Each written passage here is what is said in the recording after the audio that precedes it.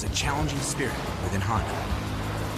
It gives us the courage to go faster and the thinking to make it real.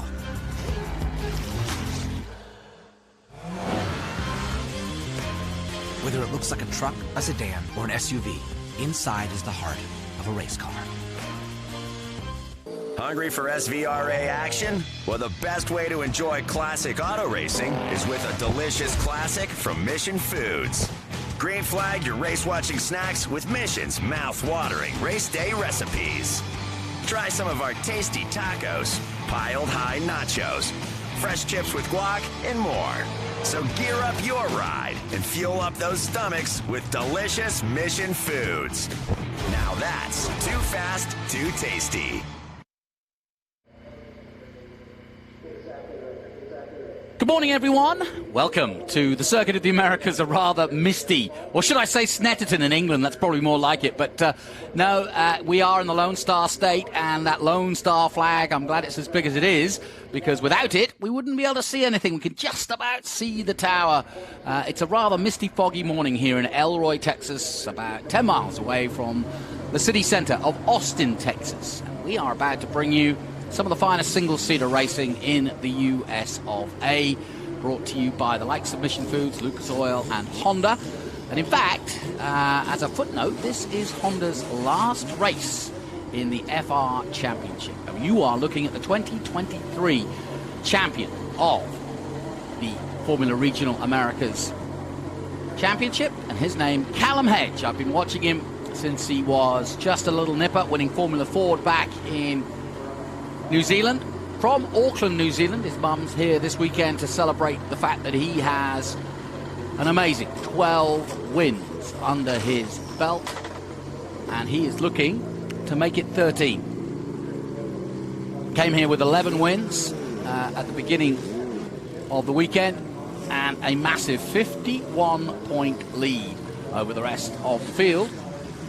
And it's his teammate, Ryan Sheehan, who's from Austin, Texas, who's been his closest rival throughout that time. And you can just see Ryan in the all-gold 66. Between them, Oliver Wessling. Wessling having a fantastic race yesterday, but I'll get to that in a moment. Going back to Callum Hedge, so he came here with a 51-point lead and really only needed to stay ahead of Ryan, which he did. Ryan had a mechanical issue, ironically similar to the one that Callum Hedge had in VIR, where he was supposed to wrap the championship up and the suspension broke. So that was that. And unfortunately, he brought it to, well, not unfortunately, great for us, because we love to see good, close action. And so, unfortunately for Callum, he didn't finish it at VIR and had to come here with 3 races to go and that 51-point lead. In race 1, though, Callum was sublime. Despite the fact that we had a safety car, he built up a lead of over 5.5 seconds, which was obviously come to naught once that safety car came out. But once it dropped off again and we went racing again for the final run in race 1, Callum Hedge did it conclusively and won the championship. Sadly, Ryan Sheehan finished with just 1 point in 10th position, and that put paid to the overall championship battle. Then we had race 2 yesterday afternoon. Very different conditions to today, as you can see. But the big story there was that Oliver Wessling, the young American Swede, who you're looking at right now, the number 1, the blue, dark and light blue car, representing both Sweden and the USA, did a brilliant job of hounding Callum Hedge all the way to the final corner where he lunged, and as the kids say, he sent it, and got away with it too. He won by 0.05 of a second. So very, very close finish indeed. Now, we had some racing late last night as the sun went down in Formula 4, and there was concern then about the cold conditions. Now, with this fog, as you can imagine, with the sun not pushing through, we are expecting temperatures into the 80s later today. But for now, anyway, early in the morning, 10, 12 Central Time, it's still pretty misty and foggy, and therefore it hasn't lifted yet. And so therefore they're going to have to really work this formation lap to get their tyres up to temperature. An interesting footnote for this weekend is that they've moved the pole position. Scott Goodyear, the race director, and his team have come up with the idea that it's actually better to start from the inside. And if you look at the history of Formula 1 here at the Circuit of the Americas, most of the starts have been won from the inside, which effectively is the second position on the grid. And the reason for that is, like so many tracks, the racing line is on the right-hand side of the track. So once you're up to speed, you want to be on the right-hand side to turn in at the top of the hill, which is Big Red. Or for us, this weekend, it's the Big Machine Vodka Spike Coolers Turn 1. But it seems that the run up the hill on the inside is a better run, and there's plenty of grip on the inside, according to Callum Hedge, who experienced it yesterday. And therefore, they've put the pole on that side. So let's hope he gets another similar launch, or he'll be pleased to do that. What he doesn't want to do is get a bunch of wheel spin and let the guy on the outside, Oliver Westling, come across him and take the lead right away. You're supposed to have the advantage if you've got the pole position. It's been an interesting season. This is the last race of the year for 2023. A championship that began back in 2018 and it has produced some of the big names of IndyCars and FIA championships ever since. The likes of Hunter Yaney now racing in FIA F3. Kyle Kirkwood, I mentioned, Dakota Dickerson, Linus Lundqvist, and more recently, last year's winner from Great Britain, Raoul Hyman, now racing in Super Formula. It's round 18. Callum Hedge on the right-hand side of your screen in the number 17 has pretty much dominated proceedings, but there's a big reason for Oliver Westling and, more importantly, Ryan Sheehan racing at home to want to finish his season on a high, having taken Callum all the way to COTA. Ryan Sheehan from Austin, Texas, and really would love nothing more. His friends, family, sisters here this weekend, really looking forward to watching him race his final race of the year. On go the lights then. Out they go, and away we go in the mist of Circuit of the Americas as Oliver Westling does get a better start from the outside, but now can he swing shot it round? A lock up there from Ryan Sheehan and Jensen behind him. But everybody's safely through, and it is going to be Callum Hedge who takes the whole shot ahead of Westling. Cole Kleck gets another good start. It's been a great weekend for Kleck, the local man from San Antonio. There he is in, fourth position behind the number 12 of Manuel Rosa from Mexico, who took his first podium yesterday. Family are here to celebrate that with him. Lovely family and good kid. Came and did a bit of commentary. He's got a keen eye for a bit of commentary as well. So Manuel Rosa, look out for him, and as well as another young Mexican driver, Christian Cantu, racing in Formula 4 later this afternoon. So good start from Hedge as he leads them down to 11. He makes a little lock up there, and that's not going to help the tyres early on in this race. There's your 66 of Ryan Sheehan. Sheehan Strong is what they have named his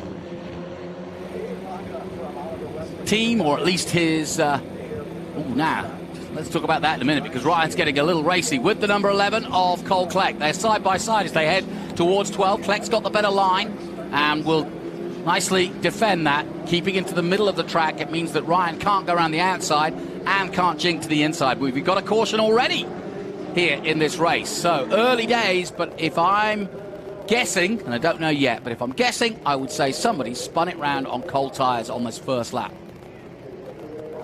So out come the flags, and we'll find out very soon as to what that might be.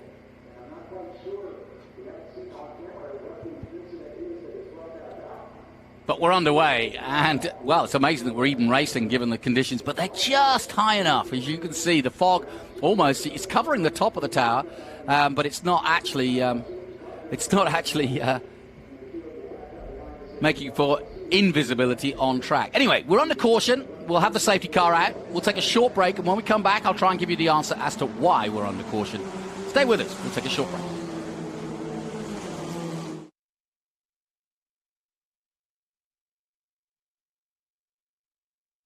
Hungry for SVRA action? Well, the best way to enjoy classic auto racing is with a delicious classic from Mission Foods. Green flag your race-watching snacks with Mission's mouth-watering race day recipes. Try some of our tasty tacos, piled high nachos, fresh chips with guac, and more. So gear up your ride and fuel up those stomachs with delicious Mission Foods. Now that's too fast, too tasty. You've got a business to run, big and heavy products to ship. and customers who need them now. When you've got the right driver and the right equipment, you can bet on a spectacular result. Bennett understands complex logistics and puts the best team, the most time, and the latest technology into every customer relationship. So you can sit back, relax, and enjoy the race. Let us handle the rest. Together, we can move anything.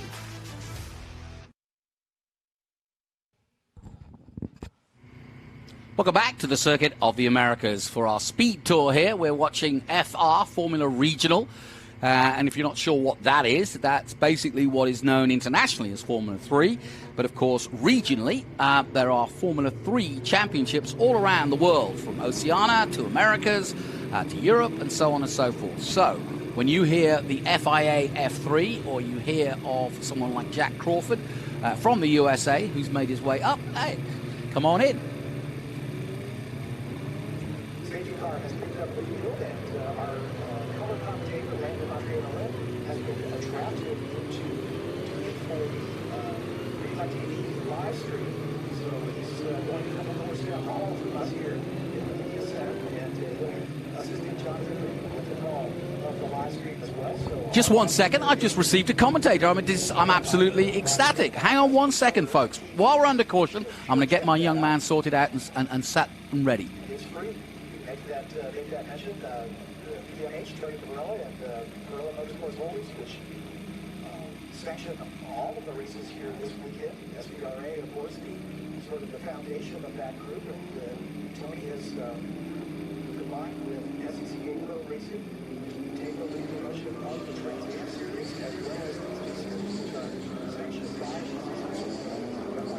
Well, guys, sorry about the delay. I'm delighted. I've just received a co-commentator, which I'm always pleased to receive, especially when he's a racing driver. And I am sat next to Landon Matriano Lim, and I'm going to ask you about the origins of your name first and foremost. But you've been out racing in Formula 4. You'll be out later today. Sure. How's it going? We're under caution now, so we've got nothing to discuss about the racing. So let's quickly hear about your weekend so far and your experience here. So I had a bit of a tough weekend. I think the car's a little bit down on power. Okay. And here at Circuit of the Americas, you know, you really need as much as you can get, especially on that back straight. But, of course, making the best with what you do, and everything's a learning experience. So I had some amazing battles through race 2, and looking forward to bringing up my race etiquette even more. So what have you been doing? Where are you from? So I'm from Shreveport, Louisiana. Ah, very nice. Place where the food cannot be beat. No, yeah, it's very hard to argue with a Cajun about their food. I agree more. I've been to Mardi Gras a few times. I've been to Louisiana, Nolans. See, I'm getting that. Baton Rouge. Baton Rouge. I've done all that. Sir. How did you find Circuit of the Americas? Obviously, it's got to be awe-inspiring. A Formula One circuit. It was full of like 500,000 people here 2 weeks ago. But still, even when it's not full to capacity, it's got to be quite scary almost. Just how the size of it and how much room you've got to play. It is. It really is. Whenever I first got here on Wednesday afternoon, walked out onto the paddock and onto pit lane and saw those names on the board, and that's when it really sets in. You're really at a Formula One track, and the fact that I was competing here this weekend just blew my mind. And is that your ambition? Because this is an FIA championship, both FR and F4, and you're picking up super license points if you can be successful. Yes, sir, absolutely. My thought whenever I saw those names on the board and whenever I was here, I was excited because I told my parents I will be here when those crowds are in the stadium. Good for you. That is a great story. How old are you? I'm 21 years old, so I'm a little bit older for the F4 field. That's okay. Doesn't matter. It doesn't. Some drivers start late, some drivers start early. I'm always amazed to see, we've got a couple of guys in Trans Am who've been racing each other, Connor Zilic and Brent Cruz, and they've been racing each other in karts, went up all the way to the World Championship since they were like 4 years old. And now they're 17, and I have to remind myself that they've got a 10-year record of racing. So it's a long time. But you can catch them up at 21. I've seen a few drivers come good later on. So what is your hope? What's next? You're in Formula 4. Are you going to stay there, or are you going to move up?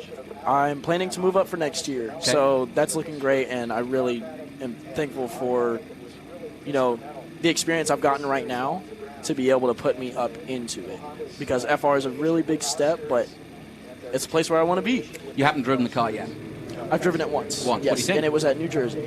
And oh my gosh, it is a different world compared to that F4 car. It really is a pure race car. And the interesting part, for those who want to know, that we mentioned Honda at the beginning, this is their last hurrah, but the Honda engine, and that's why we have the Honda Civic R as our pace car, is all using the Civic engine.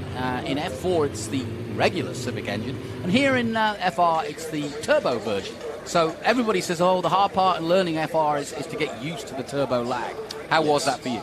The turbo lag was very interesting. Whenever it first kicked in, it took off like a rocket. It really pushed my head back. I was not expecting it. There you go. But it is fun getting used to a slightly different style of driving with that turbo lag, and you can really put down the power. It just feels amazing. And I would have thought physically quite harder too, because it's a heavier car, it's got the halo, and so on and so forth. So there's a few things you've got to get used to, right? Absolutely, yeah. The visibility is a bit less in that car, but like you said, it's a heavier car.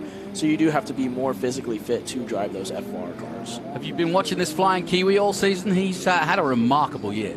Absolutely. It's so impressive to watch. So I'm really curious to see what he's going to do coming up to next year. And it'll be very entertaining to see what he does with his opportunity. I've never seen a guy who's gone from his home, city of Auckland, and who, let's face it, produced some great racing drivers, but have so many choices in such a small space of time. He was runner-up in the Toyota FR Oceania series, and now winner here. He also has done the Carrera Cup in Australia and still vying for the championship there, and has got a chance for Super Cup there. He's got the scholarship, obviously, with Honda, winning the championship. But talk about the world at your feet. And he's got, 10,000, 15,000 kilometers under his belt from this year alone. Exactly. Yeah, it's thoroughly impressive what he's done and what, like you said, the amount of opportunities that he has. But it's great because that's what you want. You want all your options to be open, and it looks like that's what he's keeping. Landon, as we come back to this restart, because as you can see the safety car is coming in, just explain to our audience what it's like to go up that full 133 feet as you go for a restart here.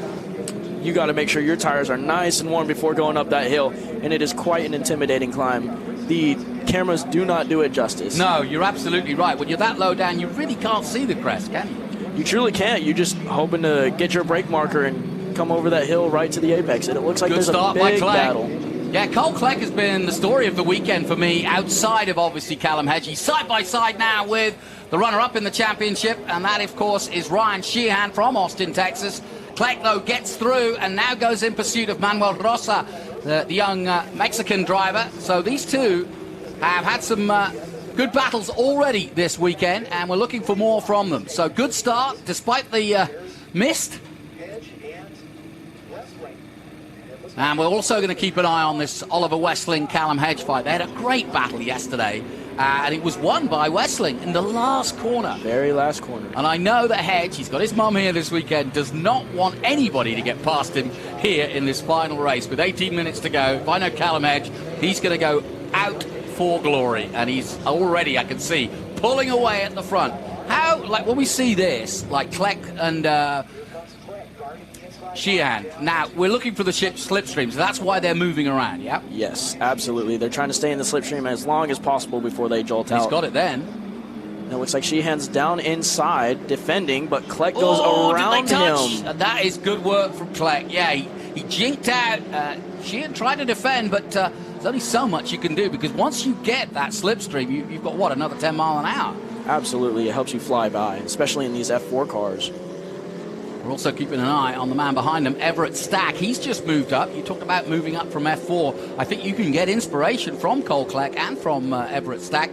They've equipped themselves really well, leaving in the middle of a season and then going up. Absolutely, yeah. That is just a fantastic thing to see, and to see where they're running at in the series is awesome.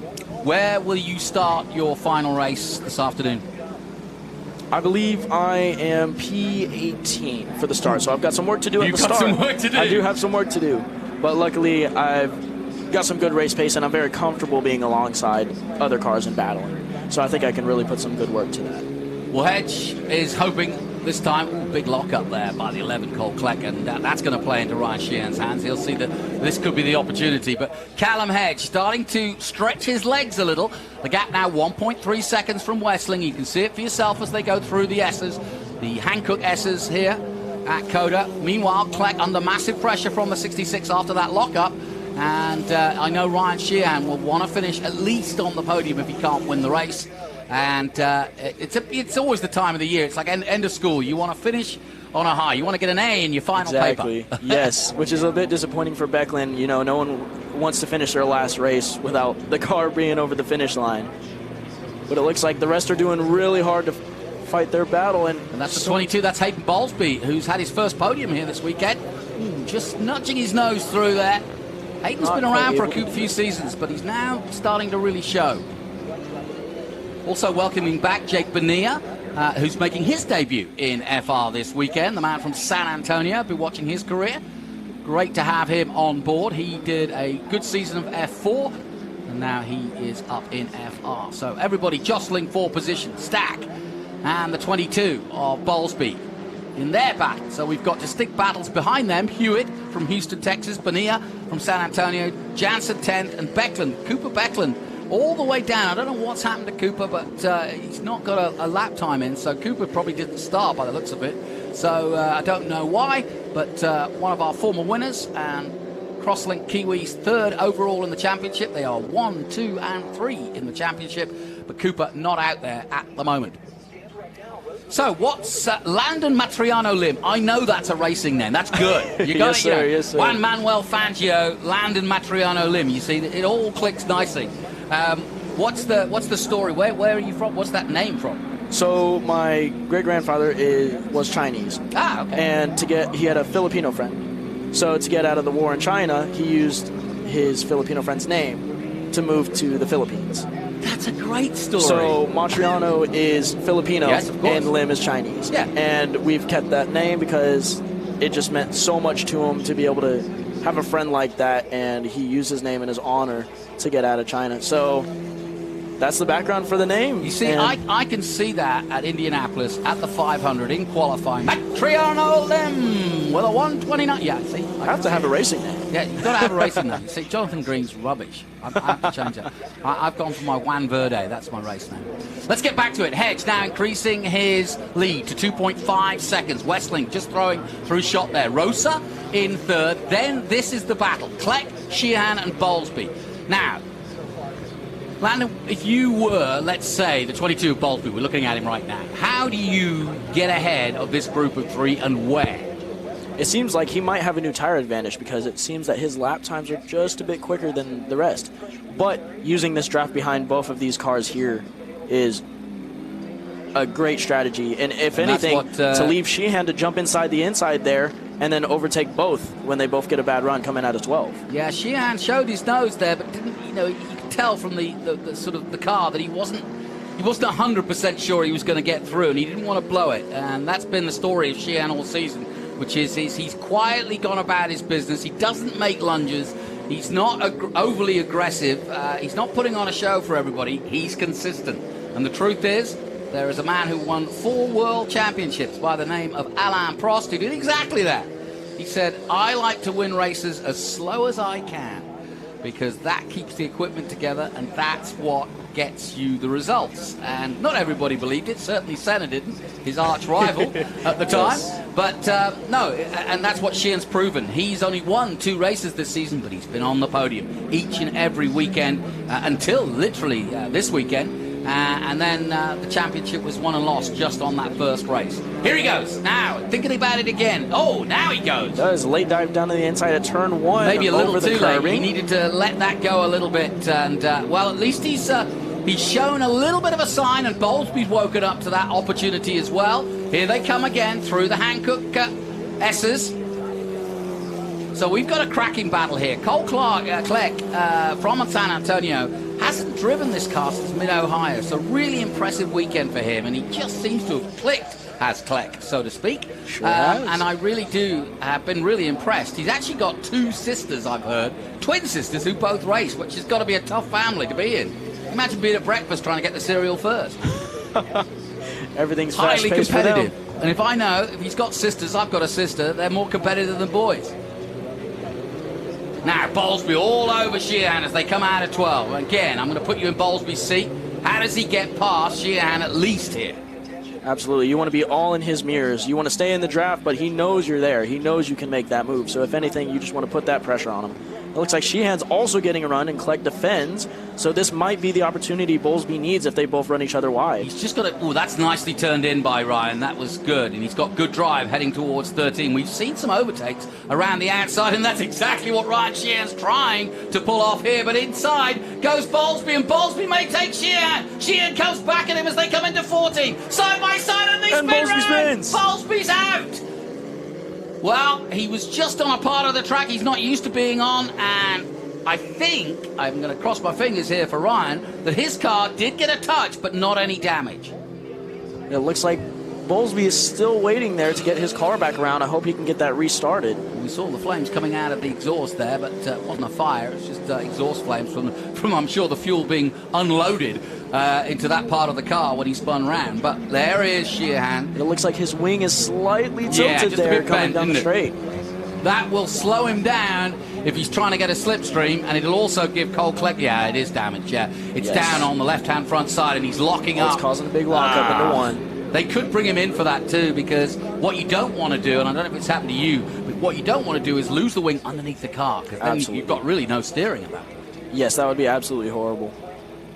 So Hedges built a gap by 3.8 seconds. I said he would do that, and he has done just that. I think the 66 may well, he'll be desperate to finish this race, though. The whole family here spoke to his mom, spoke to his dad yesterday. Very disappointed, obviously. It's been a long season. But it was inevitable, and he's taken it on the chin. And I think the good news is that both Hedge, Westling, and Ryan Sheehan have got big careers ahead of them. Absolutely. You can see it with their driving, and you can see it in the consistency. Stack and Bonilla going good. 6th and 7th already. They've got away from Hewitt, and they're moving up just behind Sheehan now, who could lose out to both of them if he can't keep going. But we'll keep an eye on him. Here's the 12 of Rosa. Manuel Rosa came and did a bit of commentary like yourself. Nice kid. Met his mum and dad, and really enjoying his first major season at the FR level. Just felt that the competition in Mexico wasn't as high as it is here, so good idea to get involved in the USA. I think he's coming back to do another full season if he can, get the budget together for next year. Got a lot of fans back at home. Looks like there's a good spacing between everyone out there in the field. Yeah, going to say we've got 2 or 3 seconds between, if not more, between most of the top 4 now, so the field's spreading out. We'll take a look at Hedges' times. I'm just looking at his last lap, a 2:05.8 compared to Westling's 2:06.5. So he is up the road. In fact, that was his best lap on lap 8. So Hedges actually putting the hammer down now. 4.5 seconds. So that looks like Hewitt going through. Well, there's a big battle between Everett Stack and Max Hewitt. Yeah. Oh, excuse me. No. Oh, that is 20. Bonilla. Yeah, that's Bonilla. Yeah. And a dive to the inside by Everett Stack in a 1. Let's see if he can hold it. So Jake Bonilla doing a really good job in the grey and yellow. And they're side by side through too. That's risky business, I can assure you. Very. Coming into the S's, we'll have to see who comes out on top. Someone has to give here. Lannon, what's the hardest part of this track? Everybody talks about it, about enjoying it, but what's the hardest part to learn or easily get wrong? The braking coming down the back straight. Yep. Very easy to brake a little bit too late or just brake too early. And outbrake yourself, yeah. But yeah, that's the key corner though, isn't it? It's certainly one of them. And what about the top of turn 1?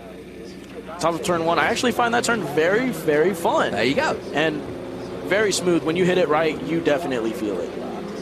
Well, Jake Bonilla having a great finish to his season. Remember, this is the last hurrah for the 2023 season. It's been a long one, and it started back at NOLA in New Orleans and just outside New Orleans itself. Have you been to NOLA?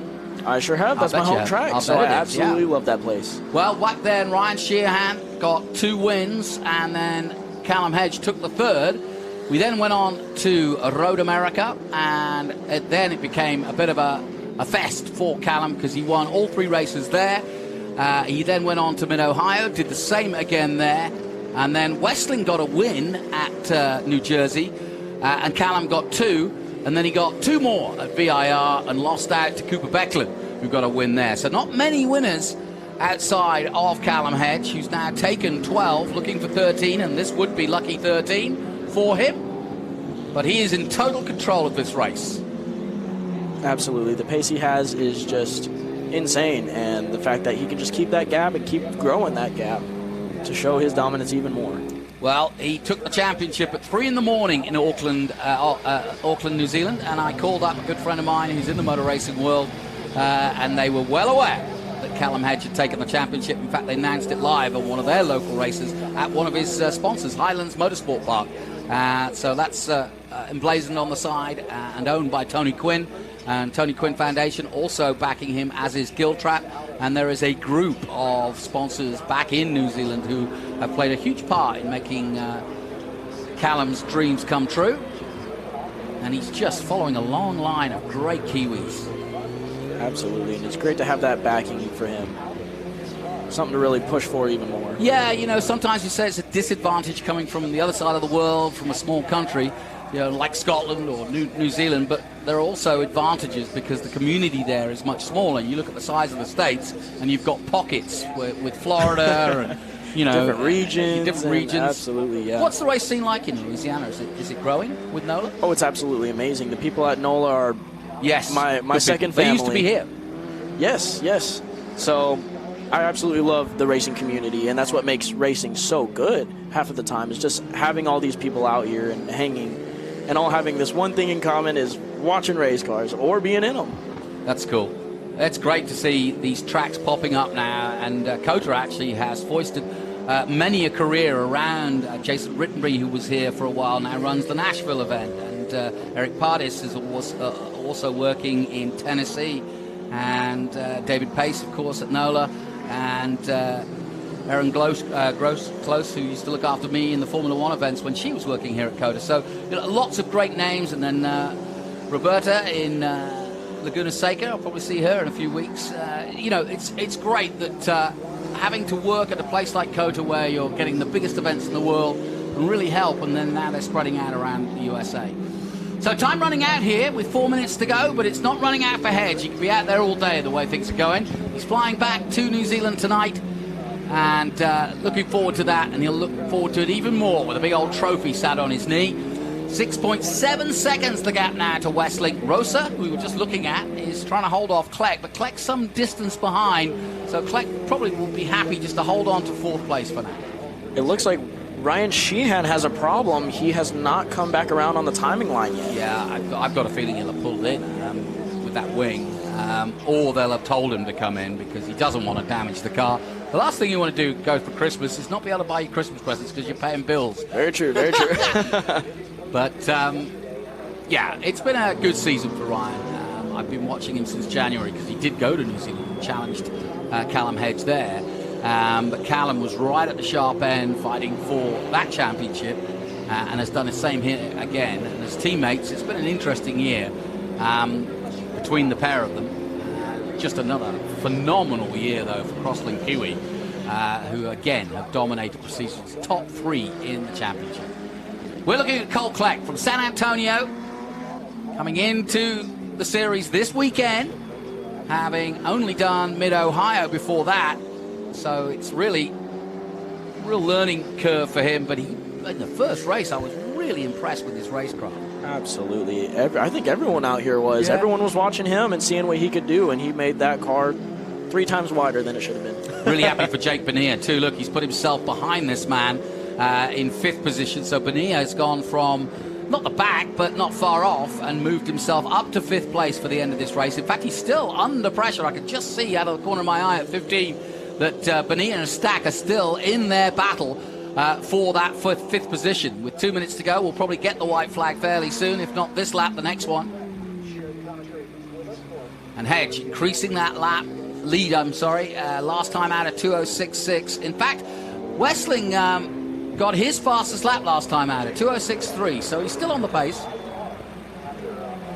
As you can see, Sheehan's got the new nose cone. He's been in and out. And that's why you don't see the famous 66 there, because he's just come into the pits and gone out again and put a spare one on. So good move from Sheehan. He'll probably try to see if he can get a fastest lap in now while he's on his own, but he's at the back now. onto that 66 car. Started off in karting, as so many of you do. He had a huge crash that almost ended his career there and then. And he's done a great job, to be honest, of building himself back up to having the confidence to race these powerful machines and getting himself into F4 and then FR. And runner-up is no mean feat in a national championship, and certainly keeps an eye on you. I know how hard it is for. I look at the 20. You know, I joke about the fact that drive to survive is, you know, yes. They call that about Formula One, but really F4 is the drive to survive. It's so hard. Oh, big lock up from Westling. He's pushing on and he's trying to close down. He's definitely closed down a little bit, but the gap's still 6.5. He's taken a couple of tenths out of it, but that lock-up's not going to help him. This is not the same as yesterday where he was all over the back, and I spoke to Callum afterwards and he said he had some sort of issue. I couldn't quite work out what he was saying, but he was just not feeling that the car was 100%, and that's why he was under pressure as much as he was, so he just wasn't racing as hard as he could. But you could see the gap for yourself as Callum is now just entering into turn 20. There he is. I did hear yesterday that it was the wheel bearing that was starting to come loose on Hedges' car there, and it looks like we have the white flag and they're off to their final lap. Yep, it's going to be a nice little swan song lap. One of the greatest circuits in the world. A young 19-year-old Formula champion on his way from Auckland, New Zealand, following in the footsteps of Marcus Armstrong, who also is now in Indy, Liam Lawson in Formula One, and a host of other great Kiwis. I remember Brendan Hartley started off this way in these Formula cars. Now a world champion in his own right. And in fact, another one, Earl Bamber, that's who he works for in Australia in the Carrera Cup, Callum Hedge. I'm sure he'll be very proud of what Callum has achieved in such a short space of time. He's gone from a Formula Ford championship to a Tinton championship with Toyota 86, then he moved up to the FR Oceania championship, runner-up in that this year, in fact. To Charlie Wirtz of Austria, the son of the Formula One Alexander Wirtz. And since then, he's not looked back, and he has totally dominated proceedings. He's going to go now, if he finishes this lap anyway, down in history as the third most successful driver in the championship after Kyle Kirkwood and Linus Lundqvist. Not bad, eh? Absolutely. Both of those guys now in IndyCar, so if that doesn't give you an inspiration, nothing will. It is very good to see what he's trying to follow up on, and it's definitely evident, especially in this final race of the season on the final lap. Landon, what's your hope? You were saying you want to be here when there's a full crowd here, but does that mean for Formula One? It does not. I'm keeping all my options open. I've got a taste of endurance racing this year, and absolutely love it. In a NASA prototype. So it was in the WRL series in the GTU class. Well done. Well, it's always good to spread your wings. Talking of wings, here he comes. Who said Kiwis can't fly? Callum Hedge. Remember the name. He's on his way to fame and fortune. Here he comes from Auckland, New Zealand in the number 17. He's going to take win number 13. And he is the luckiest guy in town as he heads home with the championship and yet another win here. 2 for the weekend out of 3. Isn't bad, and a podium along with it with a second place. He slows right down to take the applause. He's going to do some donuts for us. Why not? NASCAR style. He's really enjoyed it. When he first arrived at NOLA, he didn't know what he was getting himself into because that was his first experience of America. No one could understand his accent. No one could. He couldn't understand anybody else's accent. So he struggled a little bit at first, but he's enjoyed it. He particularly likes Road America. And he's driven some of the best circuits. Hasn't done Bathurst yet, but he's done the streets of the Gold Coast, and he's raced all the iconic circuits that FR go to, of course, including here at the Circuit of the Americas. He loves this circuit and the design and the way it's laid out, but it's a great win. Your number, car number? I am number 2. So number 2, Landon Matriano Lim from Louisiana. He's starting 18th. He's promising me he's going to finish in the top 10. That's what we're working for. Yes, sir. And hoping to go FR next year, right? So that is the goal. What are your sponsors at the moment? Do not have any sponsors at the moment. Then get an advocate. Always looking for some opportunities. Get your social. Tell us your social, and let's get behind you. Come on. Absolutely. You can find me on Instagram, LandonML, and that is Landon with 2 A's, Landan. Okay, great. Well, we'll follow you, and we'll see you next season, but we'll see you this afternoon at 12:45. That is in a few hours' time, but let's just celebrate and savour what is a great moment for this young man, Callum Hedge. Great that his mum's come to enjoy it. She didn't go to that many races when he was winning in New Zealand. She's busy, but she's made the trip here to see her boy do the business, and it's delightful to have her. Had a quick chat with her this morning. Absolutely. She's here to watch him solidify that championship, and in the best way possible. No better way to do it. Here's confirmation of the result then. Callum Hedge for Crosslink Kiwi Motorsport wins ahead of Jensen's Oliver Westling in second, the Swede. Manuel Rosa of Mexico takes third for Crosslink as well. Cole Clegg of Texas takes Speed Factory to fourth. Jake Bonilla, another San Antonio boy, takes fifth. Again for Crosslink. Hayden Bowlesby, 6th. Everett Stack, 7th. Max Hewitt from Houston takes 8th. Kevin Jansen takes 9th. And Ryan Sheehan, having replaced that front nose cone, finishes in 10th, as he did at the first race of the weekend. Well, my thanks to Landon Matriano Lim. We'll be watching you. Thank you for coming in. Lastminute.com, but appreciate it. I thought I was going to be on my own, but it's been delightful chatting to you and learning a little bit more about you. And 21-year-old on his way up, so watch out for him. And he's in the number 2. Good number to have. Absolutely. I thought 1 was a little too much. Yeah. Well, you got a target on you back then. Everybody's Very like true. going, that guy must have won something. Exactly. So I got to beat him. So in a moment, we'll send John Phippen out and get amongst it to interview our winners. I hope this fog clears up fairly soon, but as you can see, it's lifting gradually. And we've got enough vision where we can go racing and keep it safe. I think you'll enjoy this FR car. I think as the future gets with the new F4 car, I think that's going to be fun from Ligier. I saw it out in VIR in the hands of Ryan Yardley last time out. Yeah, it's definitely lifting. When we started this race, you could hardly see that flag, so that's good Hey, there's news. actually people on the tower as well, so maybe Yeah, there's some visibility. I don't know what you can see from up there on a day like today, but hey, what the heck. It's Manuel Rosa. Looking for big sponsors for next year. And a good way to get him is to get a couple of podiums under his belt, and that's exactly what he's done. Well done to him. And you can see he's pretty happy. Absolutely. It's his second podium, correct? Yep. It's his second podium ever at this level, yeah. Pulling through, and what a way to end the weekend for him as well. Callum Hedge had a lot of fun this year. He's been selling the Crocs. He's been trying to get a sponsorship from Crocs since January. And he's got all the widgets. He's got a Ferrari widget, a Porsche widget, and he's got them all. And he thinks he's going to wear it for the dinner, the gala dinner tonight. So, Are you sure he doesn't already have them on? He could. He said he might jump out now and have those Crocs on. But I think I told him he should get painted on the side. There he is, the lean, tall figure of Callum Hedge. Great kid. And a lot of fun to be around. He's funny. He's very laid back. There you go. Got sponsorship from CareVets, from Tony Quinn Foundation. You can see on the wing there, from Giltrap. And it just gets better and better. There's Mum. Well done. Mum and Dad, great to see them. It's exactly what you want to see, what you want to have coming into that race. Yep. So, in a moment, John Phippen, who I believe has already picked up the mic. We'll get to him as soon as that. Tasman, of course. Don't forget that sponsorship. Well, let's head down now to John Phippen because the helmet is off. Gary Orton is there to greet him.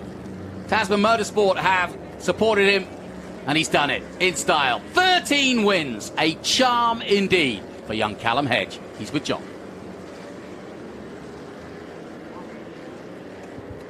Thanks, Johnny. We've got our winner here. 13 is a lucky number this time. That's the number of wins you've got, Callum.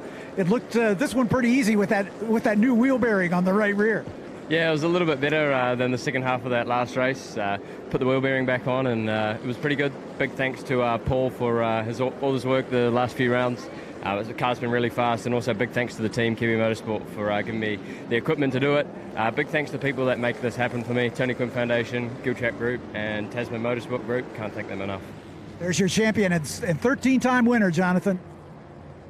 Yeah, it doesn't get any better than that, and it's been a great fairy tale story for you. If you want to see a classic story of how to make it in motor racing. And you know what's great about him? I asked him what he's doing over the New Zealand summer, and he's going back to help some of the up-and-coming next hedges in the 86 championship, a championship he won a few years ago. So that just shows you he is dedicated and just a great guy to have in the paddock because he's always there to help out. Well, my thanks to Landon Matriano Lim. Thank you for coming in. We're going to be back with all of our SVRA and Formula 4 coverage, and that starts at about 12:45 today, local time central. Watch out for Landon and the rest of that big field. Until then, from me, Jonathan Green, we'll take that break, and we'll be back with the F4 race at 12:45.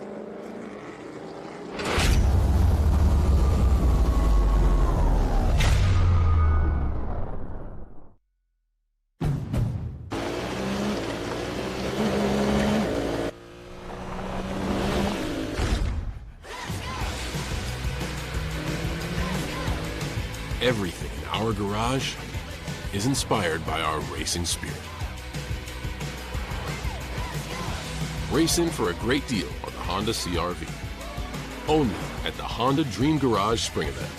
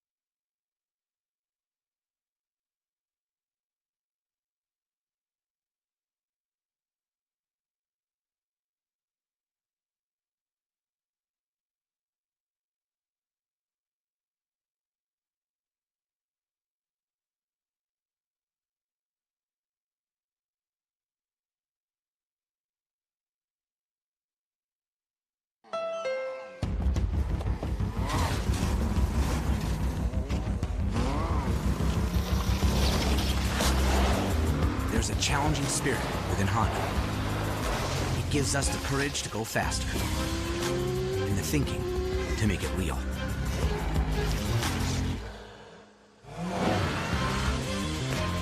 Whether it looks like a truck, a sedan, or an SUV, inside is the heart of a race car.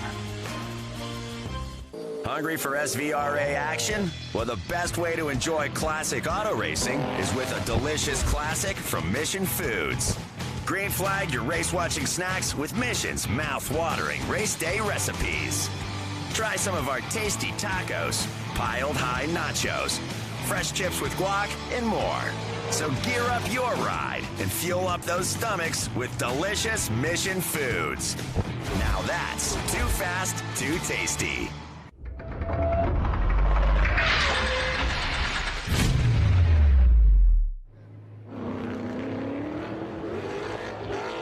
Hey everyone, it's a beautiful day here at the Circuit of the Americas, and we're getting ready for the final race of F4 2023. The car's just coming onto the pre-grid, and I said this yesterday, but I'm so astounded at how many.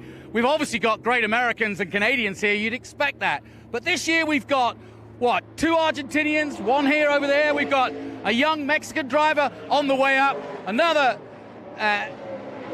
Argentinian driver there, and to my right over there, from International Motorsports, we've got an Israeli driver who put on a show yesterday like no other. So watch out for that man, Elkin. Ariel Elkin is his name, and he put on a great show yesterday. But in some ways, it's the end of an era also. This car has been with us since 2016, but this is the last final race for this car because we're upgrading to the brand new Ligier next year in 24, which we've been testing and getting ready for. And that's going to be a real thrill for these youngsters on the way up. I want to introduce you to Tony Pirelli, who is in charge basically of running both the FR and the F4 series, as well as Trans Am and SVRA. I wish there was about 5 of you because I need them. But great event first and foremost. But let's concentrate on F4. Like I said, it's a bit of a sad moment. We're going to lose this car. But in motorsport, it's a moving target, and we're looking to the future next year. Yeah, well, first of all, to have the new car come out by Ligier is obviously, with the halo and the enhancements they've made, really sets these kids on the trajectory to get to Formula One or to IndyCar, whatever their dream is. But these cars, we're going to use them. We're going to use this as a development series car to take kids right out of karting and bring them along almost in a school environment, teach them race etiquette, teach them how to be racers and do it safe, and then get them ready to move up to the ranks. So we're basically creating a step between go-karting and Formula 4, which is now the entry level. So we're excited, and you know, when you look at the schedule we race at, you know, putting them on a track at COTA and putting these kids on a track at the most iconic road courses like Road America, and just really creates a perfect path for them to get to the big leagues. And also, I'm very excited as a commentator because it's easier now for me to explain with the scholarships that you put in place. These guys have a chance to really race, to win, and move forward, and that's got to be the key. It's so important because at first it teaches them to be competitive, but to stay within themselves. But there is a heck of a prize, a full season ride. You come out of the development series a winner, you get a free ride the following year to advance your career. So the kids with real talent, these are spec cars. It gets down to the driver. When they excel, they get to the next step. Finally, Tony, we've been talking, I mean, it's over a decade now that you put this in place. You've got 700 cars here at the Circuit of the Americas, racing for the helmet in SVRA. Crowds everywhere enjoying it. This is what you dreamed of, isn't it? Oh, and it sure helps when the sun's shining. It's a thrill. Anytime you come to COTA, it's a big deal. When we started here, we really didn't know what to expect, but we have, you know, this is year 10 of doing it. And the track, the staff, following 2 weeks after Formula One when they had 400,000 people here, I feel blessed to be able to do this one every year. And this concludes our season, and it's right smack in the center of the country, and it's as good as it gets. Well, listen, enjoy the rest of the weekend if you can. You're so busy. He's doing exactly what you should do in SVRA. Bring the family, bring in his grandson. I got my grandson with me, Jake. Lukey, say hi to the camera. Hello. There you go. That's what it's all. Family affair. That's what we want. Thank you, Tony. Best of luck. But before we go out, they're all coming into position now. Just want to name some more drivers to you. I'm going to see if I can have a word with this Israeli driver, because he really did put on a show yesterday. Just come with me a sec. He's got the American and the Israeli flags. Ariel, good to see you, man. We met yesterday, but you look to be enjoying your weekend. Yeah, absolutely. It is a great weekend. I'm here with Inter MS. We did a 1-2 yesterday in race 2. It is a great weekend. I'm very happy with my debut here in the United States, and I'm looking forward to represent Israel and do my best. And I thank everyone and all the fans and the supporters. I know there are some people from Israel watching, so I love you guys, and shalom. Shalom, and I only know 2 other Israeli drivers who got very close to Formula One. Are you going to be the one that makes it? Yeah, absolutely, and I will make sure that I will not be the only one. Shalom. Shalom. As you can imagine, with what's going on in the world, an important time for this young Israeli, and we are delighted to have him on board this weekend, especially when he races as hard as he does. Obviously, the championship has already been wrapped up by Patrick Woods-Toth of Canada, and that means now it's racing for pride, racing for the final race of the year. And the one guy I want to talk to as he comes into line is Daniel Cara. He's been so close to winning all weekend long. As you can see, he's got the Brazilian and the American flag. Daniel, get the lid up. You've been so close to winning. Is this the one? This has got to be the one. We've been quick all week. Titus is really close on us, but I think we can pull out a win on this. Tell the folks where you're from, because you're really from the Woodlands. You're a Texan, but you've got you've got Brazil and the USA. Yes, sir. I'm originally from the Woodlands, Texas. Obviously, my parents are from Sao Paulo and Rio. So Brazil and Texas, I have to put that together on the car. Are you going to be on that grid at Sao Paulo one day? I hope so, yeah. Best of luck. Obrigado. All right, thank you so much. Daniel Cara then, he's determined to have a win in that number 10. We've also got new guys like Daniel Quimby from Australia.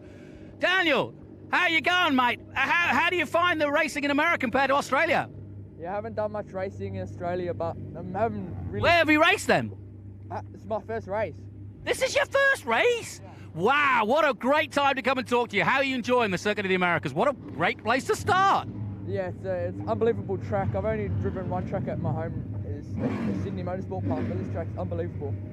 Best of luck to you. Watch out for him. Daniel is racing for the first time. Daniel Quimby from New South Wales. So that's just a smorgasbord of what's out there. We're getting excited. Titus Sherlock is going for another win. He's already had one, the man from Prosper, Texas.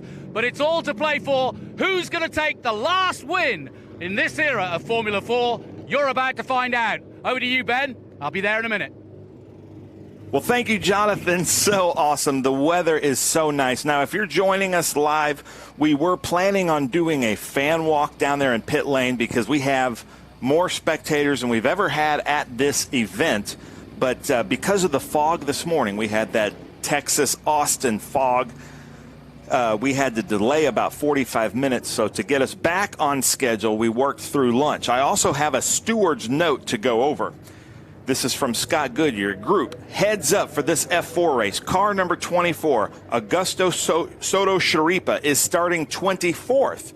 Although he won the previous race, his timing transponder wasn't working correctly and his laps weren't registered. Per the rules, your position for the following race is set by your fastest race lap in the previous race. So Augusto Soto Sharipa, winning yesterday's race in unbelievable fashion, is now starting from the back of the grid. So we're going to watch for the number 24, starting 24th, to move his way up through the car there. I love that beautiful yellow stripe.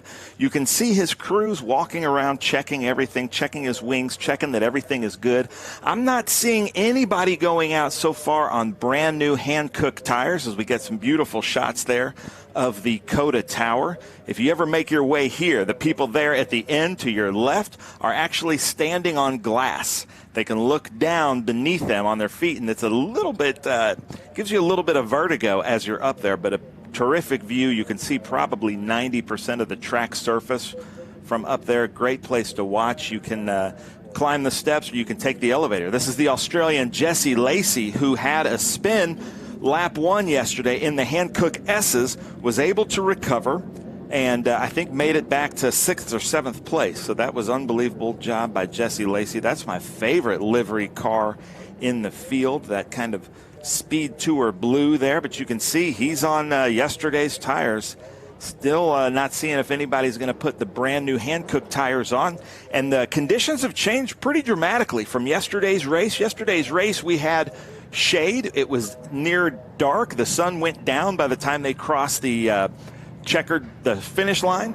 And so a lot of things have changed yesterday, and we're going to see which teams get the setup right, because now we're basically at high noon. You can see by the shadows, and it is getting a little bit hotter. I'd say it's probably 15 degrees hotter than it was yesterday. So there's the beautiful shot there of the McConaughey complex, as Jonathan calls it, because it's all right, all right, all right. I love that. I hope COTA adopts that.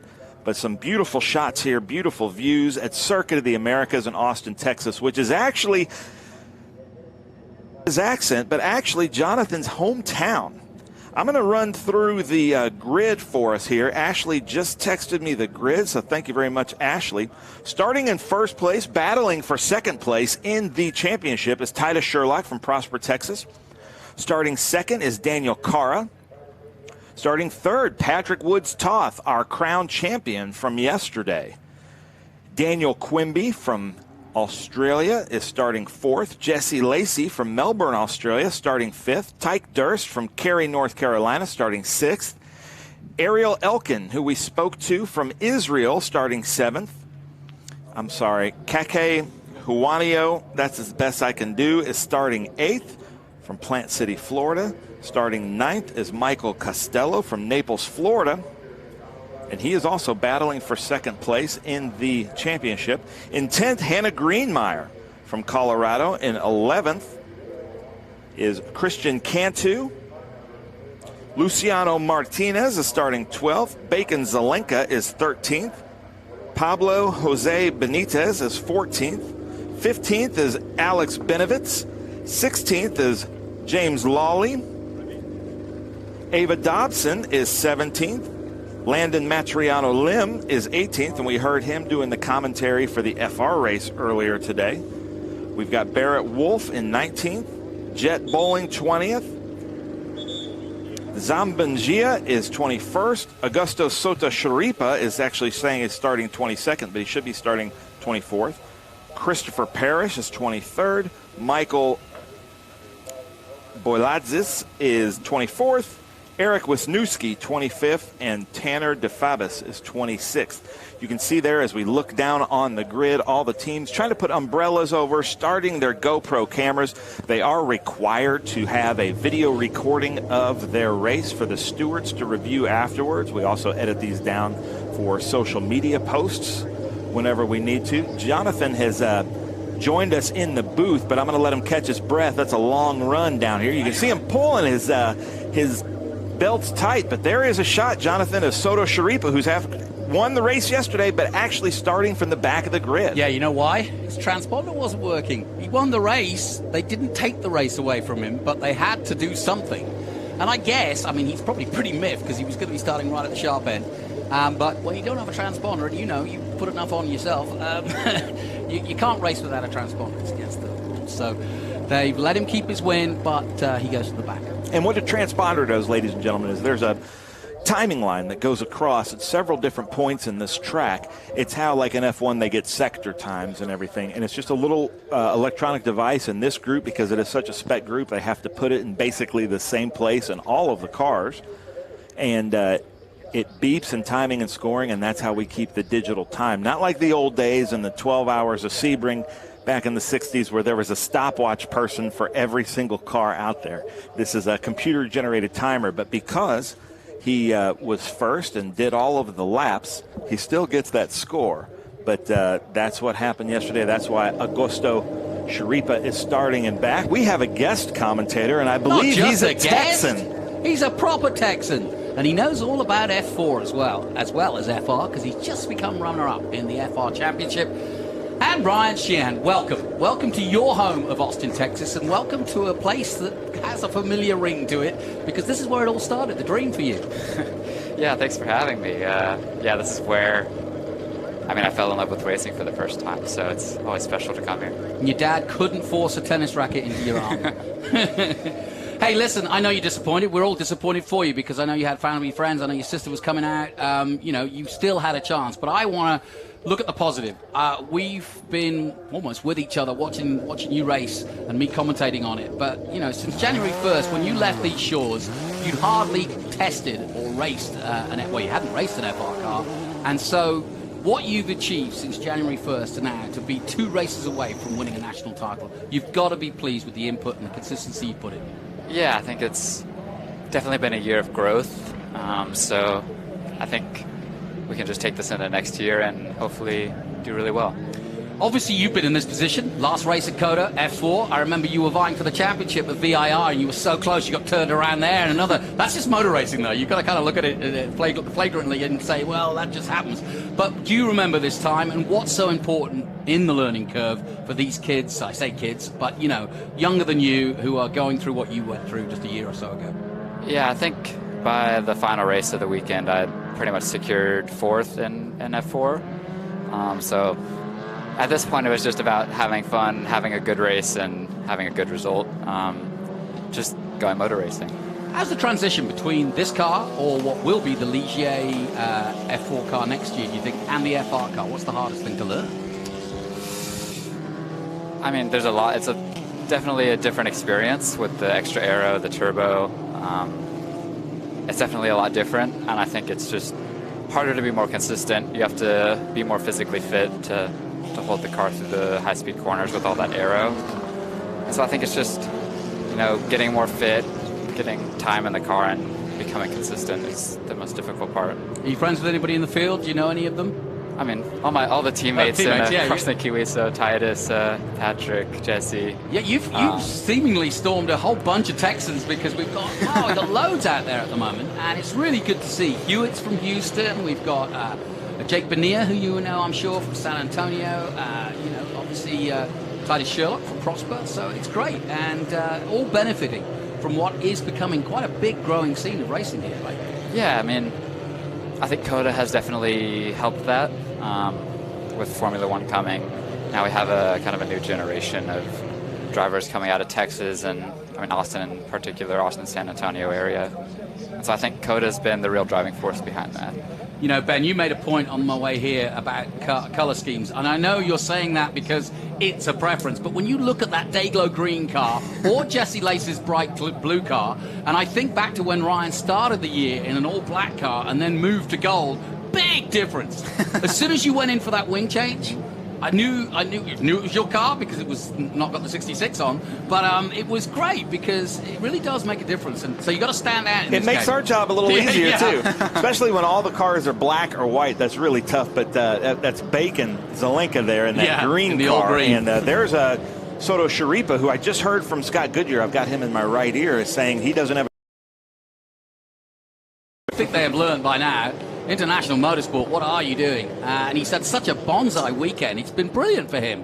But you can't go without your transponder, can you? No. Otherwise, really. You can't get a lap time. So you're one of the fastest in this group, Ryan. You're starting 24th. The lights go out into turn 1. What's the plan? What are you trying to do to, one, stay in the race, but also try to get 6 or 7 spots right away?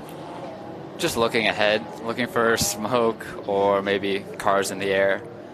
In this field, it's anything is possible in F4, so it's just looking ahead, being prepared. I mean, obviously there's not much you can do. Sometimes it's out of your control. One car into the pits. I think that's not good. Titus going into the pits. That's not good. So what does that do for Costello then? Because remember, Costello had to go into the pits he's yesterday. ahead at the moment, but Costello retired yesterday, so I thought it was game over, but if Titus is retiring. Yeah, that is Titus, because he's not there. Oh, man, this is going to change everything. Well, he was in pole position. That is big news. And as you heard, I spoke to Daniel Cara, who said he's on for the win, and now he's got a great opportunity. Wood's top, though, right behind him in the 27. Yeah, here it's really important to not get too fixated on the fact that you just inherited pole position and actually go into the right grid spot. So they've taken the wheel off. He's showing his hands. They're taking off the rear engine cover, so something must not be engaging or not happening for Titus. What do you think that could be? It's in pit lane. I'm here from race control. Wow. Also, just think about how different the conditions are from yesterday's big race. Time. Yeah, a lot warmer. There you go. There's the other 2 cars coming in. That is bizarre. Last question to you. We're about to start this race. Did you prefer where you started from because they've moved the pole? It is now on the inside, whereas in Formula One, it's on the outside. I had some clutch issues, so okay. none of my starts were very good. But I mean, the best start I had was on the outside. Okay. Just on the racing line, so just a tiny bit more grip, and so I'd say I'd prefer it to be on the outside here. Great opportunity for another Texan come Brazilian from Sao Paulo, and that is Daniel Cara. He starts in pole now that Titus has gone, and they have aborted it. Okay. Now, that's got to be for a different reason. Oh, there was a car. There was a car out of line, yeah. Okay. And it was one of the international ones. I wonder if it was Ariel, because if... well, let's have a look. No, Ariel's there. Ariel Elkin is there in the International Motorsport car. It's Jesse Lacey's not starting. There he goes. Okay, he's got it going, has he? Yep, there you go.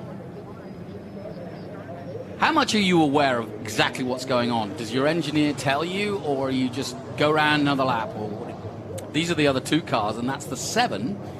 And pardon me, but I just don't know the rules here. So what happens if Titus Sherlock rejoins the group? Can he go back to his pole position, or does he start the back? Pit lane. Yeah, I think he'd have to start at pit lane. Okay. Yeah. So that was Eric Wazinski and I think Tanner DeFabis. But that's not a big problem because they were at the back anyway. Maybe they prefer to start at the pit lane. Who knows? So here we go. The body work is off the car.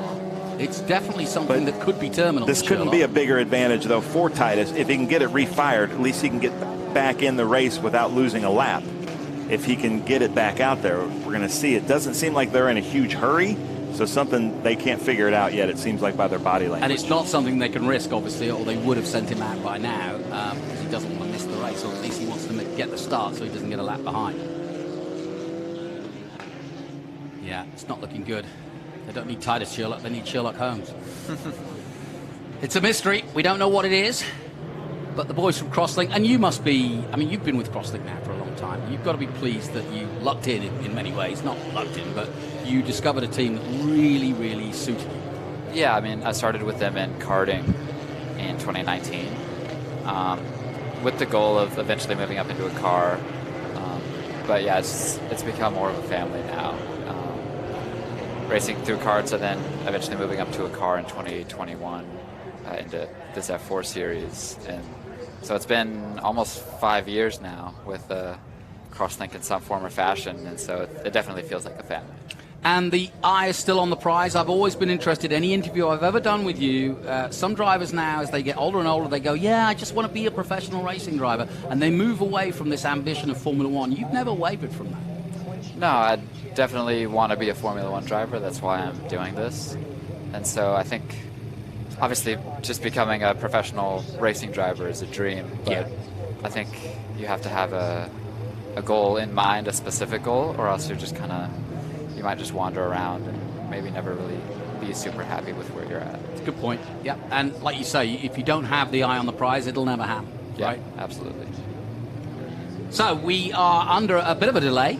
We've gone once round. We were about to start, and then we got waved off. Did you hear why, Ben? Haven't heard. Somebody couldn't get started. I think it was Jesse Lacey, who's now back in position. And I'm just hearing from race control that the clock is running.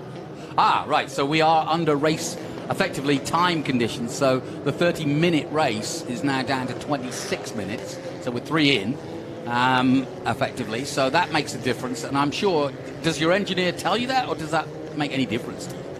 I mean, usually I'll have to ask for something like that because obviously they don't want to overwhelm me or distract me. And so if I ask for, say, is the clock running now, they'll give me an answer. But if not, then they're usually pretty quiet. They're trying to put him in position. They're trying to put it back out there, at least pit lane start, yeah.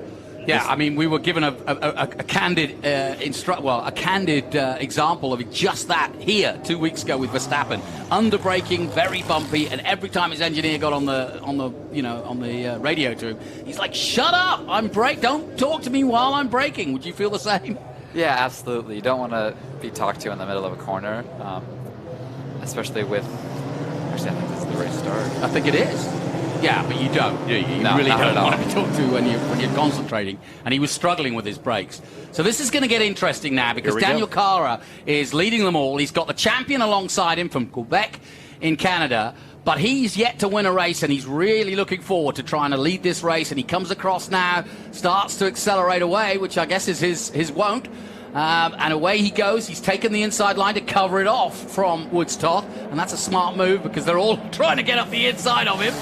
Let's see how this settles down. Sherlock does get out, as do the two J. Howard cars. Everybody's through turn one. Nobody gets turned around. And it is Cara from the Woodlands in Texas who holds the lead now in the final race. We've got a spin-up. Looks like a Ganella car. I'm not sure which car it is, though. And the 42, Daniel Quimby, also the man I spoke to from New South Wales, got a good start. Just behind him is the 29 of Keiko Huanio. Michael Costello in 8th position, Greenmeyer in 9th, and Christian Cantu. He's got the whole family here, 7 of them here. His dad came up to me and said, "You didn't talk to my boy." And I said, "Well, I did, so don't worry." Christian Cantu, we got you covered. Won 2 races in F4 at the Mexican Grand Prix, as Titus Sherlock still struggling. I don't know why, but he's come out of the pits, but he was slow there, wasn't he? Yeah, it looked like there was a slow car, and I wasn't sure who it was. He spun, I think. Ariel Elkin spun at 2. All right. So Ariel's by Elkin then.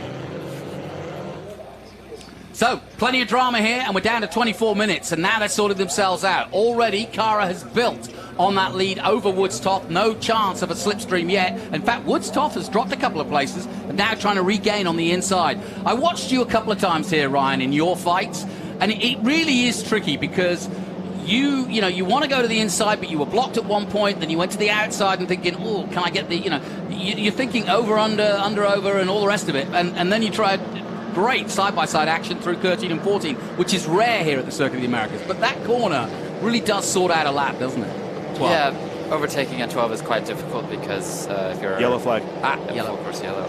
Go ahead. But yeah, overtaking at 12 is really difficult just because if you clear them on the straight, then they have an opportunity to pass you back in 12. If you're on the inside, then they can over-under you, and it's very difficult to stay on the outside if you want to stay within track limits. So, yeah, it might look like a pretty simple overtaking opportunity, but there's a lot of thinking that has to go into it.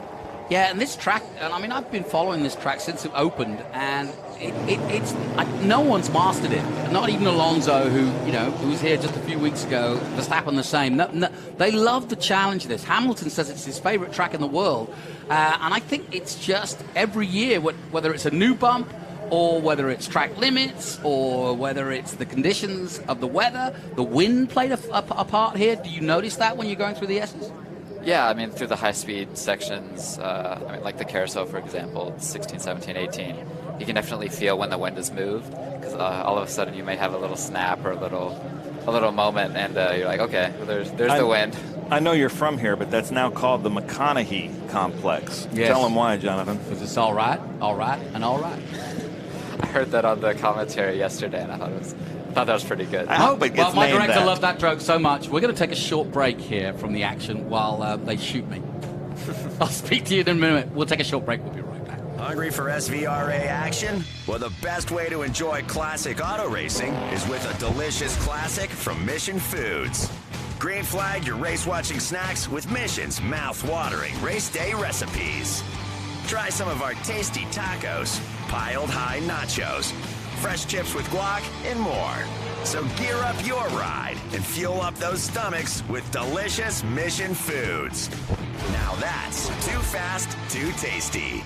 You've got a business to run, big and heavy products to ship, and customers who need them now.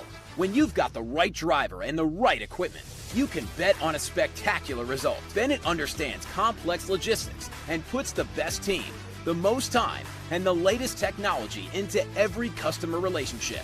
So you can sit back, relax, and enjoy the race. Let us handle the rest. Together, we can move anything. Welcome back. We're under caution here in the final race of this iteration of this F4 car, which did Ryan Sheehan no harm. Got him up the ladder into FR and beyond. He's been racing in New Zealand. He's been racing here in the States. He's runner-up in the championship. But the big news story of this weekend, or this race, is that Titus Sherlock, the pole man, there you see him, number 31, has had multiple problems, or at least a problem that hasn't gone away. He's been in the pits twice now. We're under caution, so he's chosen to come in again. He's going to have to rejoin at the back. He hasn't lost a lap yet, so that's to his advantage. But you can see, I think it's a steering problem. You can see him fighting with the steering wheel, and he's not up to speed. It's as though he's trying to work out why it's not working. Yeah, it was interesting. Before the race, they started to look at the steering wheel, taking it on and off. So I'm not sure if maybe the connector is having to the an electronics, issue, yeah, or maybe a button or something is wrong with it. It's power steering, right? Maybe no, it's power not. steering. Okay. Do you have power? No, do you have power steering? No, I don't think there's power steering up until F1. Oh, well, that's right. F2, of course, F3. yeah. Yeah, that's what we were talking about. The F2 guys, not think it's easy, but they go, this is nice. Yeah. Yeah, I think it shifts more towards the neck once you get to F1. Yeah. It certainly does. You know what's interesting? Daniel Quimby, who's never raced before or never raced a race car before, is in second place. And Juanio, who's not had a podium this season, I don't think, is up there. There's a sad sight of Boyadisis looking in his car rather forlornly, thinking of what might have been. He's had a tough weekend, has Michael, for Jay Howard Development. There's no console. I was seeing you at VIR last year, and listen, I didn't know what to say. I just left you to it because there's nothing you can say, is there? You've got to be left to your own devices. Yeah, as a racing driver, when you crash on your own, that's something that you just have to accept. But it's even worse when someone else takes you out or you have an issue that you couldn't prevent. It honestly feels worse than crashing on your own, just because there's nothing you could have done. Yep. I misspoke. Keke Juanio did get a podium at VIR.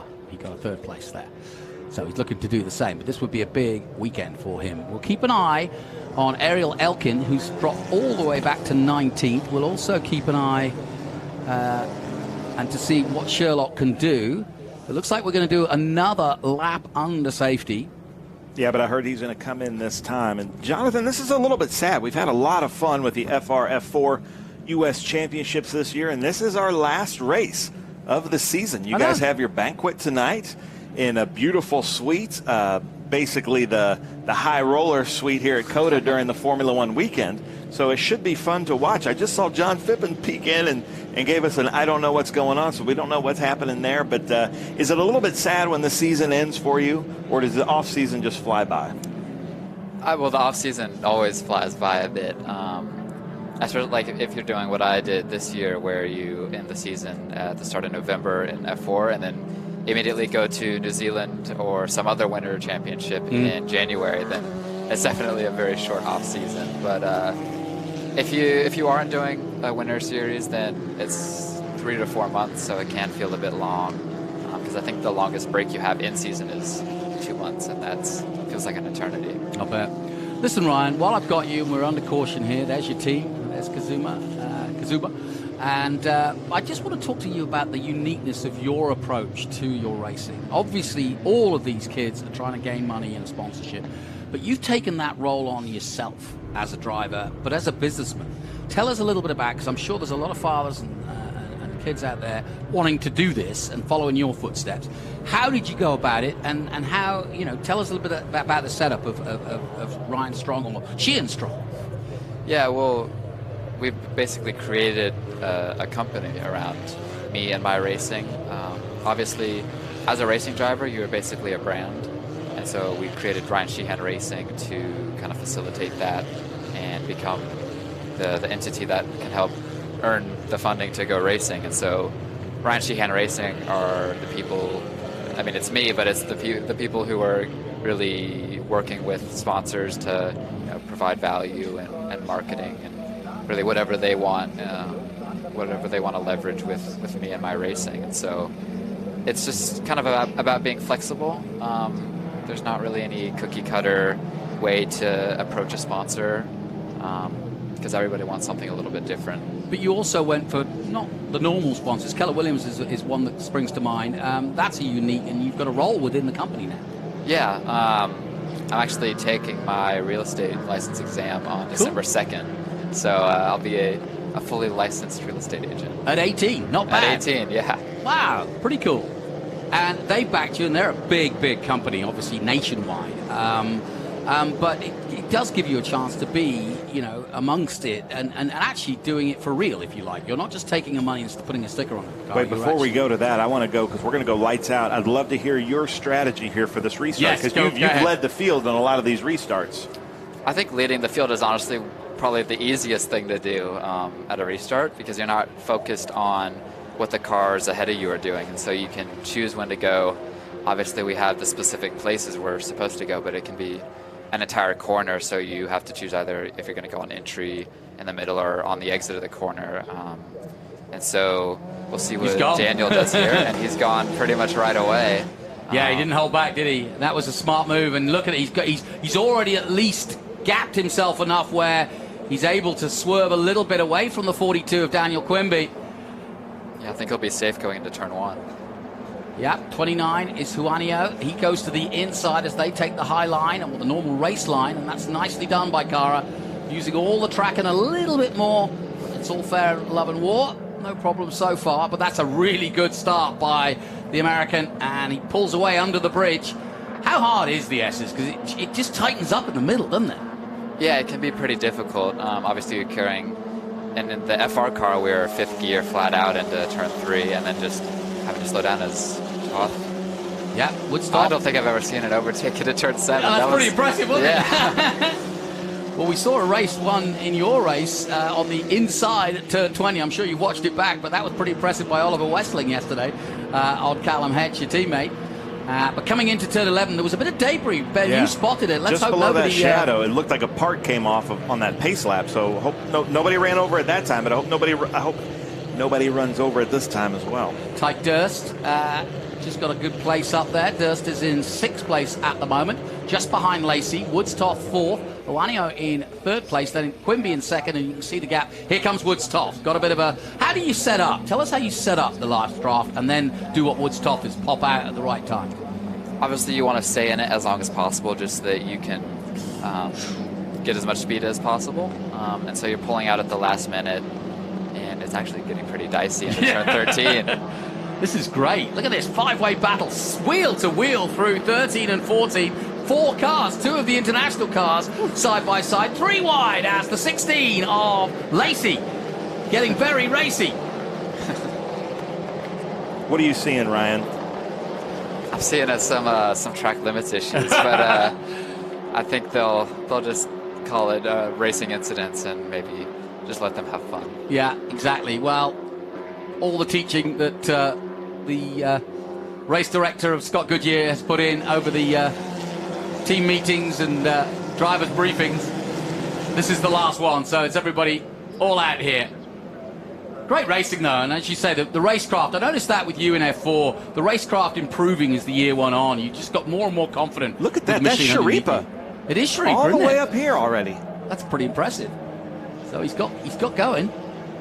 So he's in 8th place, and I think he just took a position there. Yep, Augusto Shripa, he's had a hell of a weekend. He has a good weekend at VIR as well, so he's really come on good at the end of the season. Look at them slide through the Hankook S's. Ryan, I didn't see any of the drivers on new tires for this race, so everybody's on yesterday's race tires. Is that going to make a difference?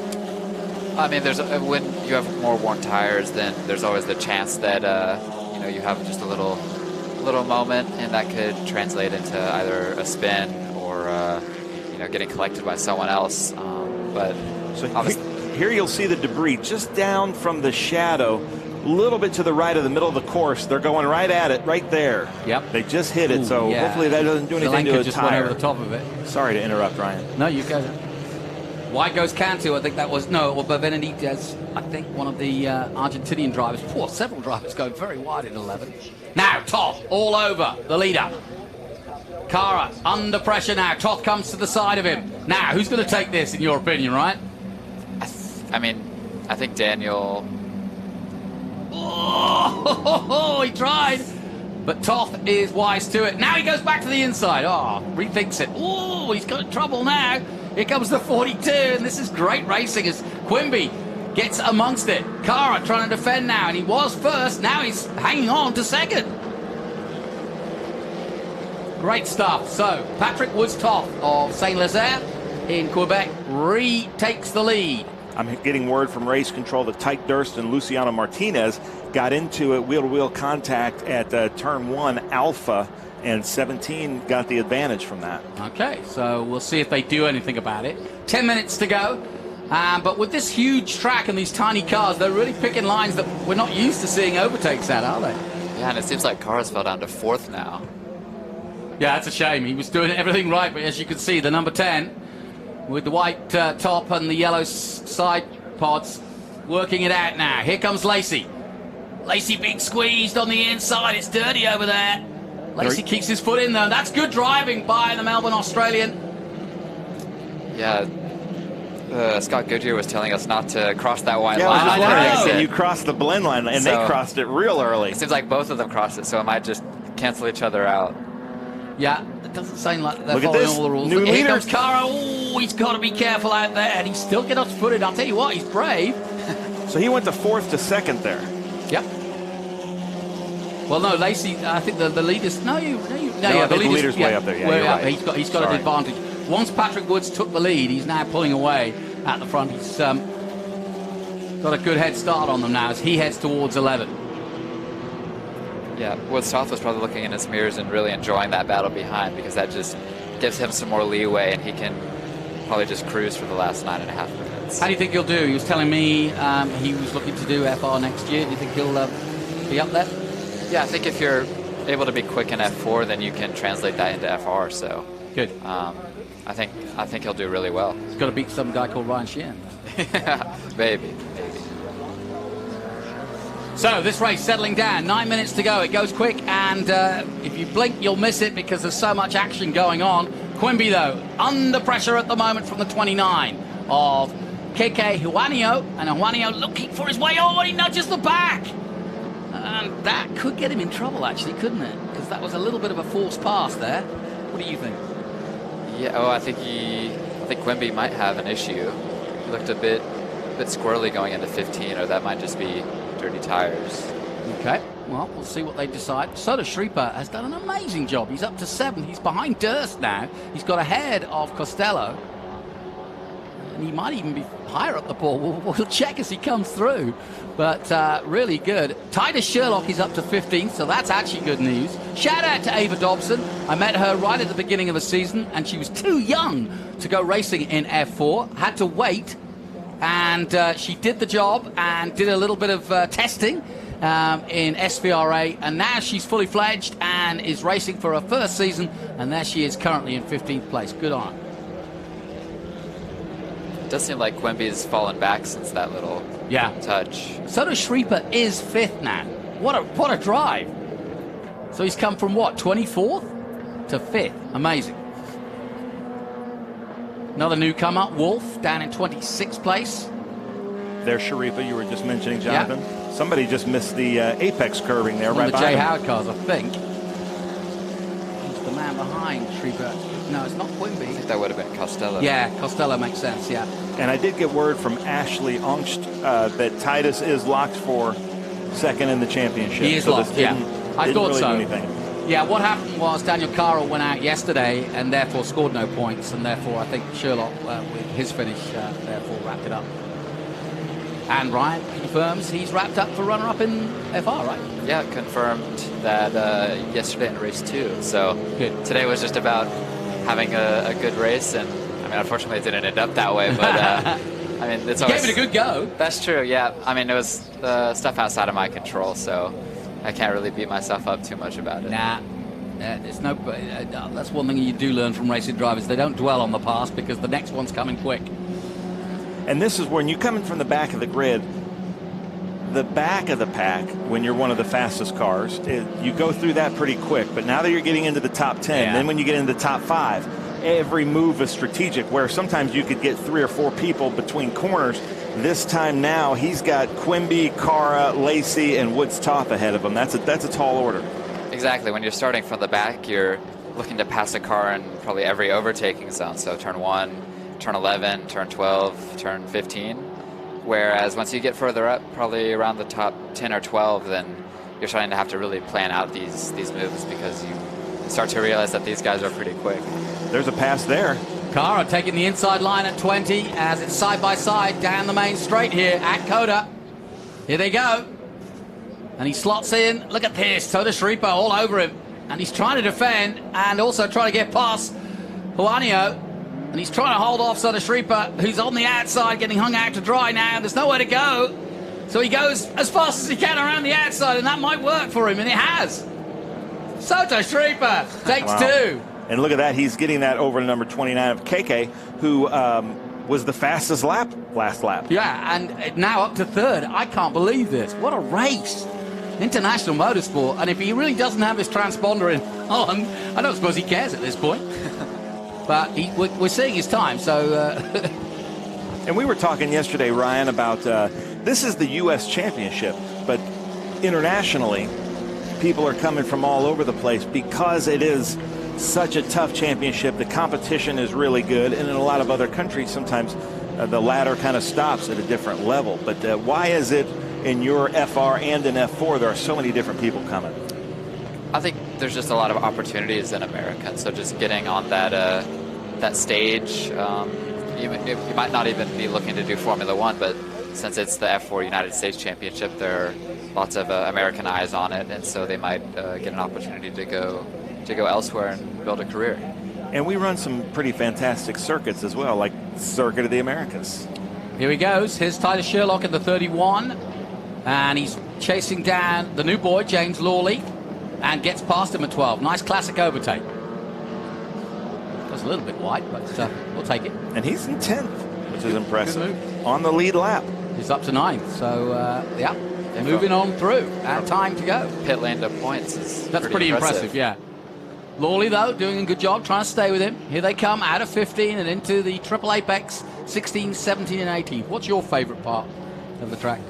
I think it's really hard to beat the S's. Yeah. It's just so flowing, so high speed that in qualifying on a new tire, it's amazing through there. Oh, it's not been an easy weekend for Wazinski. I mentioned David Dobson. He did the same junior program 2 years ago and did the full season this year. But this weekend alone has been pretty tough. Now, we've got a race on. Patrick Woods-Toth has been caught by Jesse Lacey, so the Australian has powered through. And let's see what he can do in the last 3 minutes of this race. I'm guessing we'll get the white flag next time round. But Jesse Lacey all over our leader and our champion, I may add. And you know that Patrick Woods-Toth, a teammate of yours, will want to win this race. It's always a way to go out for the rest of the season. It helps the winter, doesn't it? Absolutely. It helps you, hit the ground running for the next year. You leave on a winning note, and you want to keep that going. So you're pushing extra hard at the start of the next season. I know this isn't the case in FR, but in F4, the draft is so critical. So last lap, right where Jesse Lacey is, do you want to be the car second in line or first in line coming into 11 just as they are so that you can get the draft down to 12? I'd probably say you'd want to be in Jesse's spot. He's right up close to Patrick, and you can see how much he's trying to break the toe. He might be actually a bit too far back. Yeah, he is, yeah. Seem closer, but yeah, he might have one more lap. So I think it will be probably really tough for Patrick to hold on here. Well, I've mentioned this before, but you see the weaving to try and avoid that draft. And Jesse later on the brakes. Very late. And he just held on to it there. And so into the stadium section, the Mission Foods Stadium section. Into 13, 14. And we've seen some inside moves at 15. But not this time. Yeah, but I wonder... Woods-Toth has definitely got a great brain behind him and good strategy, but Jesse might be kind of just holding back there, seeing what he can do into 1 to hopefully set himself up for between 11 and 12. We'll see. He's certainly got a great opportunity to take a win, that's for sure, and that would be really impressive by Jesse Lacey. I saw him yesterday, and I filmed this and sent it to Ashley. He was juggling. Just trying to get all of his synapses firing as we see the white flag come around as they come up the Big Machine Vodka Spike Cooler Turn 1. Now put yourself in Lacey's seat right now, Ryan. What would you do? I mean, it doesn't look like he has an opportunity into 1, so I'm going to just be focusing on getting a good exit and carrying that all the way through 11, really, and onto the back straight so that I can hopefully use the toe to get past. This has be a good race with Alex Berg not racing this weekend. Jesse Lacey started the weekend 5th, and he will move ahead of Alex Berg and end up behind Titus Sherlock in the championship in 4th overall. So that's pretty impressive. Obviously, it's Woods top with the championship. Michael Costello is going to take 2nd place overall. Sherlock will be 3rd, and it looks like Jesse Lacey, with either 1st or 2nd here, will take 4th. I got to say, I came out here in the fog at 5:45 in the morning and set up the hand-cooked signs to the S's that got destroyed yesterday, and they were gone before we televised today. Are they really? Yeah. So here it is. Here we go. Jesse Lacey for the lead at 11. And that's a classic inside move, and he's done it now. But you say, though... Yeah, did Toth do that on purpose? Well, here's Toth. He's going side by side with him now. He's not choosing to go with the slipstream, and he's trying to get it done just on pure drive at the moment, and he looks... Well, he's in a better position track-wise at the moment. Yeah, I don't think I would have made the move in turn 11. I don't know if Patrick maybe slowed down to try and force him ahead, but... Well, he's made that well. Oh, a nudge from behind by Lacey. Contact. That is contact, no question. Now Lacey looks to the inside at 13. Daredevil move. But he's done it. Forced him wide. I don't know whether Scott agrees with that, Scott Goodyear, but now high and wide goes Woods top, but he's playing into the hands of Soda Shripo, who's come all the way from the back and senses an opportunity for a win here. 3-way battle for the finish. Wow. Ryan, who's your money on? I'd say this might be a provisional result. Yeah, there's been a lot of little things that they might have to look at here. Take us to the finish, Jonathan. Here we go then. Out of 19 they come. Last corner, and it could all end in tears. They're side by side, and Lacey's got the edge at the moment. Lacey leads. Toth comes off the grass and does take it with a photo finish. I don't know whether it counts, but either way, Patrick Woods Toth, I think, has just nudged it by an inch or two. Soto Sharipa is definitely my hero of the race. Look at that. 3rd place. Officially, it's 0.017, a hundredth of a second. And he came across the grass and the AstroTurf to get there. I think I think Scott Goodyear might have a long night. Yeah, well, he always does. Yeah. It's going to be interesting to see what he decides to do with... not just that, but it seemed like throughout the whole race there were some interesting a lot of stuff going interpretations of the track limits. Well, Orlando, his sponsor, real estate company in Canada, have helped him on. MotoMaster, another one of his sponsors. But he is looking for more, just as Ryan Sheehan is. So if you fancy looking towards the next Formula One stars, you can go look no further than the likes of Patrick Woods Toth and Ryan Sheehan of And you'll get to hang out with Ron Fellows. Yeah. You know, one of the nicest people in motorsports. And, you know, we meet a lot of ex-Trans Am drivers and champions and pros. And with the exception of Paul Gentilozzi, they are all delightful, aren't they, Jonathan? Oh, they're great. I think we should throw you in a historic Trans Am car. Someday. Go thrill seeking. You know, you were talking about the track limits, and I know that sometimes you get pushed out, and we did see some over the blend lines, early in the blend lines, but Patrick Woods Toth was forced way out there at turn 20 and somehow was able to cut that angle. And what did you say the time was, Jonathan? Oh, let me see, 0.017, yeah. That's amazing. Yeah. And I don't think actually I would put any blame on Woods Toth, as you say. Lacey had the advantage as they came into 20, but forced that advantage. So it's going to be interesting. They haven't pulled next to each other to give each other the thumbs up, so I think they might come in a little hot. Well, Jesse Lacey got his first win at VIR, and from there on in, he's just looked the part. Here's the results then. Patrick Woods Toth does take the official victory anyway for now. And it was 0.017. Jesse Lacey of Australia from Melbourne takes 2nd place, both Crosslink Kiwi. International Motorsports, 24th to 24. Oggy gets 3rd place, so that's an incredible race. Keiko Huanio takes 4th. He got a podium last time out at VIR. Daniel Cara, who effectively started pole when Sherlock dropped out, was 5th. Zelenka 6th. Lawley 7th. That's a great result for the Atlantic Racing team. James Lawley coming into the championship. Titus Sherlock in the end recovered to 8th.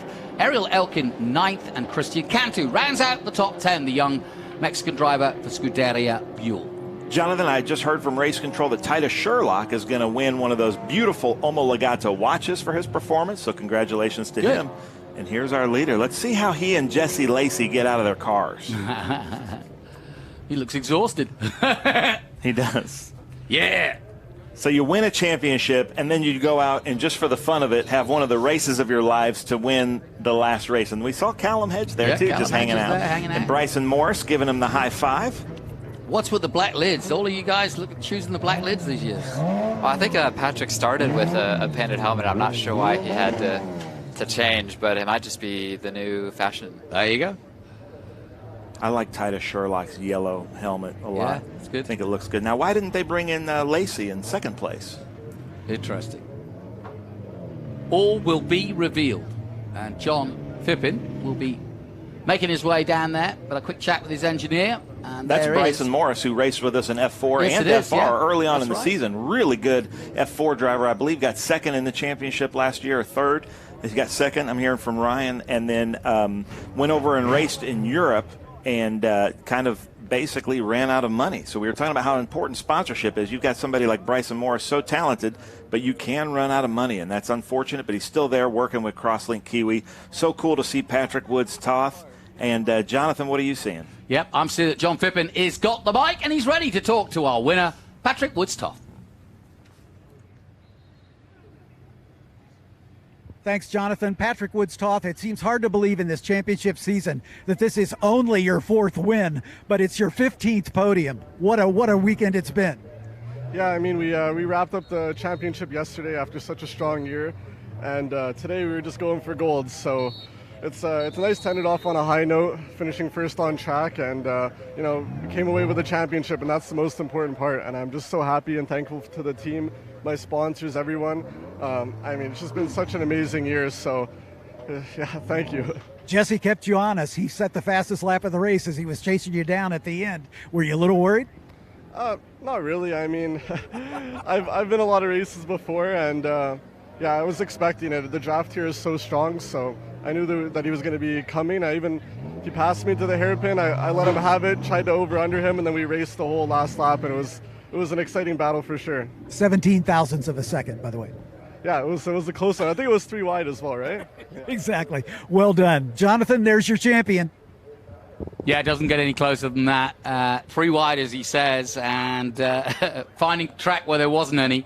But great way for a champion to finish off his season with a win. It's been a remarkable season, and these are the ones that you remember when it all goes according to plan. And that's how it's gone for Patrick Woods-Toth. My thanks to Ryan Sheehan and to Ben Sissel for joining me here in F4. We've got a host of SVRA Speed Tour coming your way. Don't go anywhere. We'll take a short break. We'll be right back.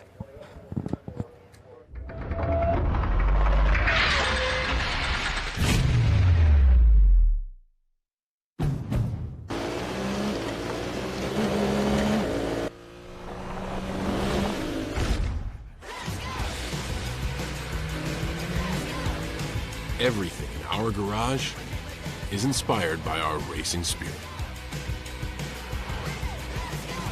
Race in for a great deal on the Honda CR-V.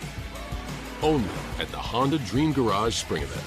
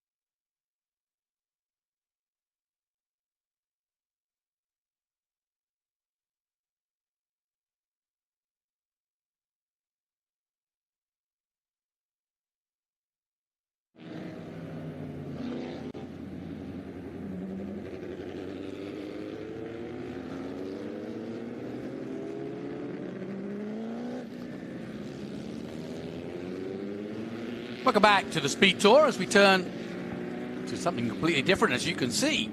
Look at that Mini with the British flag. Love it. As we turn now to our first coverage of some of the SVRA weekend from the Speed Tour. This is a huge weekend, this final weekend here at COTA for SVRA. And our first action comes from Group 1A, 3, 4, and 5B. An eclectic group of Porsches, Austin Healey's, Datsuns, MGBs. Got the odd Cooper out there, the Toyota, MG Midgets. So my friend Ben Sissel will be well happy. Got the odd Brabham out there, in fact a couple of Brabhams. So, and also, right at the front, Lotus 23C and a 23B. I'll let Ben go through the entire grid when he gets it, because that's his will. He knows this group very well. And it's great to see so many cars involved in this group 1A, 3, 4, and 5B. But Ben, welcome back. I know you like this group because it's full of British sports cars. My favorite group. And I gotta though give you props. I was listening to you in my ears, walking back, getting my laptop, and you said, and now for something completely different in your British accent. That was so Monty Python of you. I love that. So this is Group 1A, 3, 4, and 5B. There's way too many cars out here. There's 36 cars for me to go through the grid, but we are going to go through the grid on video here. As you see, there's Frazier and the Kermit the Frog Eye Sprite. That's Tony Pirella's old Corvette there being driven by Jim Cottle. And just some really cool cars. There's the number 10 Austin Healey, that Sprite that I want to go through. That's David Lee. David Lee has nerve damage in his left leg, and he's developed an air clutch system in this vintage car that can work like a clutch. It can release him from the, he's running just a regular synchro gearbox, and with an air compressor in the back, it will work like an air clutch using the master cylinder, so he can actually disengage it if somebody wants to drive it. And it's a really cool thing, and he's working with different amputees or anybody that can't function their left leg to push in on the clutch. Yeah, so it's really neat. You'll see him there. There's the number 10, I see it, yeah. the Sprite that just gave a good wave like he knew we were talking about. But I just met him this morning, and I just thought that was such a cool thing. He's got a button. Everybody thinks it's a nitrous button on his shift ball. Competition says he's cheating with a nitrous button. But it's actually his air compressor. So he's got two different speeds. One lets it out gently for removing the from leaving the grid from like gear 1 or 2, and then the other one's more like just a power shift. Yeah. And you can hear it, the solenoids interacting there with the master cylinder. But how cool is that he's now working with Army vets and amputees to be able to run vintage race cars? Or did he employ somebody to I come up with it? think he kind of came up with the system. Great idea. So that's David Lee there, number 10, the champion already in this race. Okay, but I think they're coming to the green flag, Jonathan. Yeah, as you can see, 2x2, and we'll watch for the Honda Civic. Yes, he is making his way into the pit lane, which means now that Nathan Thompson in his Lotus 23C, the all blue, and alongside him Travis Engen, who I'm sure we'll see again. Wes Wigington lines up third, Diego Iturbe in fourth. Here we go, folks.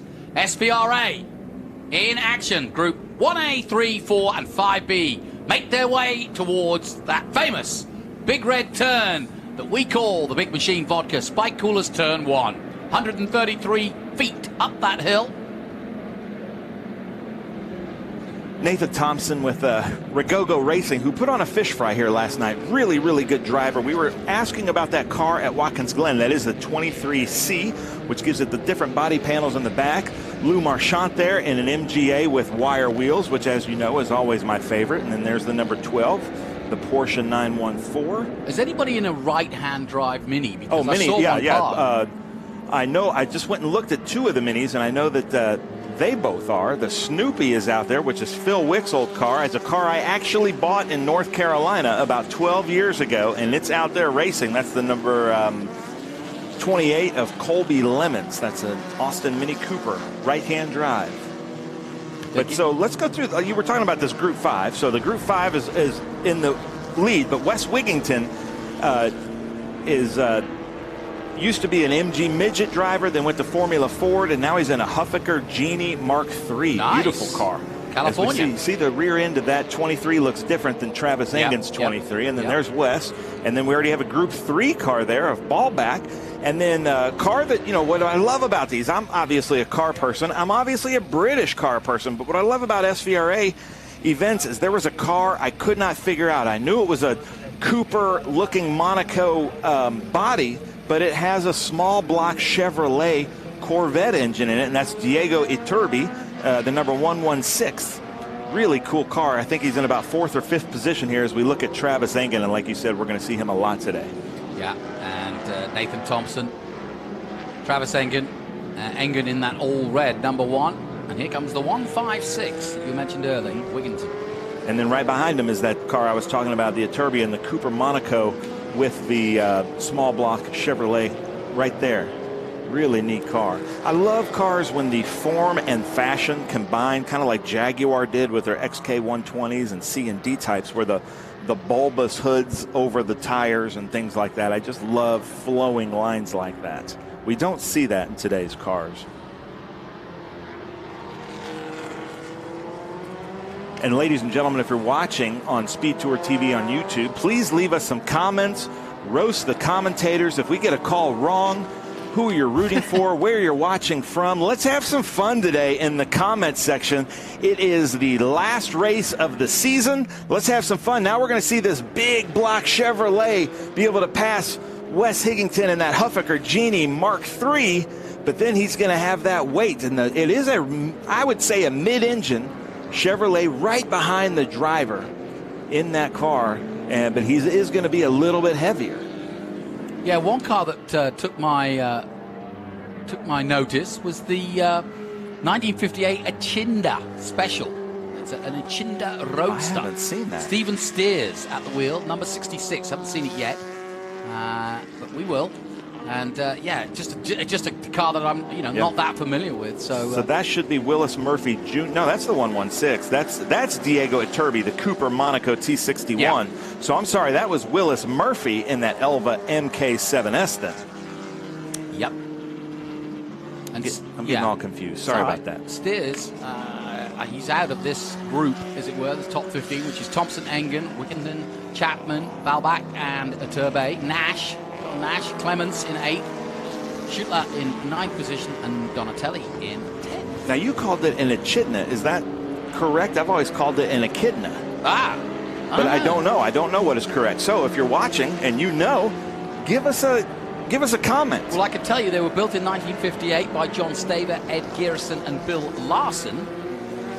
And it was a race car named after the obscure Australian anteater. There you go. A bit of knowledge for you. See, I love There's that. John Nash. John Nash, Ballback. This two really good SVRA drivers. Ballback going in deep on Nash. Whoa. I don't think that was contact. I think that was Nash just kind of getting a little bit nervous there. So John Nash spinning off into 11 in that Lotus Super 7. I think he braked later than he would have done normally. And there's that beautiful number 8. Nicholas Clements in the 8 ball. Porsche 356B. I love the lines of that, and you and I talk about this regularly, but basically, since the 50s, Porsche has not deviated from those lines, and I love it. Yeah, that's a 1960. Beautiful. So I'm monitoring the comments on our YouTube channel, so feel free. Tell us where you're watching from. Give us a little roast, and let's have some fun today. Last event of the season as they come around. Big Machine Vodka Spike Coolers, turn 20. Coming up to Big Machine Vodka Spike Coolers, turn 1. And now we're seeing a gap.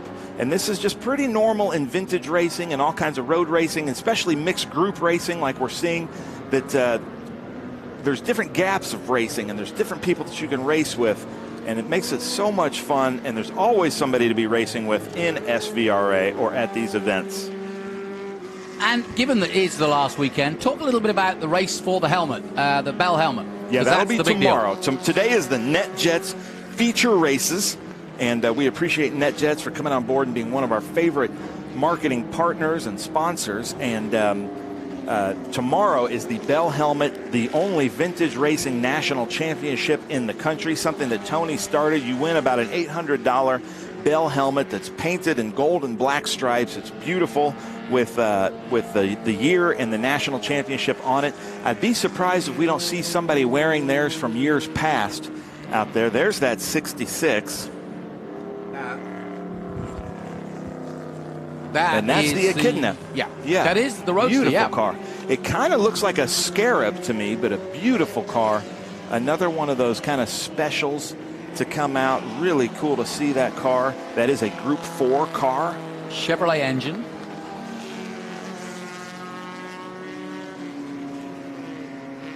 Basically kind of built around the Corvette, or as a look-alike Corvette in some ways. It's a kit car, if you will. So John Nash is back up and rolling there.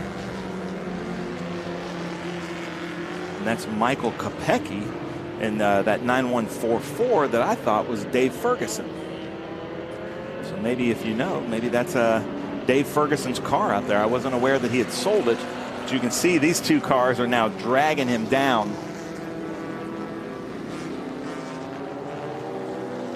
37 of Thomas Donatelli coming down in that orange and black. Got John Nash behind him. Here comes the 30 just behind them. That's Michael Kopecky in that Porsche. Actually, that's the Royale RP4. It is a Porsche Audi. That's what I met. Brian Johnson from ACDC was racing one of those with us years and years ago, and still races it with us. And I think he's at Daytona this weekend. So it's great to see. But here it is. Here's that. This is a left-hand drive Mini Cooper. That's all I want in life. That's me sorted. Me and Murphy. Why wouldn't you? They are. I've had many. Have a '67 Cooper S, and it's the most fun car to drive without breaking the law. Right. Like I've got country roads that are 40, 50 miles an hour, and it is so much fun to drive those without even speeding. I bet you feel like you're going about 100. Oh, yeah, and it corners so well, very easy to park, and I have yet to fill up the gas tank without somebody asking me if I fit in that thing. Coming out of 20 then, John Nash has made another position up as he moves through the field. Race still led by Nathan Thompson. Thompson in that 02. Lotus 23C. And we've got two Loti at the front, as it were.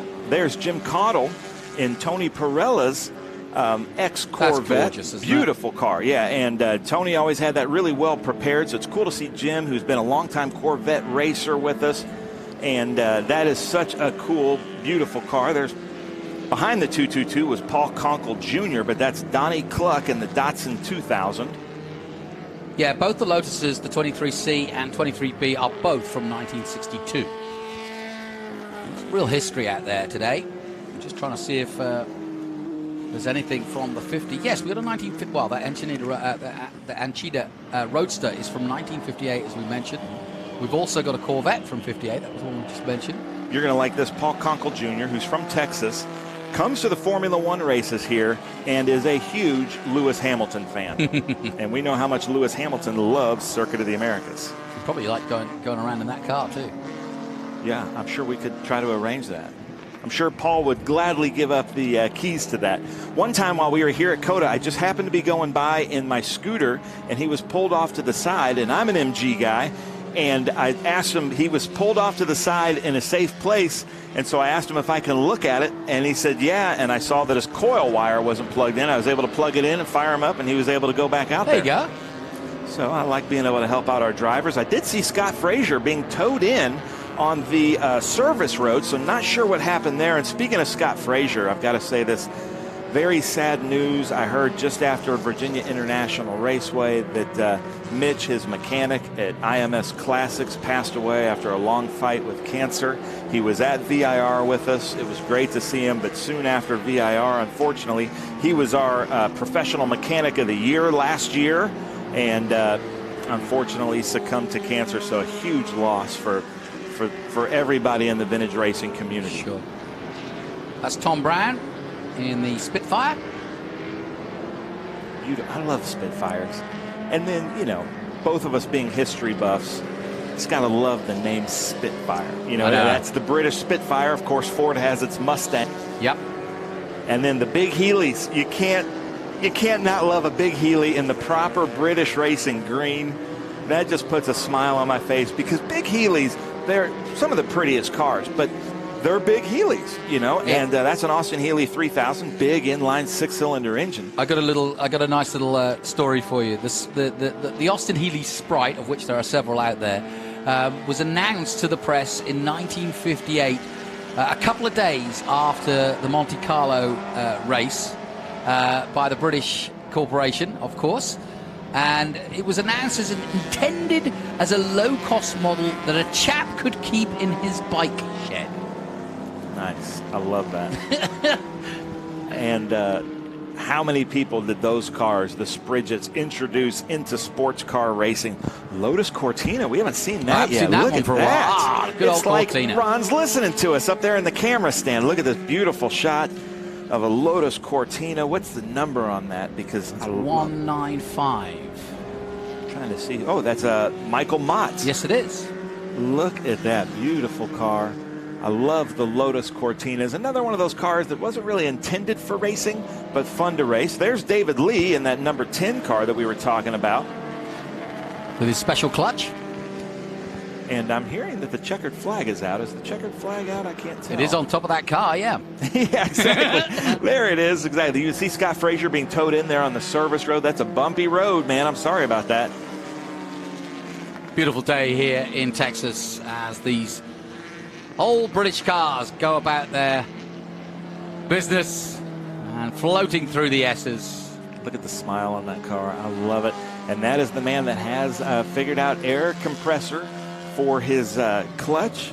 And so cool to see. There is the checkered flag. Nathan Thompson's already taken it. Travis Engen will be second. And Dan Chapman, in fact, got up to third at the end there in the Brabham BT8. So a Chapman is in a Brabham. I know. Go figure. Yeah. And then we might have a Brabham in a Lotus later. Yes. And How funny is that? We've got a couple of Brabhams in Brabhams. Yeah. Yeah, that's going to be really, really fun. Is that right? Yeah, We've got Matt Brabham, Jeff Brabham, yeah, brilliant. Ron Hornig. We've got a really good Formula B race. I still think the best race we've captured here with Greenlight doing the live streaming was the Formula B race a few years ago with the two Brabhams and Tonis Cassamets, and we're going to recreate it this weekend. Yeah, I love it. What a thrill to race your granddad's car, huh? So I'm hearing from Jay Ellis that nothing shifts as easily as a Cortina. We're getting Folsom, California. We've got Niagara Falls is joining us. Not Folsom Prison, California. Maybe. Could be. Mike Cron. He says he's got the number 99 Beretta. Hopefully that's a car he's talking about. Or he might be in Folsom. Yeah, there you go. Or he's headed that way. So let us know there, Mike Cron. So this concludes our coverage of our first race of the day. We've got a full weekend of SVRA SpeedTour to show you, but Nathan Thompson doing the business in that beautiful blue number 02, and he is our winner. Ahead of Travis Engen in second place. Dan Chapman, as we mentioned, up to third place in the 52. Wes Wigington in fourth position. George Ballack in fifth. Stephen Steers, who I mentioned earlier in that beautiful car, that Insignia, in sixth place. Nicholas Clements, then Stefan Schulter in eighth. John Nash up to ninth, ahead of Thomas Donatelli in the Porsche in 10th position. So that concludes that race. We've got more action coming up, and we'll have action from Group 5A, 8 and 12B coming up. So stay with us. We'll take a short break. We'll be right back from COTA.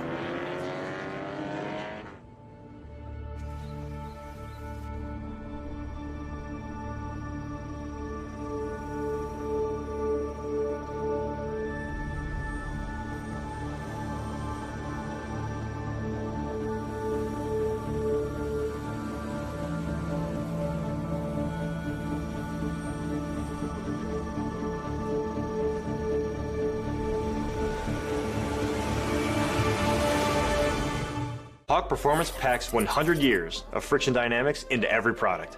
Backed by Carlisle Brake and Friction, the world's premier innovator of industrial brake and friction components, Hawk leverages R&D tools and motorsports experience to deliver uncompromising performance on the street. There's no reason to settle for less. Choose pads that are race-proven and street-legal. Find the Hawk Performance brake dealer near you at hawkperformance.com. Welcome back to the Circuit of the Americas as we look high over the beautiful tower, over 200 feet and 400 steps if you want to do it, but there is an elevator, so that's okay. The drum beat. Now, you'd like this as a drummer. So we can get a band on stage at the Germania Theatre and tie it to the drum beat and have the lights on the tower go with the drums. Now, you would love that. Yeah, I would love that. That would feel like ultra power. Wouldn't it? Yes. And with a really awesome drummer, could really create quite a spectacle. We're looking at the 51A. Wait, am I looking at the wrong schedule? Because this is not Group 8, is it? Well, it's 5A, 8, and 12B. That's what I've got. Oh, I've got a different schedule then. I'm Okay. showing this is 8 and 12. So, yeah, let's go with your group. Well, I've got, 5, 8, and 12. Okay. And that's Andrew Myers in the pole in a Carbia Sports 2000, that old blue. Cool story about that. His mom and grandfather and uncle are in Daytona this weekend racing, and he and his brother decided to come and race here. Get away from the rest of the family. Nice move. Yeah, I don't have a grid sheet, Jonathan, so we're going to lean on you. Here's downtown Austin, though. Yeah. I've got, so you'll know this, though. Andrew Myers and Ben Myers, those are the brothers, right? Yes. Okay, yep. Gotcha. Now, I come here every year, been coming here every year for 10 years, and that skyline gets bigger and bigger. I live in Nashville, which is the other Austin.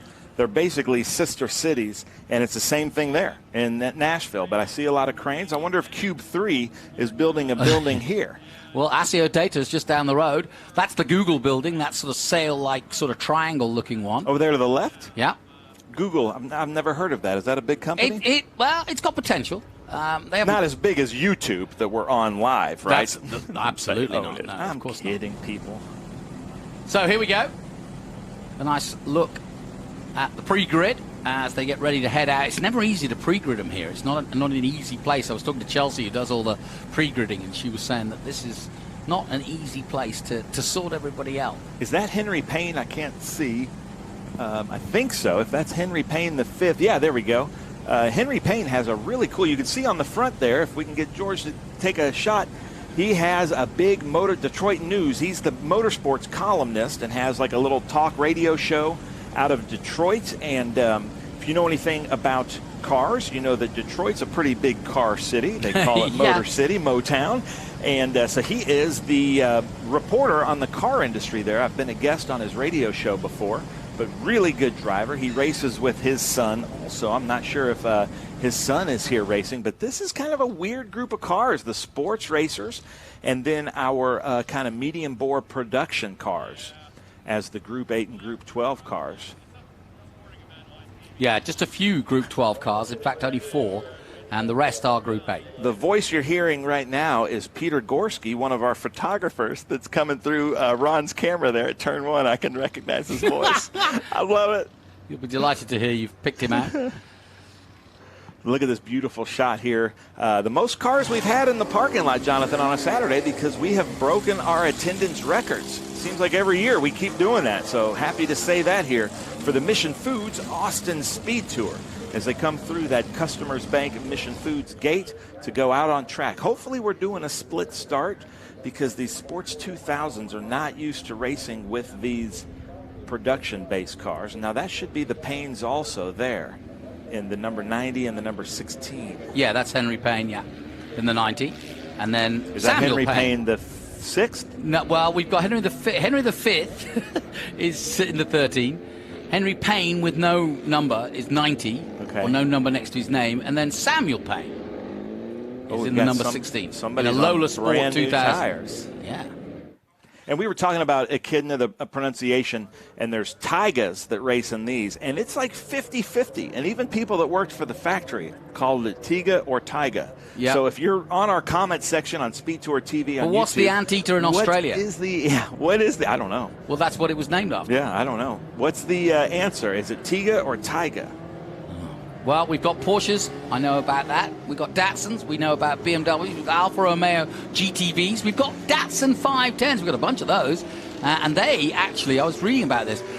We obviously know about them in Trans Am because they were huge in the sort of under 2,500 cc production class back in the day, to much of their advantage. But I hadn't realized back in Australia and down under, they were a huge rally success, were the 510 Datsuns. Yeah, one of those cars like the Mini Cooper that when they first made them, there was nobody that thought we should race these. You know, but then there's always somebody out there. It's like, hey, I wonder if these things, once you get in it, like I had a BMW E30, which they did plan on racing, but just such a well-balanced car that why not? And a Mini Cooper, was made for the oil embargo of the Suez Crisis, and all of a sudden it's winning all kinds of crazy things. They are going to do a split start, as you can see. Yeah, I like that. I appreciate that as they come around Customers Bank, turn 11. Another thing I'm disappointed about, and I'm sorry to Customers Bank and Caitlin, who is here, I went out in the fog at about 6 o'clock in the morning and put up some signs, and there was one there at the exit, but I think I put it too far down or it got taken down by a car because I don't see it anymore. Is it me, or is Caitlin the most energetic, vibrant, and excited to be part of SVRA sponsor we've ever had? Yeah, she's pretty good. She loves it. I love having her around. She gave the start command at VIR. Then I went back up there and she was running grid. Yeah, but James with NetJets, and this is a NetJets feature, is also really fun to have in the paddock. Juan Gonzalez is usually out there with us racing, and Scott Borchetta. So I'd put them as my top 4. Well, welcome aboard, Customers Bank, but new sponsor, new partner to the championship. Thanks to Thad Moffitt, and welcome aboard. And now they've got the corner number 11 named after it. In normal days, it's known as the Bobby pin, hairpin, because Bobby Epstein, of course, the founder of the Circuit of the Americas and owner of said circuit. That was Thomas Kane there in the number 51. So that rounds out our group 5 of those sports racers, and look for the Myers to go at it. But I'm only seeing Andrew Myers out there. So did Ben not make it? It's hard to say, Ben. It's hard to say. Here we go then. Getting ready for a 2x2 start, and you can see it's going to be a split start. We've got a good field of over 25 cars here for this race around the 3.4 mile circuit. Ken Manella's telling us great coverage. Really good racer with us. But Jonathan, we're about to take a start here. Here we go. Pace car comes in. The Honda Civic's done its bid. And it'll be a run up the 133 feet. That is Big Red and Big Machine Vodka Spike Coolers turn 1. Here we go then. 51 of Andrew Myers will lead the way. Alongside him, everybody vying for position. It's going to be tight into that first corner. They're nice and bunched together. But a good start. And one of the Pains makes a good start, at least. This is a driver's class in the sports. Look at that, side-by-side, 2x2, Jonathan. Whoa, great stuff. Look at this. Something's got to give here. Under the bridge. And he's got him, finally, our pole man. But that was a little bit racy for a while there. Oh, Don, if you're watching this, I feel bad for you there. That was a little crazy. Here's our second start. As the Porsches and an eclectic group of different cars all getting ready. Porsches, Datsuns, Ford Mustangs, Hondas, Alphas. And it's the 81. Now watch this black and blue Datsun 510, one of our best drivers in vintage racing, Troy Ermish, who joined us in the TA2 series out west this year. But he brought a lot of these Datsun 510 B sedans, which is one of my favorites. We were talking about the Datsuns earlier. So we're going to see some really, really good racing here. I saw H.D. Woodruff out there, who is a Texan in that BMW 2002. But we're back here to the Group 5, and Myers is pulling out a little bit of a lead. Only a little bit, though. So, yeah, still pretty a close, little bit. given how much of of a lap we've already had. Into 12 then, under braking. Cars just shifting underneath them, but nice and smooth so far. 20 slots into second place. That's Peter Eskuki. So this S2000 class, DB2. huge popular class still to this day in the SCCA because this is spec racing. They were based on the Ford Pinto straight 4 engines, 2-liter engines. That's the 2000. And, obviously back in the day, those were readily available in junkyards. And then it's basically a spec series. People could design the cars and the bodies. And it is a driver's class. And still to this day, you can see by how competitive it is in all the different classes. Good economic way to go racing. Put the Pinto engine in, 2 liters, that's all you need. Get a light body, and you're going to get some power and torque. Yeah, those are torquey engines. And they're pretty bulletproof as well. So Myers crosses the line in the lead. Eskuki in second place. Tim Probert in third.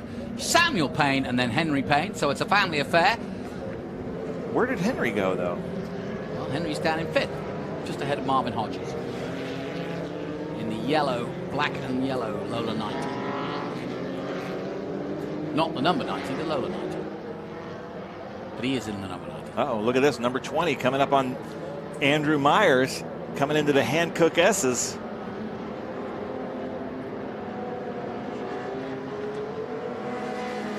Good McLaren colors. Getting a little bit squiggly there as the 66. Marvin Hodges. Yeah, Marvin Hodges. That is a place, it is weird because you get into a rhythm in those S's, but they're different radiuses. Yeah, it does. It tightens up. And it can kind of knock you out if you're not really thinking super hard about it. Yeah, easily. Yeah, it's one of the great parts of the design here is that S's look, it can really fool you, and everybody's been saying this weekend just how tough it is to get through there and get it right, put it that way, every time. And it can make the difference from a decent lap. The S's here can decide whether you have a good lap or a bad lap. I can't believe watching the Formula One race and watching the in-car how quickly they can interpret and process the information as we have a new leader. Eskuki over Myers. Coming into 12. Well, they spread out pretty quickly, didn't they? Yeah, I think first group. I think Henry Payne is out. Okay. He must have come in. But I'm seeing him on my scoring, but I don't see him on track anymore. Armin Gorbani in the Datsun 510. Started 17th, trying to make his way through. Here's the 51. Thomas Kane in that Tiga. I'd say Tiga. There's George F. Ballback there. Really cool car. Very good driver. I think he just got out of that 356 from the last race and got right into this car. So doing 2 in a row. There's Troy Ermish in that Datsun 510. That's a 66 Porsche hit 911 he's in. Lovely. And just behind him is the 81. And that's another Porsche from 67 this time. Nicholas Clemens at the wheel. The nice red stripes on the bonnet.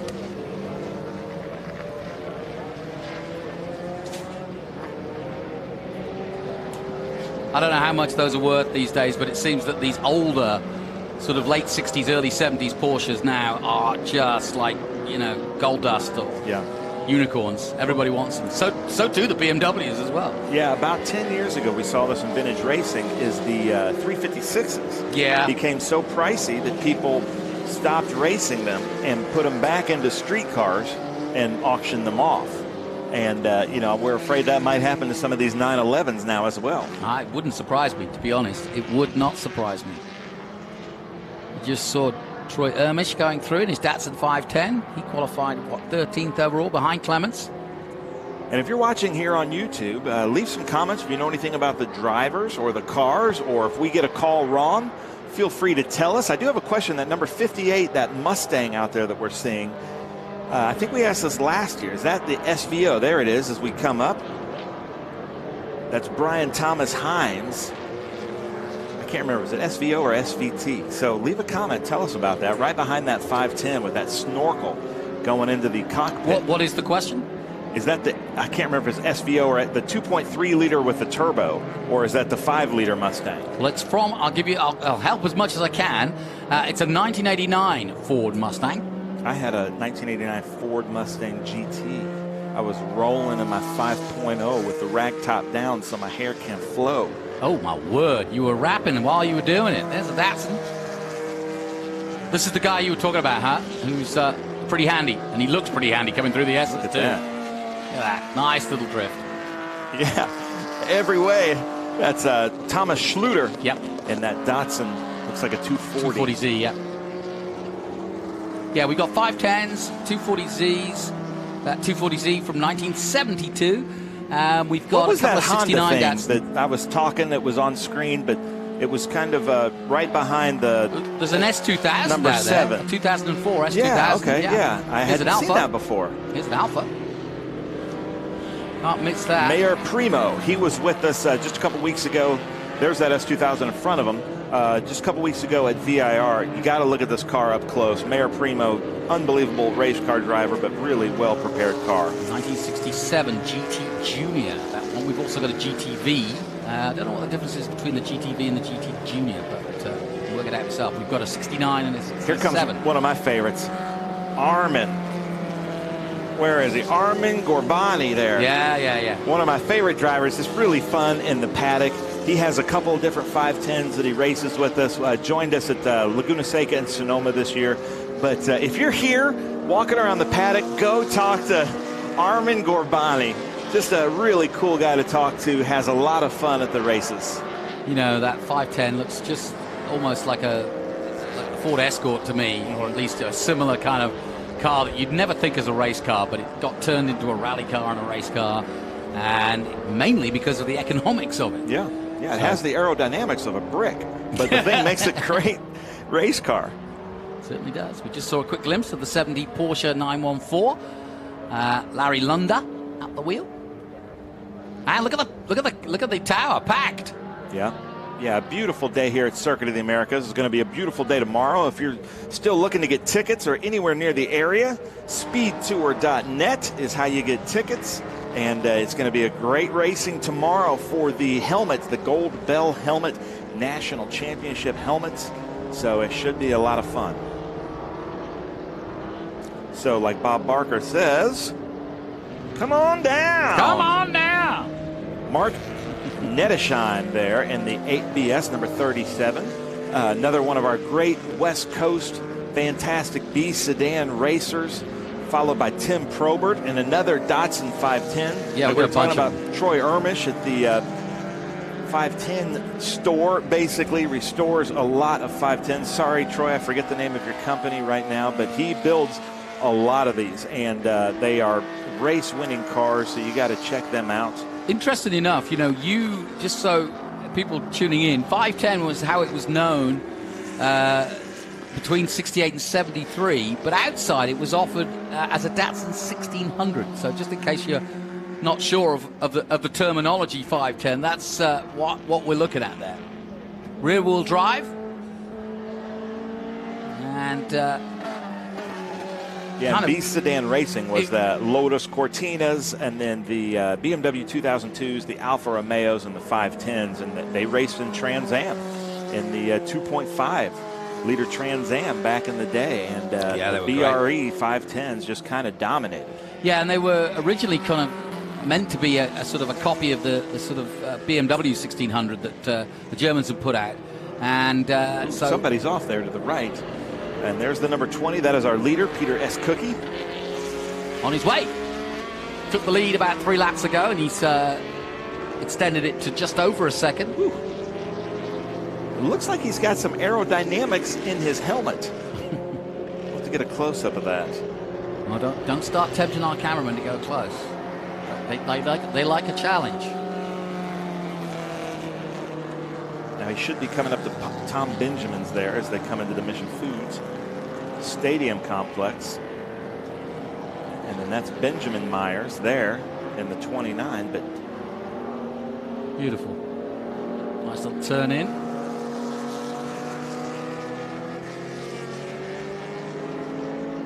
Funky little bodies, aren't they? Yeah. over the wheel rear end. Oop. And you can see they've got this little like plexiglass side curtains. Basically, you see he's smoking a little bit, but basically just for airflow over the car. It's almost like a stabilizer. Coming under the tower then in the closing stages of this one. This has been our 5A, 8 and 12B race one. They get 2 races per weekend. As you've heard from Ben already, a massive weekend. We've even got, so we've got the main Formula One paddock packed to the gills. We've got the support paddock packed to the gills with Trans Am. Then the car park, Lot A behind the main grandstand on the left there, is also packed as we go on to the final lap with historic preparation cars. So they're all literally careening on every piece of asphalt on the property here. And that's how big. I remember leaving last night going, I can't believe they're preparing cars out here, but they are. Yeah, and cars and coffee as well. People prefer it. So this is a battle within a battle, because S. Cookie has just come up on this 510 battle, but Nettesheim, look at him just dragging that thing out there. Nettesheim is having his own race out there, and he's not supposed to get in the middle of that with Tim Probert. Having fun, I can say that. Final lap then. And it's Cookie, Myers, and Hodges as your top 3. Payne, Kane, Myers again. Another Payne in 7th place. Bolbach in 8th. You're right, he's got 2 races in a row, hasn't he? Bolbach. That's amazing. And Clements doing the same. Himes is 10th. Ermish in 11th place in that 38. Datsun 510.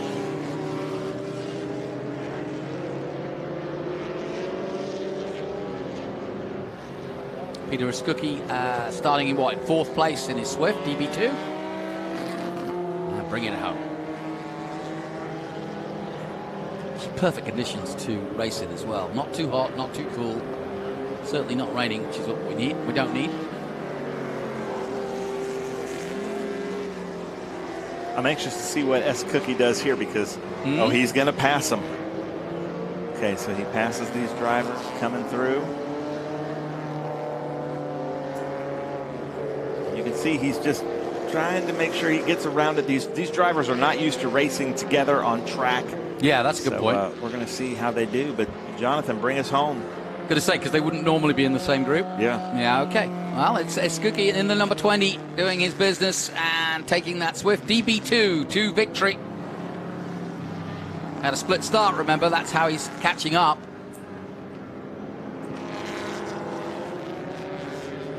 Here he is. Here he comes to the line. White flag for the one car and the checkered flag for the other. Good flagging, marshalling. Well done. So our winner, number 20, Peter Escookie. So he's not used to this, but that Datsun is still racing. Yeah. So Peter S. Cookie, watch out. You've got a Datsun behind you that's going to try to pass you. Yeah, which is weird. Or he may not. Yeah, and Peter's cool down lap maybe a little bit faster than that. So that's fine. And the 29 of Benjamin Myers is 2nd in that Cabria CS2. And that concludes our coverage of Group 5A, 8 and 12B. We'll take a short break from a beautiful Central Texas day here as we enjoy vintage racing at its finest. Join us after this break. Feel the power. Experience the excitement. You're in the driver's seat. At Skip Barber, you learn from the best. Whether you are a new driver that wants to learn accident avoidance or a seasoned racer looking to improve, we have a program for you. We're your #1 destination for auto racing and driving schools. Skip Barber. Feel the power.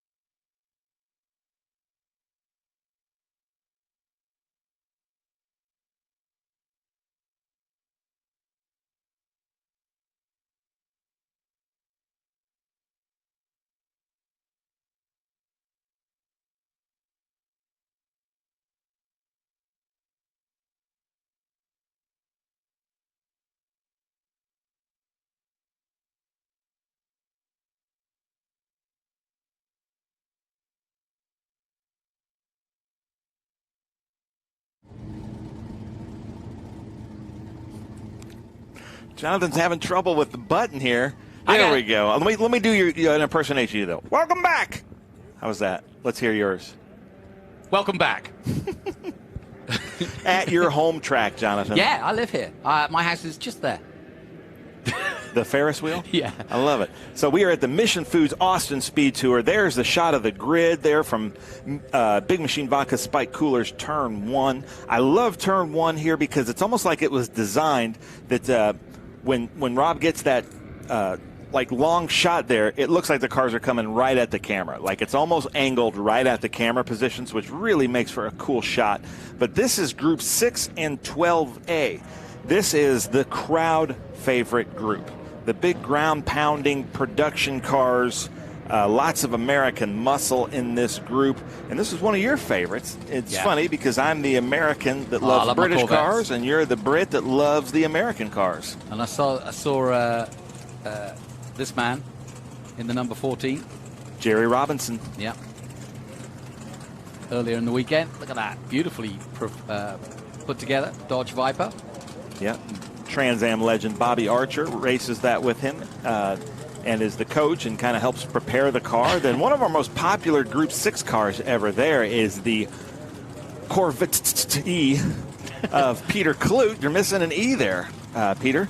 Peter Kloot from Canada, really great racer with us, had a great race at Indy just a couple years ago with Borchetta, but he and Edward Savajian have been battling it out together for like the last 15 years. So Peter Kloot is our first Group 6 car and 6 GT.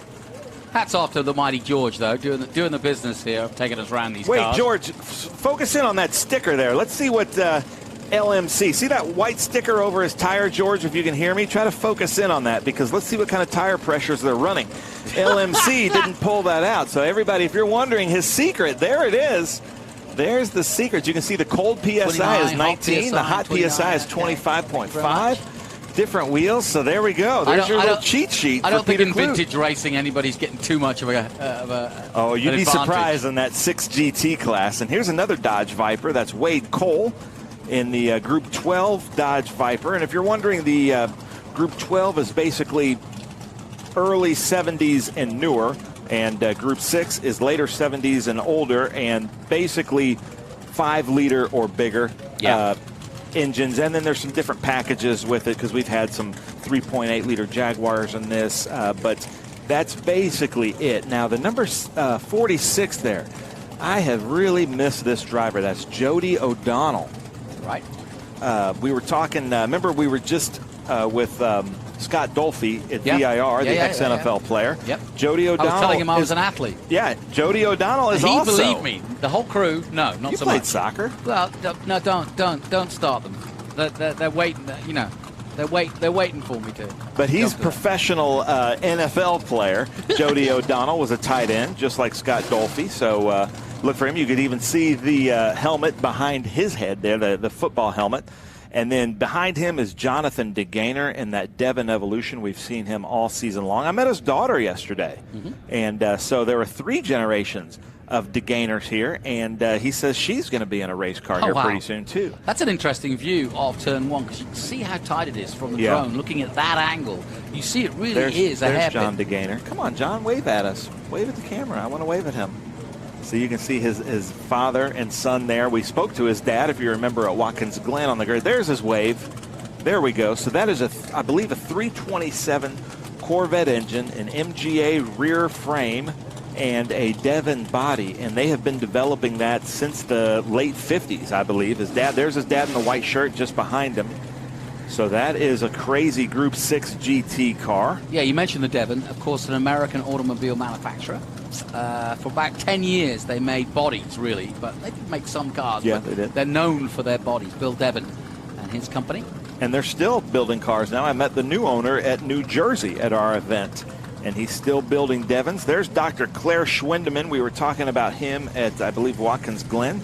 He is the neonatologist from Dallas, Texas. And he drives a muscle car. Yeah, that's great. He does. He drives a Corvette. And he does it very deftly. Yeah, and, you know, we're always concerned because he does like to work on his own car, but we're like, Claire, those hands are so valuable. Don't do don't that. mess with it, yeah. But you're right. You can see there as we look up, there's the splitter down there in the lane to split them. But it's like 6 wide going in and maybe 2, 3 wide leaving. Yeah. Maybe 3. Yeah, it's very deceptive. It's actually only when you get up in the drone do you really see the calculations. And then you can see past this line right there, it does the same thing at 11. It kind of turns left, almost like tempting somebody to try to make a dive bomb move. Yep. Yeah, they did a good job. But look at that wind getting up, though, now. I'm noticing that. I mean, we've seen the big flags, but now we're looking at the flags down on the ground. And this is normal. The wind blowing basically east to west down the main straight. And that's great. But then you get a crosswind between 11 and 12. So that's always a big problem. I don't think I would like that job. That's a tough job, doing the splitting.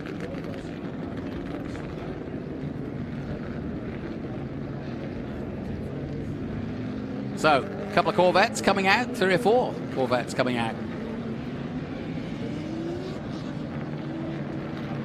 Heard her name is Liz, that splitter there up the hill. Yes, I met her today, yes. That is a dangerous job, so we appreciate that, especially the early morning sessions when the sun is right behind her, you know. But let me go through the grid here, if you don't mind, Jonathan, real quick. So starting in first is Jerry Robinson, Peter Kloot second, Wade Cole third, Jody O'Donnell fourth, Jonathan DeGaynor fifth, Claire Schwindeman sixth, Michael Gertz in a Dodge Viper ACRX, Andrew Threat, what a great name, Dodge Viper ACRX in eighth, Peter Dolan in a Shelby GT 350. Great to have Peter out here. Big in the Pittsburgh Vintage Grand Prix, one of the coolest vintage races in America, through Shenley Park in downtown Pittsburgh. Kurt Vogt is in the Ford Boss 302. Excuse me. Scott Brady is Chevrolet Corvette in 11th. Jim Sandberg from Texas is in the red number 84 Chevrolet Corvette, starting 12th. Steve Cole, Chevrolet Corvette in 13th. J.P. Griffith, Chevrolet Corvette. R. Paul Evans in a Panos GTS in Group 12. Bob Lima, Chevrolet Corvette. He also has his Smothers Brothers car here this weekend. Sean Guthrie is in a Shelby GT 350. Joe Rabot in a Chevrolet Corvette. Scott Shadle in a Chevrolet Camaro.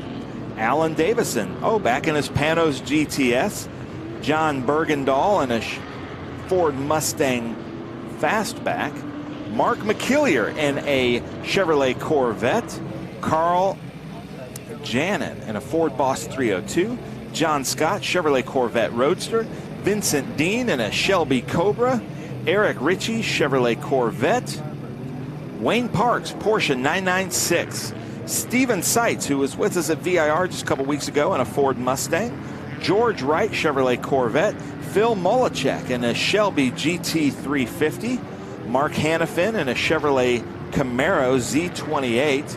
Sterling Molachek in a Shelby GT 350. And John Miller in a Chevrolet Corvette. And I want to give it up to the Molacheks because they always have some of the coolest cars here. So glad to have them back here with us at Circuit of the Americas as they come through the newly named Matthew McConaughey complex. And Jonathan, explain why it's called that. Well, because it's a right turn, a right turn, and a right turn. It's all right, all right, all right. See, much better when you do it. Your future governor of Texas, Matthew Could McConaughey. Well be. Oh, I'm for sure. I'm going to say in the next 20 years, he will be governor of Texas.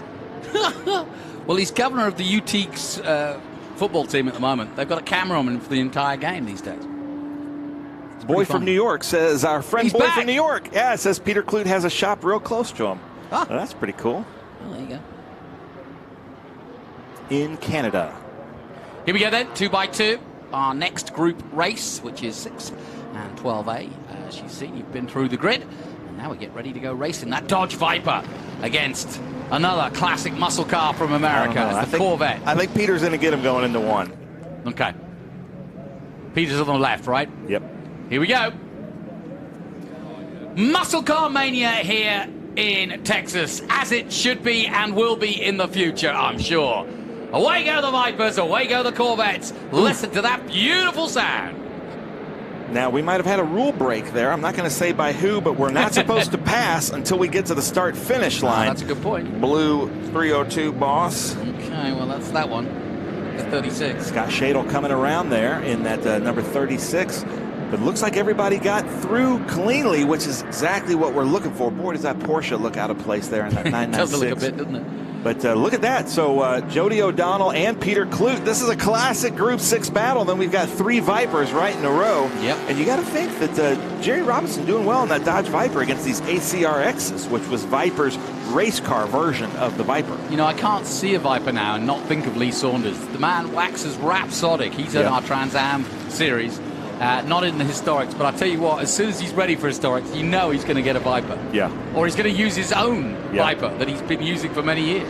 Now look at that, Jody O'Donnell harder on the binders there, getting up behind him. Big bump going in there. Look, watch this, just there. Yeah. Heavy bump. And for this group, that is their braking zone. You know, some of the Formula cars, they go past that. But yeah, that's really going to disrupt these cars. Look at that Pano. So a modern GT car can go through that without. And see, you can see Alan Davison taking that line that the track gives you, but you probably shouldn't. Now this is going to be a battle. Scott Borchetta, if you're watching, I know that you would love to be out there because these are the 2 guys that he loves racing against. Yeah, I'll bet. He's dominated over the years, Group 6. Yep. In his own Corvette.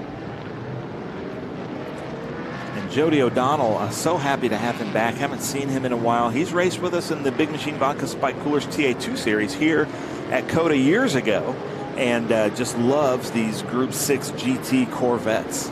Yeah, we got a couple of 69s. We've got a Roadster from 68. And then we've got, what else have we got? Just looking here. We've got another 67 Chevrolet Corvette with Eric Ritchie. Mostly 68s, 67s. We've got 171, Mark McAleer in that 71 in the number 33. Mark McAleer, who you're just talking about, is I said his name wrong too, is a internet celebrity with Fit Over 50. Oh. Does lots of commercials and does his own like health products. Really cool to see him out here. Oh, whoa, look at this! Woo, that's not a great place there at turn 1, Jonathan. You know that well. Oh, Viper losing its sting, and the worst place, they can't see him coming around there. And if he tries to turn around, he could get in more trouble. Oh, he gets it spun round. Nicely done. And nicely done for our cameraman to get out of that shot, our directors to get out of that shot, just to make sure we don't see anything we don't want to see as we see Dr. Claire Schwindeman from the Lone Star State sporting the Texas colors. That was Andrew Threat, and he's proving not to be one anymore in his ACRX. He's a threat to other cars. Good point. I love these flags. You know I love my flags. I do know you. I'd like to see you put that up, Oh, gosh. Yeah, that'd be a little difficult, but I love seeing that here flying across. That's a project for Lincoln. That's the Lincoln Project. Yeah, exactly. There you go. That's such a difficult section of the track there. They're coming up the hill to that right, then a hard left. It's all uphill and relatively blind if you're climbing up that hill. It's steeper than it looks when you're watching the TV pictures. They flatten it out. There's a lot more undulation to this track than really you see from the television screens. Now, when you get tight like this, you start to see it. Yeah. This is actually crested over here. You can see the car parked up there on the right, or now on the left. It really does undulate more than perhaps the pictures give it credit. Now, Kurt Vogt coming up on his customer Peter Dolan there. Kurt Vogt in the Boss 302, Peter Dolan in the Shelby GT350, and yes, that is a Shelby GT350. That's not a tribute car. That's the real thing. Priceless, surely. Well, you can put a price on it. I know, but you know what I mean. Unaffordable, I guess we could say. Yeah, unobtainium. Yeah. As I like to say. And there's another Viper. I don't know what it is about this race, but we're seeing more Vipers than I've seen on a track since the Viper Challenge. It's a basket of snakes. And the Viper, obviously designed by Carroll Shelby of the Cobra fame. So I don't know. Carroll Shelby from West Texas probably had a lot of run-ins with snakes. Yeah. And just out there where he came from? Yeah. Absolutely he did. He was a chicken farmer, so I'm sure the snakes came into his chicken coops. Exactly. So a good start of this one, and Kloot leading the way in the 59 in the red, white, and blue. Saw him get off the line brilliantly. Jody O'Donnell chasing him down in the 46 in the all black car. Here's the 84. Jim currently in 10th position. Jim Sandberg, yep. Eric Cartman saying, "Go Cobra Automotive." Is that the famous Eric Cartman from South Park, Colorado? That'd be impressive. JP Griffiths going through shot there, currently in 11th in that red and silver Corvette. Boy from New York says, "Good one, Jonathan." Thank you. Basket of snakes. I'm here all weekend. Now look at this. Is that the... What is that? Is that a Supra? Where? Right, the third car in our Third shop. car, yeah. It does look like a modern car. I can't believe that. Maybe that's the Panos? That's something. I couldn't see it. Oh. Squeaky wheels. Yeah, that's a Supra. It is. That shouldn't be out there. That's a modern Supra. That Supra shouldn't be out there. There's somebody on the track. They think it's all over. It's a Toyota. Goodness gracious. Yeah, that is a modern Supra, no question. That should be in Group 10, I think. Ah, well, he got out early. Maybe he's got plans. Here it is. Well, welcome. We don't know who you are. Well, we know you're the number 67. No, I think he's no. You can see we're confused by the schedule. He's racing in Trans Am with us. You can see the black flag waving there at 11 furiously for him. So yeah, we were right. We called it right live that he shouldn't be out there. You're kidding me? No, he just went out there and is racing with everybody. And I'm sure the Corvettes are like, "Is that a Supra?" I bet you they said the same thing I said. That's great. Well, get a little extra track now time there. Now you know we're live, folks. Yeah. Yeah. God, Mustang. Look at that. And thank you so much, number 314, for wearing, Sean Guthrie, for wearing light-colored gloves so we can see your hands really working in there in that 314. Ben's obsession with the Dayclo gloves continues. Yes. Just light-colored gloves, just so we can kind of see what you're doing in there and really see that these cars are not easy to drive. That is, to be honest, that is a beautiful car, that Guthrie car, isn't it? Yeah, and that's Mark McCallier there in that Chevrolet Corvette. No, there's a different third. Oh, that's Bob Lima. Yeah, that's Bob Lima in that white Corvette. Bob Lima, so happy to have him out here. Riddle me this, as Batman would say, or the Joker would say, where on earth is that Supra meant to be racing? Group 10. So Group in the next 10, race? He's also got Trans Am stickers on there. And, yeah, so he should be in the next race. But he didn't come into the black flag, so that's not good. He's just getting a head start. Actually, it's not the next race. Ooh, look at that blue Mustang and a blue Camaro really drifting through there at turn 20. Looking for the number of that, but we're getting some great shots here from Bob, our cameraman. Look at this. Chevy versus Ford going into turn 1, and Shadle takes it there in the Camaro. Yeah, squint your eyes and you're back in the 60s. I love it. It's really cool. Eric Cartman, he's saying it's not the Eric Cartman. He's from Oxnard, California, real close to Ventura. Well, he's his own real Eric Cartman. Yeah, he is a real Eric Cartman, but not because the real Eric Cartman isn't real. He's a cartoon on South Park. You see, I'm looking at my Group 10, and I don't have a Supra in Group 10 either. Now, there's the Panos. Maybe he's running with IGT. I did see Trans Am insignia on there, but there's that Panos, the number 34 of R. Paul Evans. Yep. Panos GTS. Beautiful car. Of course, Don Panos, who owned Road Atlanta for a while, and Sebring. Invented the, what's the patch that you put on your arm to keep from smoking? The nicotine patch. The nicotine patch, yes. He invented the nicotine patch, but still smoked 3 packs a day. You could just punch yourself in the arm or get somebody to do that. Yeah, boy from New York is saying eager beaver in that Supra. And you know that's got to throw off these Group 6 guys. Like, what in the world is that doing out here? But you spotted it straight away. You were like, what? I like it. It scared me. I saw it in the back. I was like, is that a Supra? I'm going to have to replay that for myself. That's a Corvette Roadster that just went through shot. That number 71, John Scott at the wheel.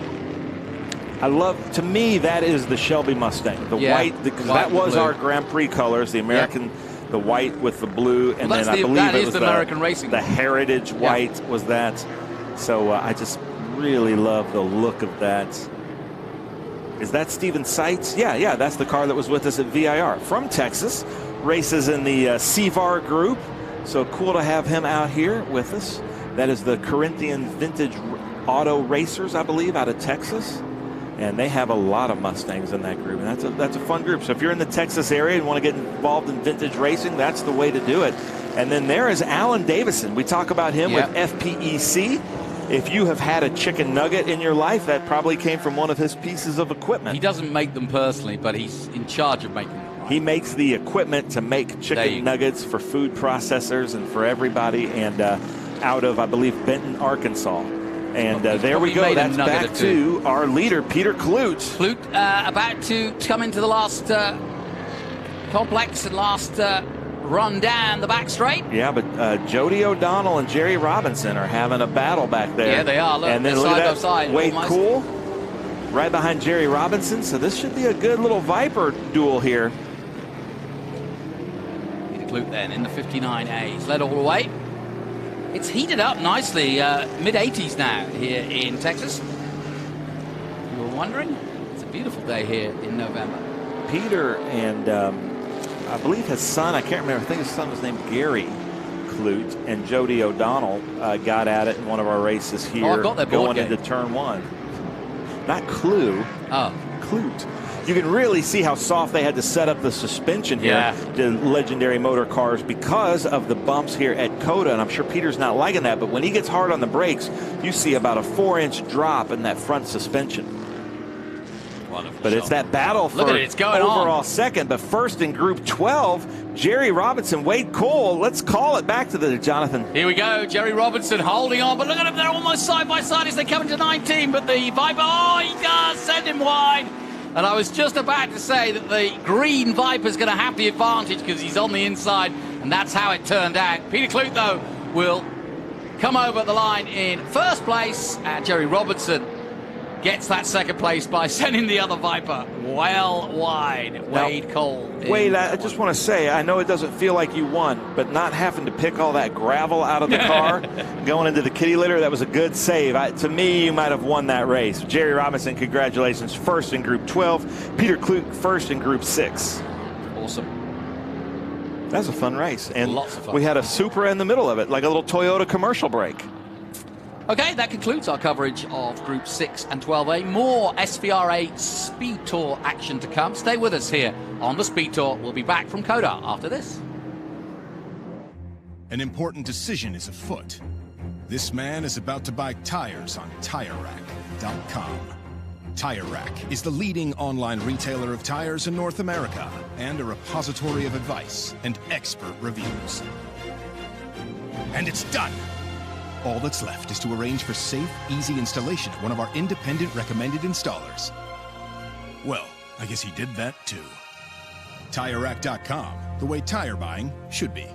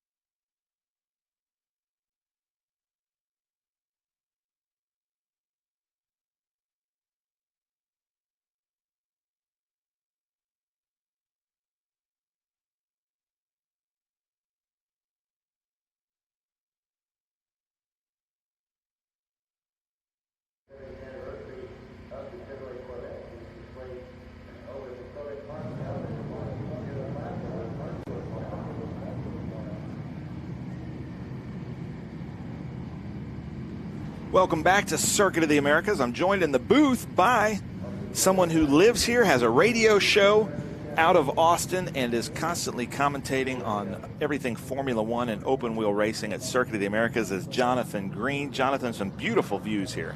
Yeah, and you know, I watched this place come together, and it just seems amazing 11 years on, both how the city has changed and how this complex has grown. We're now building condos, T11 at the back of the circuit. You can see the soccer field just at the distance there where they play rugby, soccer, you name it. You've got the Germanica amphitheater there, the famous tower. And when I asked Bobby Epstein why they put the tower there, and he said, well, I noticed living here in Austin, there isn't a viewing spot, you know, unless you own one of the big apartments downtown. There really isn't a sort of viewing tower of the neighboring counties, and it really is a spectacle. We've had weddings up there. We've had base jumpers jump off there. It's always been a pretty cool place. So this is our NetJets feature, Group 5, 7, and 9. Is that right? Or is it just 7 and 9? It looks like it's just 7. 7 and 9. And okay. This is the Birdman. The Birdman cometh, Nathan Bird. He's driven probably more cars than you've had hot dinners. Yeah, no, it's crazy. And he was just with us last weekend at Daytona, and here in a Porsche, and now here he is in this AF01, this Group 9, which is basically the new, it's an F3 chassis, but it has a 5-liter engine in it. It's the Australian Formula 5000, which is just sounds amazing. Which, by the way, our good old friend Nathan Bird in Trans Am from Australia is a champion on, so he can probably tell us a little bit about the rest of these things. All right. Mark Brannon in a Lola 9720 there. That's the number 5. Group 9. Rockstar Energy. Before energy drinks were everywhere, Rockstar was one of the few, wasn't it? Yeah. Yeah, it was like Red Bull. It was the first Rockstar, then like Monster, and then it just took off. It just took off. But I think these guys, Rockstar, were the first ones to really sort of challenge Red Bull, weren't they? Yeah. Here in the States. And then Bruce Hamilton in a Swift 014 MZR. Then Clay Delacava in a Swift Toyota Atlantic. So if you're just joining us, Group 7, Group 9, these the Group 9 cars are like Indy Lights, Formula Atlantics, wings and slicks. So they're on slick tires, big wings, high downforce. This is a track, this is probably, other than Indy, our most popular track. People come from all over the world to be able to race their Group 9 wings and slicks car on a Formula One track, you know, and it's pretty obvious as to why. There's Stuart Crow coming up in that Ralt RT40. Kirk Kinsfater in a Swift 014. Justin Garrett in a Ligier F3. Shane Kennett starting 8th in a Store F1000. Mark Giroux in a Lola T97. Lewis Cooper Jr. in a Panos DP01. That's probably my favorite sounding of the Formula cars. Just wait till you hear this thing. John Norton in a Group 9 Swift 014. James Johnston in a Swift 014 Atlantic. Brett Johnston, watch for a good fight between these two. Group 9 Mazda Pro Are they Mazda. brothers? I think father-son. Danny LaCroix in a Swift 016. James Johnston Jr., so maybe that's the son. Yeah, I think maybe brothers and a son in a Mazda Pro Formula, but I'm sure our commenters on YouTube can clear that up for me. Brock Evans in a Star Formula Mazda, and Dean Turnbull in a Pro Formula Mazda. Our first Group 7 is this weird Can-Am looking car they call the Frisbee because it just looks like a Frisbee. It's just a big hunk of plastic, but a beautiful car. And that is Gary Gold in the Frisbee GB2. I hope you don't take offense to that, Gary, because it is a really cool car. Al Unser Jr. drove one of those, but it's really cool. Then there's Marcel Lafontaine in an Elva FL15. There's a racing name. Yes. Jonathan Collins in a Ligier JSF3. I'm hearing about contact that just happened at Grid in my right ear. Rondi Akok in a Mazda Pro Formula Mazda. Bob Lima back out there in a Chevron B19. It's the same Bob Lima? Yeah. Oh, my God. He's got 3 cars with us this weekend. That's a Group 7. Rick Wark in a Swift 016. Alex Barron in a Vestal Crane. Spencer Seals in a Star Formula Mazda. Sergey Bordeaux in a Formula Atlantic. Caitlin Spack in a Honda. Oh, I'm sorry, in a Store F1000. Bob Keffert in a Honda Formula Ford. Luke Myborg in a Onrock. I'm not familiar with that. Ligier F4. Yeah, Onrock Ligier F4. Doris Seibert in a Tatis Formula Renault. Zach Myborg in a Ligier F4. Dan Palambella in a Van Diemen. Kevin Pounds in a Van Diemen. Christopher Lennon in a Van Diemen. And Travis Engen, for some reason, starting in the back in a Lola T97. Jonathan, we got to call this thing around because the first lap of this is going to be awesome. This so could put be on fun. your F1 radio voice and call this thing around. Yeah, this should be a lot of fun. It should. If you're out there, this should be a lot of noise too, because these guys have got some power underneath them. Yeah, you mentioned those Van Diemens. We've got an RF98, an MZR, and an FC Van Diemen. All different types, but getting ready to go as the Honda Civic pulls away. We are 2 by 2. They've done their job. I sat in on the SVRA driver briefing, and I know what the do's and don'ts are, so let's see if they follow them. Here we go then. Group 7 and 9 heading up the hill, and they won't accelerate until supposedly now. Away they go. There goes the green flag. As soon as they see that green flag, they can go, and it's before that white line. 6 wide, yeah, amazing. That's the beauty. What a great shot that is. And then it funnels right down. A little bit of contact, maybe. Somebody's got a problem. Right rear suspension there on that car. So we've got some damage already, but away goes the leader. Nathan Bird, no surprise. I watched him in practice earlier in the weekend, and he was, wow, streets ahead in that AF01. We should see some good racing in pockets here throughout the race. Away they go, through the S's for the first time. We're watching the 21 of Clay De La Cava in that Swift Atlantic car with the Toyota engine. Toyota, a big part of the Atlantic, as were Mazda. Hoping that wasn't Bruce Hamilton there. They got hit. Yeah, the Swift. Yeah, could have been. Look at this. See, there's the thing I was talking about, the little thing that they make there on the inside line. That's the 74. Going after it. Danny LaCroix. Danny LaCroix. Drinking spring water all the time in that Swift 016. Already Bird building on that lead. Nathan Bird, I was joking when I said it, but he has raced so many different things this year. Yeah. The experience he's gaining is huge because he just jumps in whatever he can. As Justin Garrett makes the move in the F3 Ligier. That's our current FR car. Yeah, and that's Stuart Crow right behind him. Stuart Crow has been developing this car since it was a current car. Really fast driver. Made that pass there at the apex, but look at this. The number 63 is trying to get it back. Good racing. Shane Kennett there in the F1000. Yeah, the Formula 1000 category and that whole series is fairly new to me, having followed more the European. Yeah, that was Bruce Hamilton, unfortunately, that went out at turn 1 with right rear suspension damage, so that really stinks.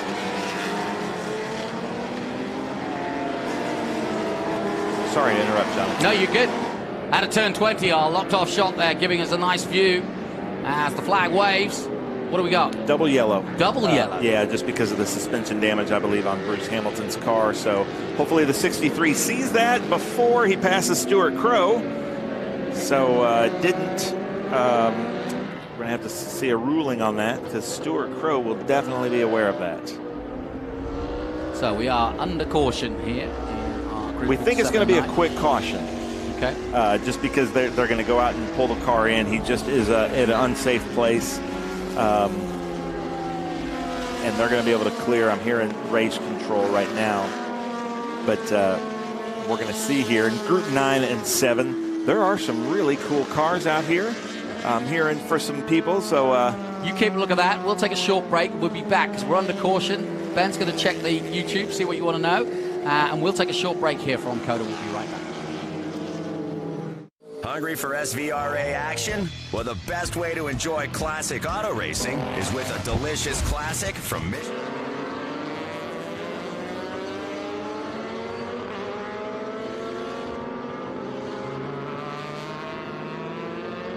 Nachos, fresh chips with guac, and more. So gear up your ride and fuel up those stomachs with delicious Mission Foods. Now that's too fast, too tasty. You've got a business to run, big and heavy products to ship, and customers who need them now.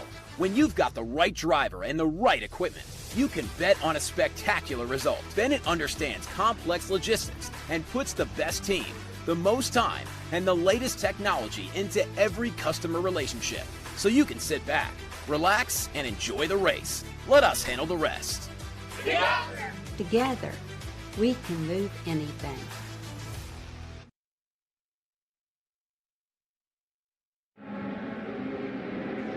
Welcome back. We're racing again as Nathan Bird now has got some action to deal with, because he had created a bit of a lead. He's building on it again, but the 21 of Clay Della Cava is right there with him as they go up into turn 1. Through comes the 31. That's Justin Garrett in the F3 Ligier. So we were just clearing a car out of the way, and Ben Sissel was absolutely right. It didn't take long for us, less than a minute to clear that away, and we're back racing. So RC doing a hell of a job. Wait, we're still yellow. I don't think we are. I'm hearing from race control we're still yellow. Well, they were hooning up that hill. Yeah, no, they were racing. So and now we've got a car throwing oil up. Look. Well, we'll find out. Does it say yellow on my time? Oh no, it does actually. It does say yellow. I might have jumped the gun. No, I don't think you did. I think I saw those cars. Speed. They're still racing. Yeah. And passing. So let's see here. I'm not seeing the yellow from that flag stand. Oh yeah, there's full course yellow board is out. Confusion reigns here because they are at big speed. This is not a slow cautionary speed at all.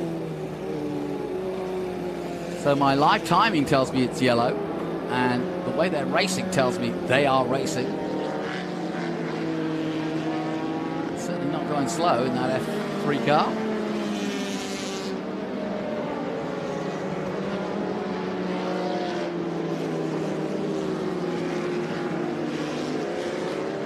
Okay, so they're going green the first time the leader comes by. They're not sending the safety car out, so basically this is just a fast lap around, but nobody should be passing. You can see the yellow flags there on driver's left. So just getting up some time, yeah. Yeah, so there was some confusion out there. So, but now they should, but it's not. That's a hell of a, yeah. This what do they call it? Safety lap. Car speed. It's not safety car speed by any means. Right, so now we're racing. Nathan Bird will cross the line. Let's see if we can get a shot of the green flag. The yellow flag has gone down, and yeah, we'll probably get that flag, a green flag to show us. But Nathan Bird comes up the hill then. And we are racing again in our Group 7 and 9, their first race of the weekend. And the 21 of Della Cava try to catch up with him, having been a little bit closer on the previous lap, but that wasn't racing. To be fair, we only had a minute break, so it would have been a little bit amazing had they sorted everything out in just less than a minute, so not surprising. Now, I'm not sure what engine that FR car has in it. Looks like that be the Honda. Is the FR engine, yeah. But that is the same chassis that Nathan Bird is in a 5-liter. Yeah. So that FR car should be more nimble through the S's, and then Nathan Bird should be able to drag him down the straights. Yeah, that's basically it, yeah. In a nutshell.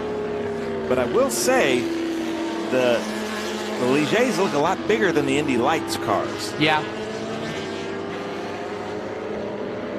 Yeah, the older Indy Lights cars were a bit smaller. Current ones are bigger. They look more like the silhouette of, they do look more like a mini Indy car.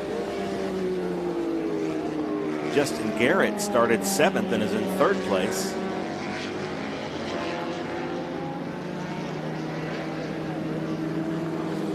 Stuart Crow with Crow Holdings blue and white. Interesting engine box. It looks a bit lumpy, but it's a bit more aerodynamic when you see it from the side. And this is the key in these cars. With these high downforce, slick tires, it's how smooth can you get through this? How little turning and tire scrubbing can you do? There's another yellow flag there. Full course yellow on the left in that box. Yep, and I see it come up on the timing as well. Been topsy-turvy race, this one. Yellow being displayed at, what is that, turn 16? So at the moment it's Bird, De La Clava, and Garrett, Justin Garrett. In He's third. saying the full course yellow is being displayed at all corners. Are you seeing yellow flags? Not yet. I'll tell you what I do. To be fair, it's hard with the camera coverage. They're not covering the the corners. There you go. That's your illustration. It's hard enough to concentrate on the car. So for our cameraman to switch and then go to the full course yellow is hard, because then they have to kind of establish themselves again. That's why we've got 4 drone pilots. So yeah, we've got 4 green flags are back up on the board, so we're back to racing. And then they're going to call the leader around for the white. So that's what's going on. It's been going back and forth on the boards for double yellows. So I think everything is sorted out here. So Nathan Bird is the leader, and they're calling him around to the white flag. And we're going to get 1 lap sprint then, yeah? Effectively.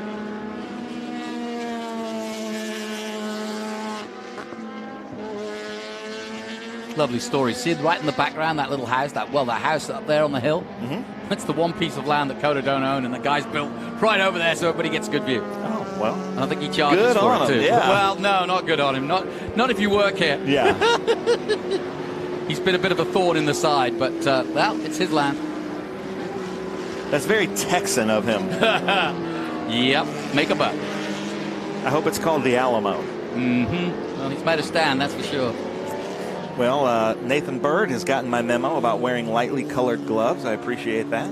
We've got to do away with these black and gray cars, man. Let's get this color out there. It's all black carbon fiber cars. It's all very slick, but I like to see a bit of color out there. So he should be, I know if it's carbon fiber, it's black. If it's gel coated, it's white. But he should be getting the white flag now as we speak. You know, for the autograph sessions for Formula One, that amphitheater, packed to the gills. I kid you not. It's amazing. When Lando Norris came out, the whole place just rocked. Awesome. Motor racing is right at the top of its game now. Worldwide. It's amazing, actually. We've come through some interesting times, and I think the pandemic played a big role, because the organization, you know, motor racing just took it in its stride, including SVRA. You know, that's what we do. Everybody knows their job. Everybody knows how to get where they need to get. They know the passes. They know who's safe, who's not. In other words, how to do all that. Yeah. And we managed to navigate the pandemic and not stop working. It was amazing. Although I do remember some very early mornings in Indianapolis getting my COVID test. Final lap then, and Nathan Bird has taken a 2.7 second lead over De La Clava as he enters the back straight for the last time. Starting to catch up with the lesser powered cars. As we said, that 5 litre in the back of there is doing him no harm. He should catch these little tiddly cars by the time he gets there. That's a bit unfair to them, but he has got a monster of a car underneath him. But he does just that on the exit of 12. Looks as though it handles pretty well, though. I mean, despite the fact that it's got so much power in that chassis, I think they lengthened the rear. I think they've lengthened the chassis slightly. Yeah, to accommodate the longer, the bigger engine. Fantastic driver behind the wheel. Yes. Well, here he comes to take the checker, Jonathan. Here he goes. Last lap, and coming up to the checker, Nathan Bird has not looked back in his in his 9 Boss, the black and red. AF01 will take the checkered flag and take victory here in the first race of Group 7 and Group 9. And he wanders over to the checkered flag to receive it effectively. And Nathan Bird takes yet another win in 2023. Probably finish it off tomorrow afternoon with another one. Great to see the Halo developed by Alexander Wirtz, whose son now is racing, Charlie Wirtz, in Formula 3 with the Halo. Probably feel better about your son racing with a car with a Halo. I think that Mr. Wirtz is probably delighted that he did that work. I think it definitely saved Grosjean. Oh, no question. Saved his life. So as we look high above the Elroy Fields and off towards Bastrop and the ranchers out there. We'll take a short break here from the Circuit of the Americas. Join us for more from the Speed Tour after this. One of the main reasons for poor vehicle performance is a dirty fuel system. It can cause decreased fuel economy and actually do harm to your engine over time. By adding Lucas Fuel Treatment to your vehicle, it cleans and lubricates the entire fuel system. Pump, carburetors, fuel injectors, and valves as you drive. It also improves your vehicle's performance. It's a non-solvent product designed to protect both gasoline and diesel engines. Lucas Fuel Treatment. It works.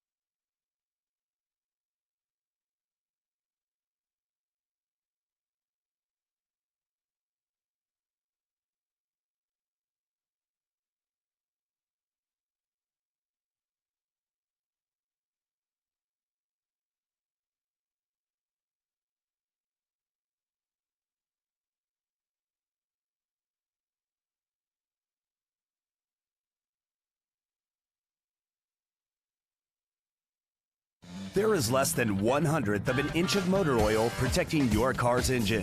Friction and heat causes engine oil to experience thermal breakdown, weakening its ability to protect the engine and its parts. Lucas Heavy Duty Oil Stabilizer is specially formulated to resist thermal breakdown, protect vital engine parts, and extend the life of your engine. It also stops smoking, knocking, and oil consumption in worn engines. Lucas Heavy Duty Oil Stabilizer. Keep that engine alive.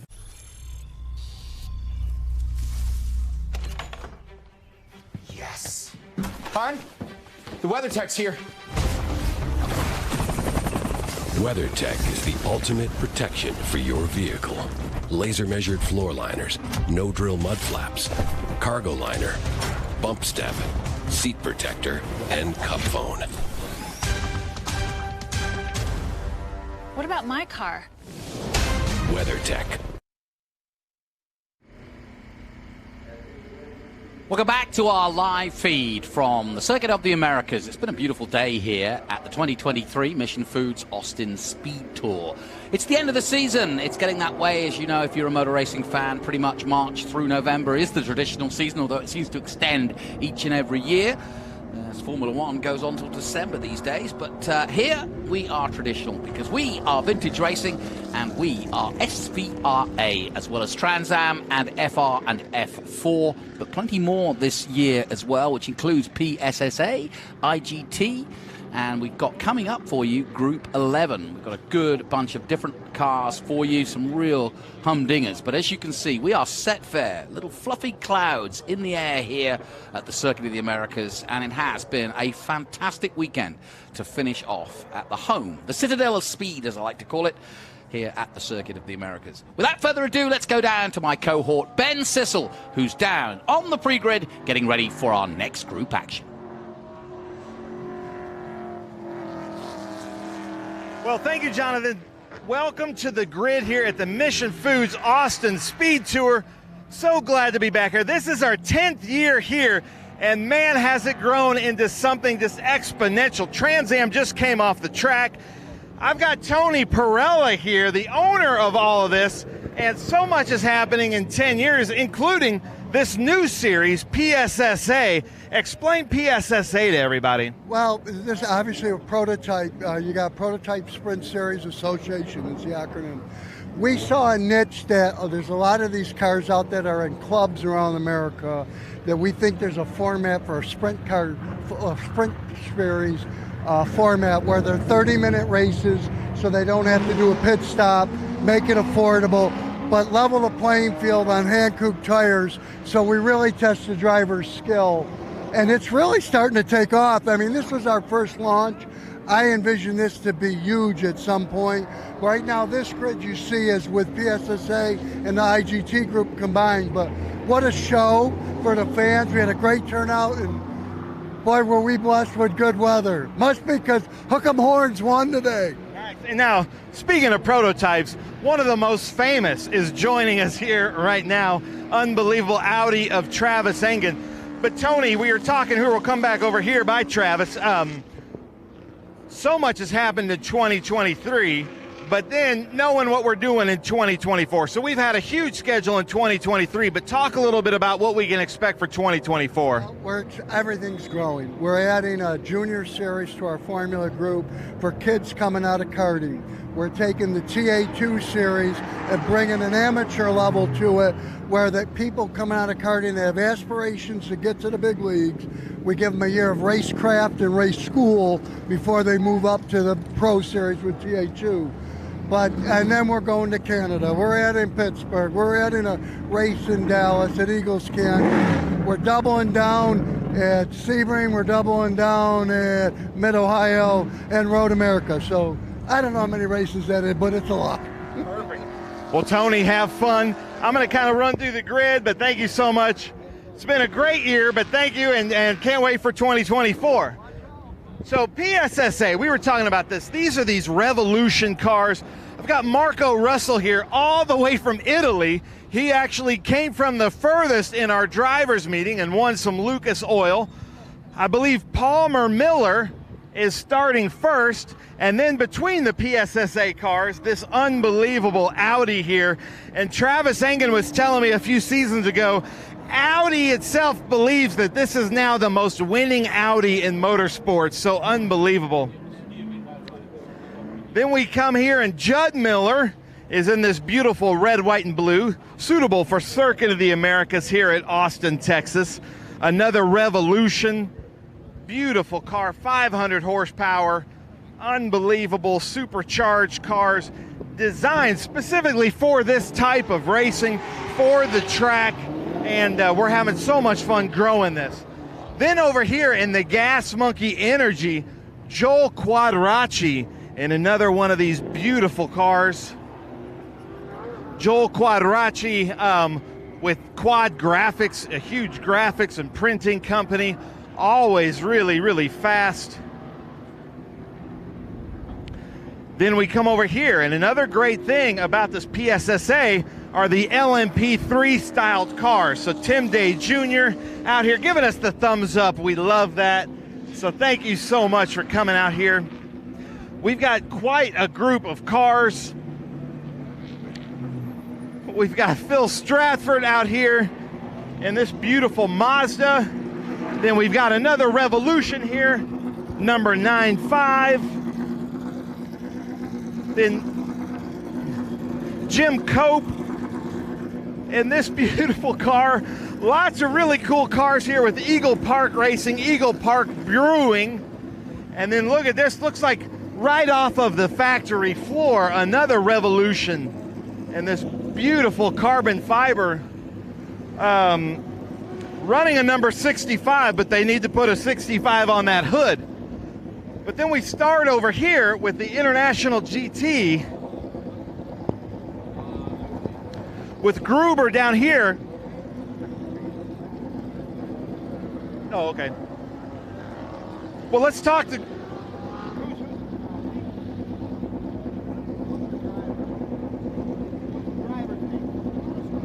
All right, Thomas Gruber out here, I believe our first International GT car. What's it like to be racing out here in such a crazy group, and then you're going to be leading the split start? I mean, some of them are even slower than we are, so we will catch the backpack pretty soon after 2 laps, and the other ones I don't see, so it's not a problem.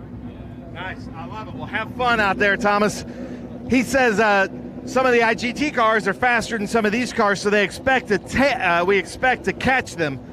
But then we're going here, Vento, who was just with us last weekend at Daytona, having a really good run. So, Marcus Vento, this has got to be so fun to be here. You were just with us at Daytona, 2 weeks, 2 iconic tracks. Now at Circuit of the Americas, green flag drops. What's your strategy? Well, I'm going to be racing against cars of a faster class, so just trying to defend from my class and keep up with the fast guys. Nice. He said he's just going to try to defend his class because he's in a 3.8, but out here at the sharp end of the field, we've got a lot of cars here, including a few Lamborghinis out there and some Ferraris. Jonathan, it's getting loud down here. I'm going to send it back to you and join you in the booth.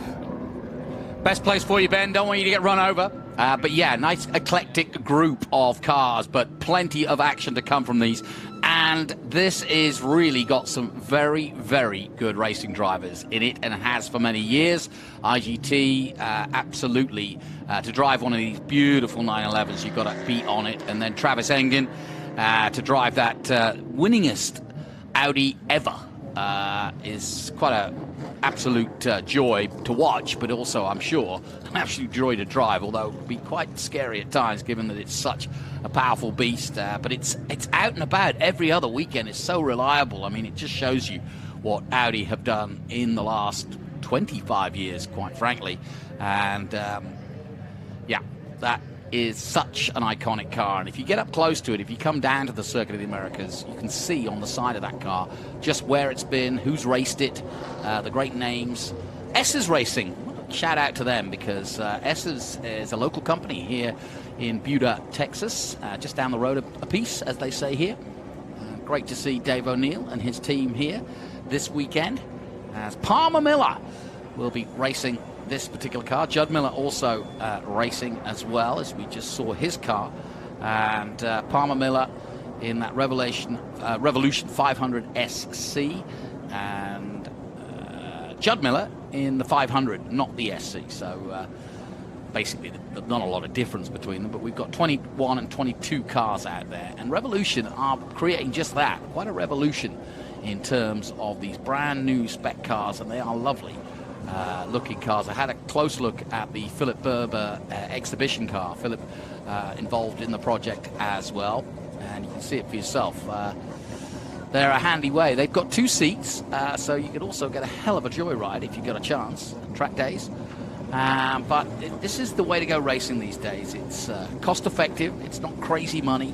And as you can see by a full-on Formula IMSA stroke Le Mans car next to it, not a lot of difference to look at them in terms of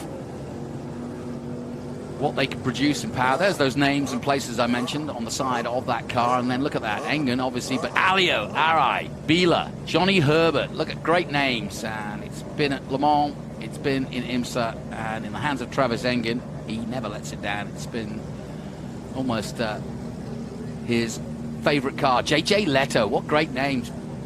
Capello. I went round this circuit with Dindo Capella in an Audi, actually, not that one, I may add, but really cool to do. And there's Judd Miller in that red, white, and blue. Local guys from Austin, great to have them here, and great to have S's here, going so well. In fact, S's got a bit of fame the other week when they were basically housing and hosting the Haas Formula One team as they put their upgrades on the car. They flew the car out from Saudi Arabia, and from Qatar, excuse me. And then they, instead of coming the traditional way, they basically housed themselves at S's Racing. And the Haas boys came over and prepared their upgrades for the Haas Formula One car. It didn't go as well as they'd like to have done, I may add. But nice to see that Formula One is now being part of the Austin scene. And we're even preparing Formula One cars here. So we get ready for the start, and it is the calm before the storm. I love this drone shot. I've never seen this angle of the first turn. It is really, really good, because you can now see, because we always see it from the angle of coming up the hill, but this angle. But to see it from that other angle, you really see just how sharp it is, Big Red. Well, it's funny because sometimes we've shown that very angle, and I thought we're looking at turn 11. They look very similar. Yeah. Well, this is an eclectic mix of cars. I know we've been saying that a lot today as Liz splits the cars. In a vest that I made, by the way, that's my SVRA stencil she's wearing with my red spray paint. She's eclectic too. Yeah.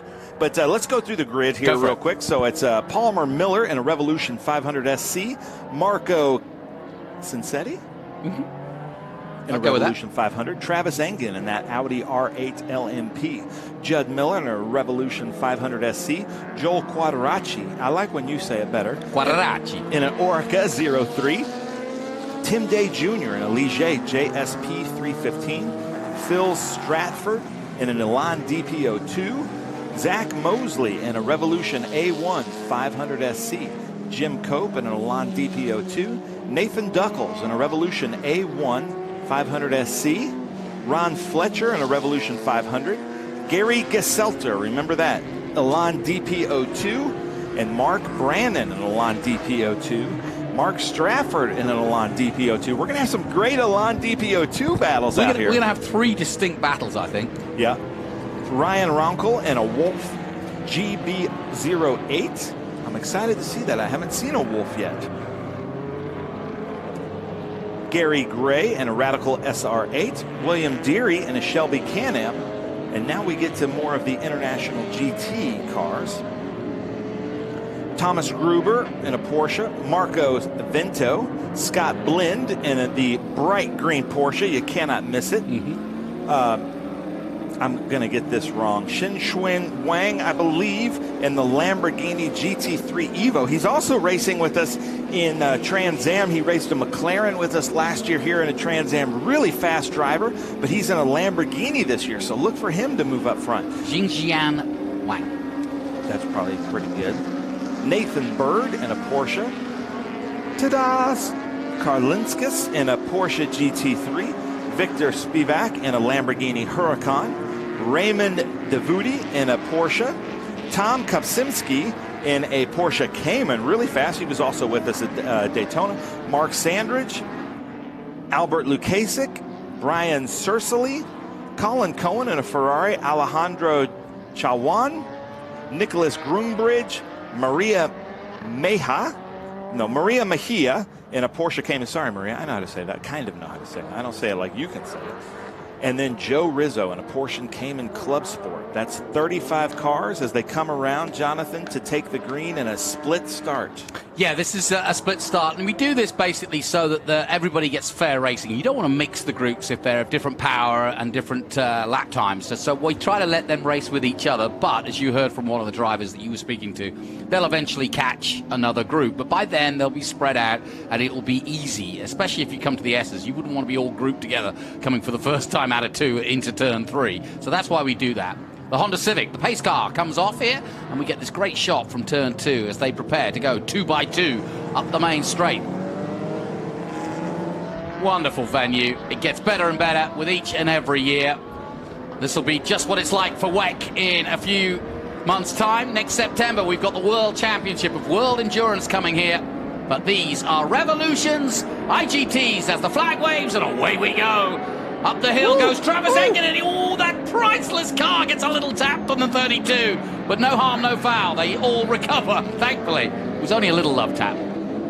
Yeah, Travis Engen in that Audi, and I hope the Revolutions know who they're racing with and what they're racing with, because that is, like you said, a priceless car. Totally. Out there. And that was Palmer Miller that just touched in there in the 32. I don't think he was aware that he was coming up behind him, because most of these Revolution Radical drivers only race in these in single classes. They're not used to what these other prototypes can do. So this is a good learning for them as well. Tell you what, that Audi got off the line though. Boy, here come the Porsches. This is our IGT. Mostly Porsches. We've got the odd Lamborghini and the odd Ferrari. Nothing odd about them though. Now watch Vento. He's in the red car to our left, a 3.8, surrounded by some 4-liters and some R's. So we're going to see what happens there, but there's the Lamborghinis getting up there too in their power. Yeah, using that wide exit of turn 1 and funneling down. A Cayman in there as well. But we've seen IGT a great deal over the last few years. And here they come, and Travis Engen in second place now to Miller. Under braking, here comes the 32, and we've got what? What flags are you waving? I'm waving a double yellow. I'm here from race control. There should be a double yellow out there. Okay, well that was we're gonna see Palmer Miller in the 32. Yeah, so here comes the safety car. Have we found out that Supra yet? Is he out here again? He is. Yeah, the Supra is out. It's supposed to be with Trans Am. Okay. So yeah, he just nothing like a bit of extra practice, is there? So we're under caution already in this Group 11 PSSA, which you had nicely explained by Tony Pirelli there, talking about, a nice little gap in the market for sprint races, 30-minute races for guys that just, they want to race hard, they want to race good cars, but they don't want to race million-dollar cars. Once you get up to big sports car, IMSA cars, prototypes especially, you're getting into some big money and a big team to run those cars, whereas these cars can actually be run very simply. Yeah, and not only that, but the parts are readily available. They're manufacturing them. These Radicals, the Revolutions, there's just a ton of support for them. There's dealers all over the place. In fact, Graham Rahal is a dealer. And it's a very economical way to go racing in a very fast, fun race car, high G-forces. So as you can see, I mean, it's competitive with one of the most famous race cars in the world. So and it's being piloted by a very capable driver too. So what just happened is there was we saw the prototype car going down the hill, looked like some suspension damage at turn 1 going down to 2. So hopefully he gets cleared quickly. All right, well, as you can see, we don't want you to miss any of the great racing that's about to unfold here. So why don't we take a short break, and we'll be back from the Circuit of the Americas with our group racing after this. Hungry for SVRA action? Well, the best way to enjoy classic auto racing is with a delicious classic from Mission Foods. Green flag your race-watching snacks with Mission's mouth-watering race day recipes. Try some of our tasty tacos, piled high nachos, fresh chips with guac, and more. So gear up your ride and fuel up those stomachs with delicious Mission Foods. Now that's too fast, too tasty. You've got a business to run, big and heavy products to ship, and customers who need them now. When you've got the right driver and the right equipment, you can bet on a spectacular result. Bennett understands complex logistics and puts the best team, the most time, and the latest technology into every customer relationship. So you can sit back, relax, and enjoy the race. Let us handle the rest. Together, we can move anything. Welcome back. We're under caution here. The Honda Civic is out on track as we approach the famous Turn 11. It's been pretty breezy today, and we've had lots of different forms of racing here, from single-seaters. Trans Am have been in action in qualifying. That's going to be a big Trans Am doubleheader tomorrow to finish off the year. It's been a hell of a year for Trans Am, but also for SVRA. Ben, you go to every round of SVRA. It just seems, I don't know, to me, to be growing exponentially. Yeah, and it depends on the weekend. And this is a weekend that there's another vintage race happening at Daytona with a lot of cars. But it's just kind of coming to the end of the season. And Circuit of the Americas is a world-class facility. So these world-class facilities bring a lot of world-class cars, as we're seeing here in this group. But yeah, we're seeing it, not only is it growing, but it's changing. Like even just 10 or 12 years ago when I got involved in SVRA, there were more this kind of car than this kind of car, and then sometimes cars kind of phase out or come in. So it just kind of seems to be that's the way that it goes, and there's kind of an ebb and flow to this whole deal. Yeah, and you've created an interesting atmosphere. You've created a fun, laid-back atmosphere with some serious players, though, and some very serious cars. We don't go with the most, sophisticated, sort of after, ridiculously expensive cars that, that are often brought out of museums to go racing.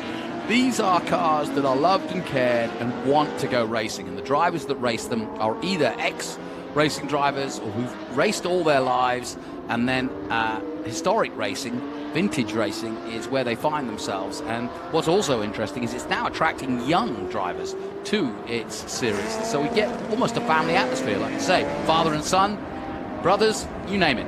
Here we go then. And Travis Engen got taken away there because already Cincetti has pulled away at that restart. He did a hell of a job there at the restart, so well done. Nice little battle here between the number 8 of the Ligier JSP 315, Tim Day Jr. in third position? Through the S's then, under speed. What a beautiful sound too. We didn't talk much about that, but they make a heck of a din too, don't they? Yeah, they really do. I'm wondering what happened to Palmer Miller, starting first, but has gone back to 4th place, I believe. Yeah, he's that one that came together with Travis, but I don't think there was any foul or harm to the cars because it was just a tap and they were both at speed, so nobody got in trouble from it. Now, Travis Engen in... This is a great battle here. Joel Quadracci, Travis Engen, in cars that are pretty similar, and, even similar generations. And and both really capable prototype drivers. I mentioned Stratford. You've got the Millers. You've got father and son there. What are the Stratfords? I believe they're father and son as well. That's what I'm talking about. A lot of Elan DPO2s, probably more than I've ever seen in one race. And then in IGT, you've got a real eclectic group of hard, fast charging professional drivers who often coach some of the gentleman drivers and make them better GT drivers. Yeah, as you see the Italian flag there on the Lamborghini. And this is a really fun series that Ken Fangler has developed. And look at this, there's Scott Blend leading the group here. And sure enough, he was right. They're catching up to these prototype cars. Yeah. Slowly but surely. But there's that Lamborghini right behind Nathan Bird as he passes Vento. And Nathan Bird and Vento, watch these two. They have been going at it all season long. But that Lamborghini's just got a lot of power catching up to him. Yeah, Nathan Bird just jumped out of that single-seater. Yeah. Well, I've done some commentary on the Super Trofeo series, which is all Lamborghinis. And they have never really been, you know, front and center when it comes to sports car racing, Lamborghini, and they've kind of shied away from it as Travis Engen makes his move and takes the lead. Nicely done by Travis. Talking of nice, here's Ken Fengler. Just the man, we were just talking about him, and he comes in at just the appropriate moment, as though, you know, as though the red carpet had been laid out. How are you, Ken? Well, I don't know if I'm the good luck charm or the curse, since we just go double yellow again for the second time in this race. But yeah, I mean, I just wrote down some car numbers. There was some flag violations and passing under the yellow in the last one, so now we'll try again, I guess. So does it make it hard in this kind of eclectic group you've got racing with your guys? Yeah. So I mean, what have you said in the driver's briefing about how to deal with the different speeds, the different types of cars? Well, that really, you know, that hasn't been the issue right now. Now, you know, honestly, we haven't even gotten to that point. You know, now it's just been driver ability, just running out of talent in the middle of the corner and falling off the racetrack. I've been there. Yeah. Well, we're under caution, as Ken quite rightly points out. Maybe he's put the muckers on it. Not sure what the caution is for. We'll wait and see if Ben hears. Heard a car off in 9. I heard. There we go. Well, that's just, that'll be just what we're looking at now from the drone. It's just, I can see it now myself. So here the car's come down to turn 11, so they've just gone past the incident, but that's why we're under caution. The good news is, it won't take long for them to push that back. Now, Scott Blend, Marco Vento, and Nathan Bird have just been going at it all season long, especially Vento and Bird, and it's happening already here at Circuit of the Americas. Yeah, it's those are the three in contention for the Mission Foods GT3 Cup Championship. 2 different classes of cars, Nathan Bird and Marcus Vento. The same, which is 3.8 liter.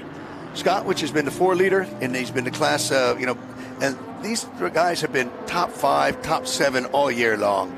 Especially the young guys, the young guns, Nathan and Marcus, 24 years old, in the smallest displacement. We have 3.6s, but we haven't seen many that much anymore. So 3.8 liter is the bottom rung of the ladder. But the giant killers, 4 liter, 4 I's, 4 R's, and just shows you their driving ability and talent. Yeah, Nathan Bird was telling me just last weekend that his engine is getting tired, so he's hoping to make it through this engine for an engine rebuild. But he's been having so much fun. He's racing in 6 different classes with us. We've seen Jonathan this season, so now he's in a, what do you call it, a tin top car, right? Yeah. Well, I'm hearing this might be the end of this deal that I'm hearing, and they got the car off in the gravel, and it might take them a while to get out of here. So I'm not sure what's going to happen, whether we're going to continue on. I mean, we've looked forward to this all day long. That's a shame, yeah. But if so, all I got is tomorrow to look for. The sun. Hopefully I'll see the sun come up tomorrow morning.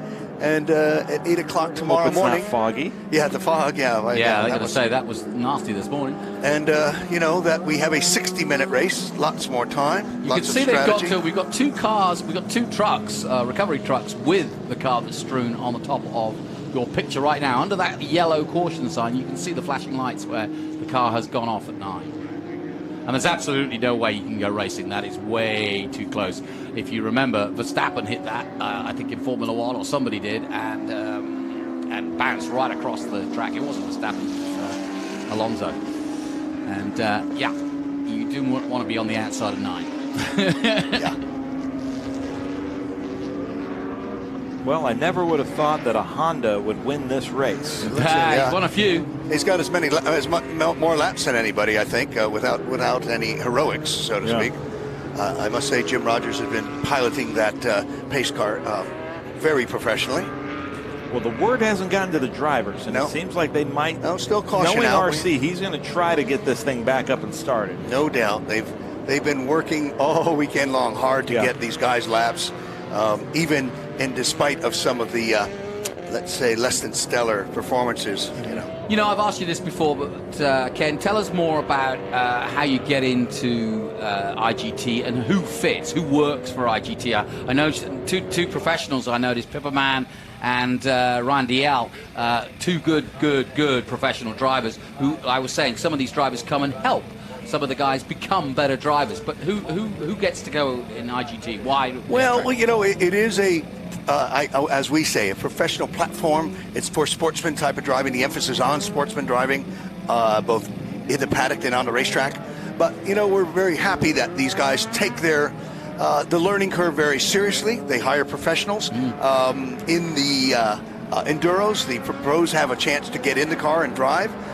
It's skewed a bit on purpose that you know, the pros don't get a gimme. You know, that the AM driver drives for 10 minutes and the pro takes over and runs away. That doesn't work that way. There's a lot of strategy involved and luck per se as to if you have a pro driver. But we're very happy that they have the pro drivers there with them. You know, that come from other series, which is much different than what we do. Yeah, and at this level, it is hard to learn when you're strapped in with the adrenaline there. You need that downtime to think about what you've just done or about to do, because that makes a big difference when you're trying to learn. Yeah, lights are out, gentlemen, and I'm hoping that Scott Blend kind of gives them a little bit of a gap, because they caught up to these prototypes pretty soon. Yeah, and I'm hoping that he gives them a little bit of a gap so that they can both have their races. I say let's all get to the top of the hill together. Here we go then. So we'll watch. There it is. The Honda comes off, and we are going race again, led by Travis Engen in that famous Audi. And away they do go.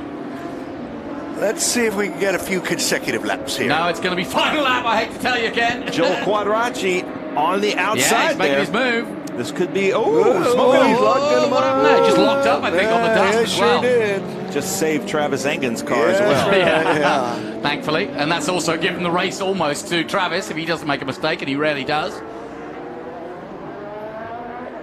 So, through the S's they come, led by Travis Engen. Good recovery, to be fair, Quadracci. Yeah, he's a really talented driver and drives a few different cars with us in vintage racing, and now he's right behind Travis. He's got right up, isn't he? And in fact, he's hounding him now as they come to turn 9 where we had the incident. Those Audis really need the tires to be warm. So the tires have cooled down. You'll see Travis Engen kind of turns it on by lap 3, usually in that Audi, and I don't know if that Orica of Joel can heat up the tires, but look at that. Oh, look at this. Nicely done by the 55 of Marco Cincetti. He was in second place a moment ago, and he's now back there. Beautiful overtake. And now Engen using that power. Look at him in the number 2. Pulling away down the back straight. Leaving the prototypes, the other prototypes, the more modern prototypes, to fight it out against themselves in their revolutions. Yeah, some good competition for Travis, though. You know, for years he just kind of drove around on his own, and I'm sure he's enjoying this moment. I bet he is. You know, hey, I got some guys to race with here, you know, and so good for him. Well, you didn't see it, but they tapped him at the top. Palmer Miller came together with him slightly, so he was probably not liking that much. But no. So final lap, and that's why we're getting a little racy here for second and third. Cincetti and Quadracci. Miller up against his son, and then Day Jr. in 6th. Fletcher Stratford's are 8th and 9th, and then Mosley in 10th.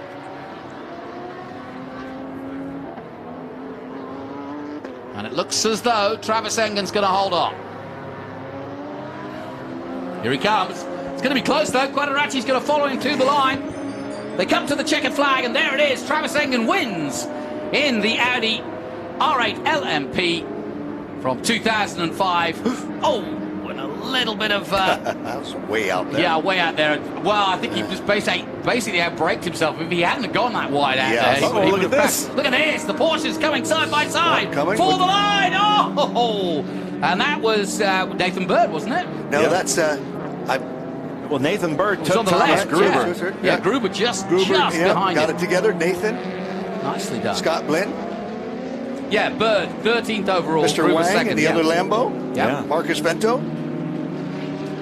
I mean, all I can say is this was a warm-up. That's all for tomorrow morning. You know, you know, it was a chance to finally get out there and race. You know, it's been a long few days of lots of activity on the racetrack with F4 and all these different categories, TA, something for everybody, as I always say. So fantastic. But this will be a warm-up for tomorrow morning's Enduro, 60 minutes worth of racing. And that will be the International GT cars leading off, approximately 22 cars in the field, and followed by the PSSA cars, another 6 cars of prototypes that'll follow along. So, you know, we look forward to that. I'm, you know, let's just say It wasn't a perfect race by any means. We had some things, but everybody's safe. And you know what? We'll sleep on it and try it again tomorrow morning. Ken Fangler, thank you so much for coming in. The president of IGT, who works around the clock to put this series together and keep it going. And it is a heck of a series. And we got at least a little taster for what is in action tomorrow. But we'll take a short break. There's more action from the Speed Tour still to come. So stay with us here, wherever you're tuning in around the world. Keeping your pride and joy perfect is as easy as 1, 2, 3. Start with Slick Mist Speed Wax. Simply mist on and wipe off for a professional detailer shine. For your tires and trim, there's Lucas Slick Mist Tire and Trim Shine. Spray on and wipe off for better than new look. Then finish her with Lucas Slick Mist Interior Detailer. Just spray and wipe. Easy. Use Lucas Slick Mist Car Care products and she'll never look better. Fast, easy, and professional. Really, it's sort of like having an extra set of hands. Or 3.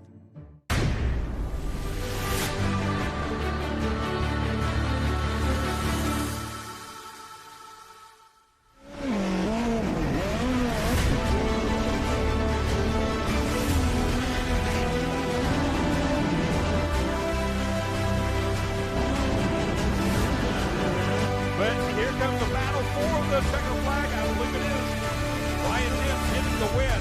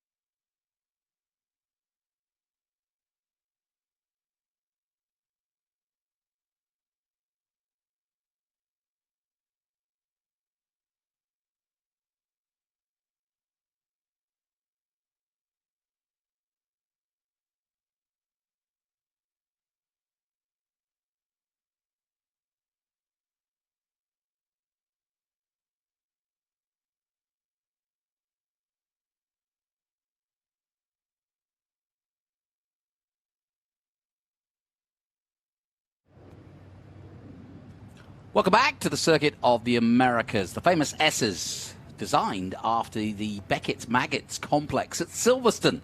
I actually think it's better in many ways because it's trickier.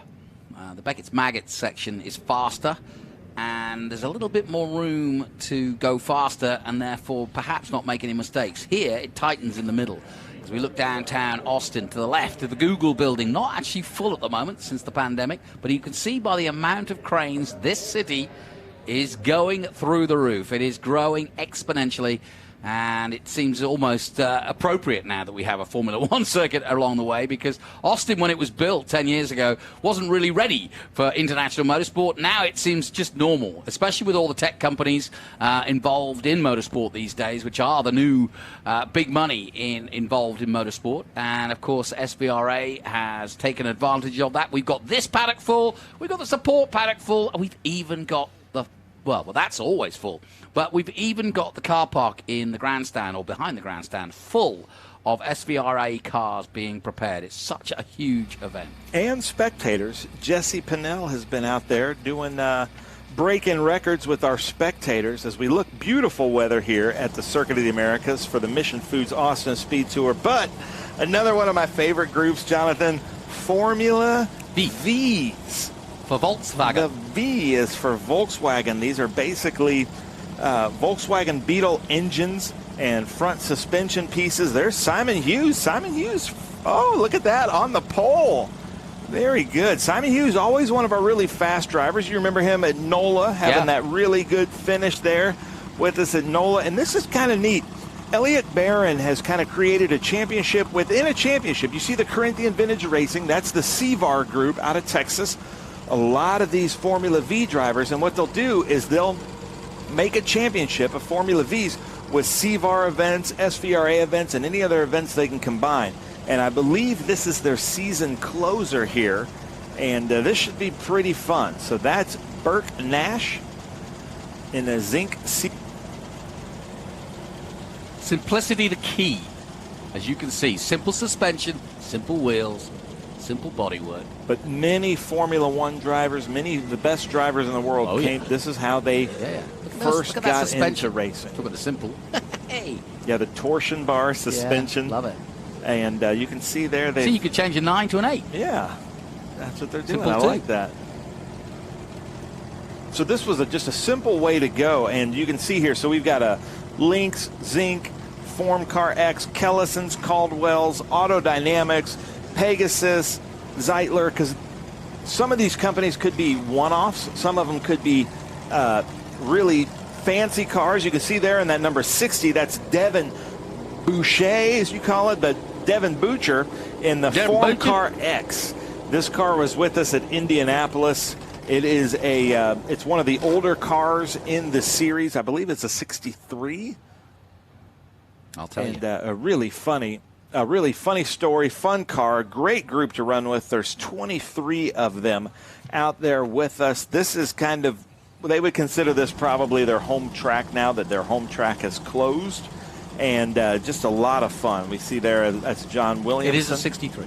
It is 63, okay. And that's a Caldwell D13, a very famous car. A very famous Formula V car, early Formula V car. Pretty little thing, isn't it? Yeah. Yeah, they're, and you know, one thing about Formula V that makes really good drivers is if you can drive a Formula V, which is a difficult car, no downforce, no handling, bias ply tires, skinny tires. If you can be really good in one of these cars, a momentum car, you can be good in almost anything. Good point. Another 1969 Zinc that we just saw.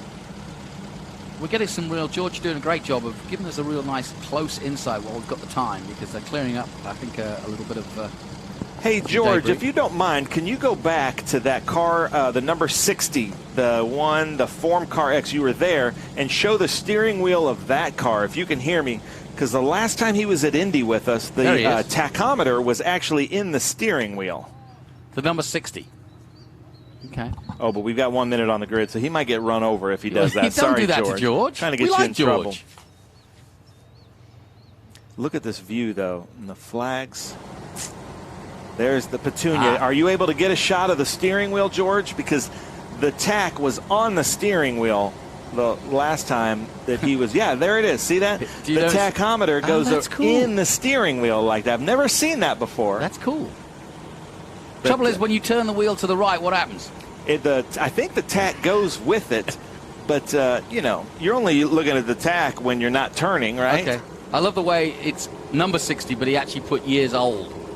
Yeah, because they're celebrating 60 years of Formula V this year. I'm sorry. It came out in '63, so it is. Yeah, 23. Yeah, you're absolutely right. So finally, they head out of the pre-grid. Sun's going down here.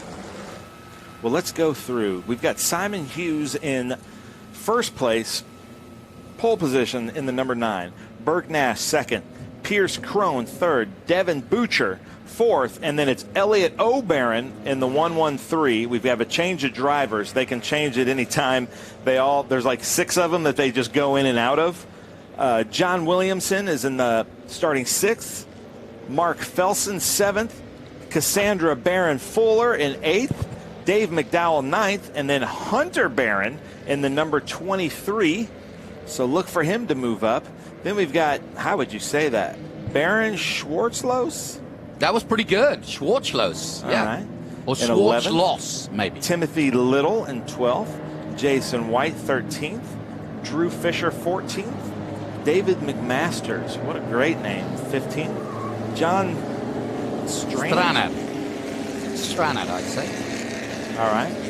16th, Bill Griffith, 17th. Dwight Calkins, 18th. Jason Puerner, 19th. 20th is Mark Shatwell.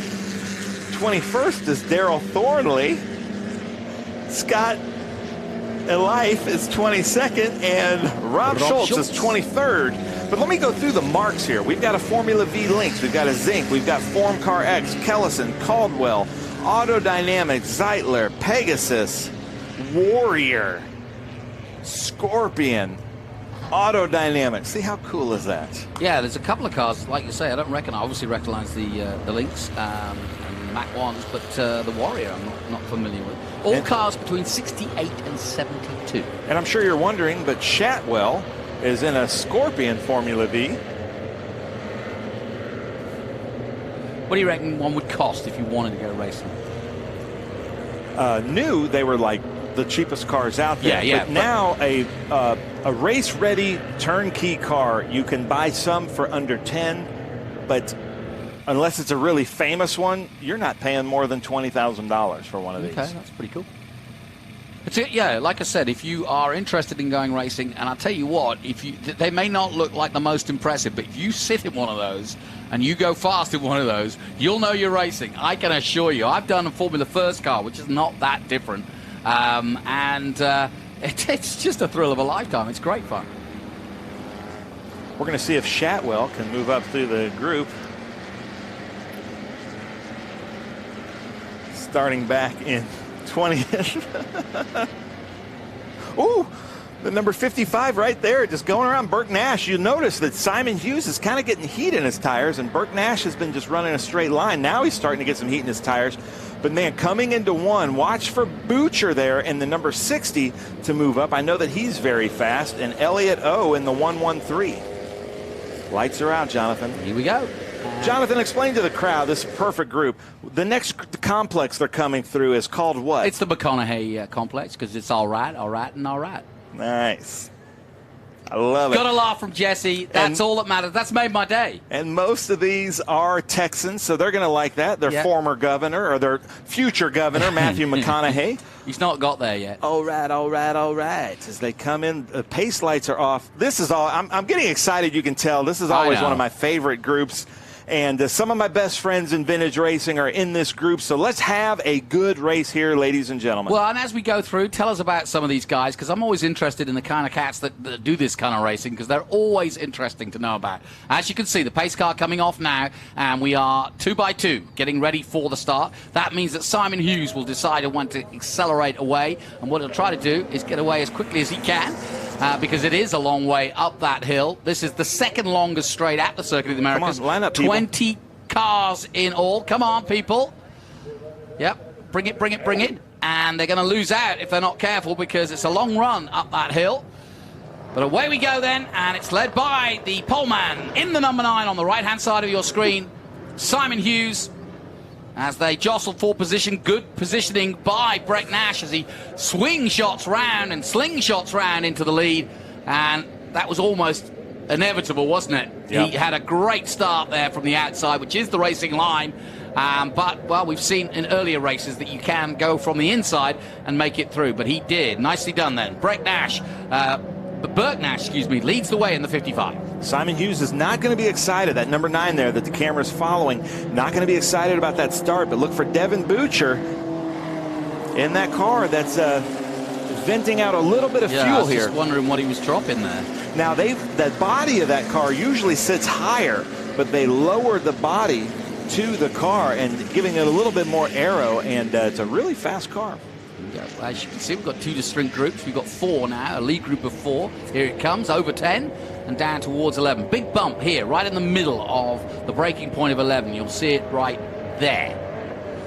And just upsets the car a little bit, but these cars don't have a lot of ride height suspension. They're not that low. You can see for yourself how low they are. That's one low. That's the one that's puffing smoke.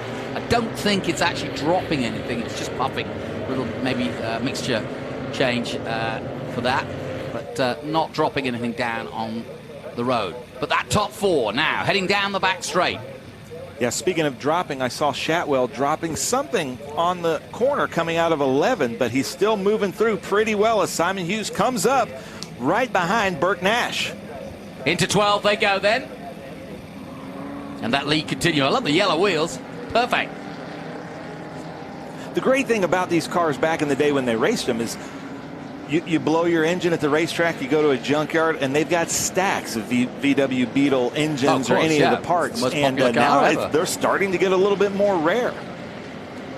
Yeah, there's still plenty of spare parts for these cars, though.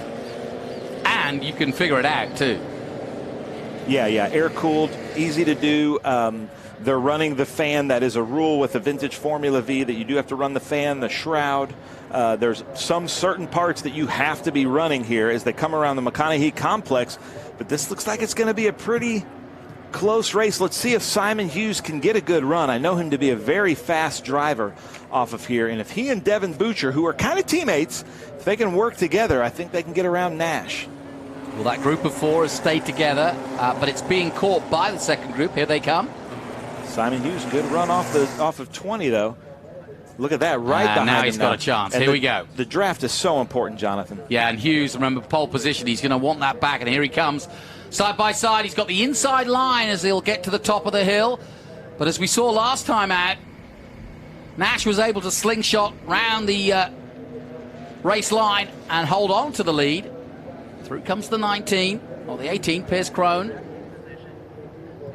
And down they come through too. Now it's a distinct group of 3. Nice drone shot, almost hitting the tower there. Nicely done. Yeah, that was a great shot as they come around here, and you can see the cars really move. I think Pierce might be having some trouble or might have missed a shift because he really fell off there. And now watch for Hunter Barron in this in his dad's car there, in that like silver chrome-looking car. But the 777 goes pretty wide there. Mark Felsen. And we were talking about the rhythm of those S's. Yeah. You get into a rhythm, and then the rhythm changes dramatically. Big time. That's the one thing that shocked me. I wasn't expecting it. I was trying to, understand it, or it looked like it was just going to be a rhythm. And then suddenly you're hard on the anchors to get through turn 5. So really interesting. Oh, look at this. This is the second battle now, the second group. And it's 3 wide, and the signal's being made. I don't know, is it get out of the way, or you're after you, sir, or not? I think he's saying get out of the way. That's Hunter Barron, one of our really fast drivers. Won some SCCA championships in his day in Formula V. And I think he's hating to see that top group go away from him, because I know he wanted to mix it up there in the top at his home track, Circuit of the Americas. You can tell our cameramen are now coming into their own. It's getting into the golden hour, and they're all tightening up now and just getting some really nice silhouette shots down that back straight. Good stuff, boys. Been out there all day. That's Williamson in the 103. The number 32, that's Cassandra Barron, so that's Hunter's sister, I believe, there. Here's the man puffing smoke, but he's okay. It's the 103 of John Williamson in that Caldwell D13, another with the yellow wheels. It's one of the oldest cars, you said, or one of the most famous cars. Yeah, they made a lot of those. Auto Dynamics. I like the Martini livery Yeah, on this one. it doesn't quite look like the Williams Formula One, does it? Or one of those Audi Quattros that won in the Rally Championship. But hey, doesn't matter. That's Jason White having a blast out there. Look at this. From above, you really see just how they're dicing, especially the different lines through here. It's one of my favorite complexes, this. And 19 is off camber, the exit of 19. You've got to be so careful just as you power through there. And it's a fast corner, fast left-hander, and it's so easy to get dragged out to the outside. Here they come. Saw a race won in Formula Regional earlier today by a move up the inside. In fact, it was yesterday. And really cool to see that. Hughes then extending his lead over Nash. Boucher still in third, Crone fourth, Felson fifth, Barron sixth, the two Barrons in fact, sixth and seventh, then Williamson, White and Stranard in 10th position. It's been so neat to see the cars come up to turn one because you can see how they've set up their suspensions. This is a great shot here, 3 wide, and you can see how different the cars are set up as they go over the bumps. Another big bump coming up just through there. There you go, there. Caught out of quite a few MotoGP riders when they came here. Oh, I bet, yeah. Now, there's going to be more resurfacing here. Remember, the track's now 11 years old. It's not old, but it's a fair bit of weathering over a decade. But what a success story for Texas this has been. Truly unbelievable, really. Timothy Little, the little engine that could right there. He really is.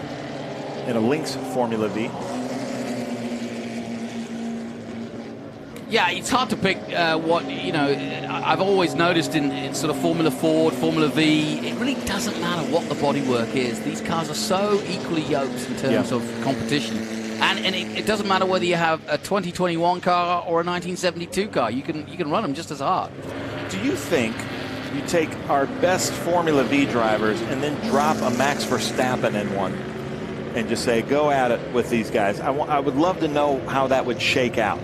It would shake out that Max would take a couple of laps and then he'd annihilate the competition. Yeah, I think he'd drop back to like 6, and then all of a sudden he'd gap them by, the whole back straight or something. Because you use the wrong example. Max is one of those guys that actually would relish the opportunity to race something like this. I'm pretty sure Christian Horner would say no to that. Yeah, maybe. But look at this. I love it when they do this in the groups of 3 or 4 or faster in the draft. So it's really fun to watch how they're going to work together. They have hand signals for each other to try to move up through. Is there much of a draft without wings? There is, yeah. You'd be surprised that they. You can watch the. Sometimes I'll put GoPros on the cars, and they do get a little bit quieter when they suck in behind the draft there. Good to know. Because you're still moving air. Exactly. You're moving air. It's physics. Yeah, absolutely. That's the 56. Is that right? Yep. I thought it was. I don't see. Oh, there it is. Scott Leaf. He's moving up. There he is. No, that's Jason Puner. I'm still looking for Shatwell out there. I think he's just ahead of Puma.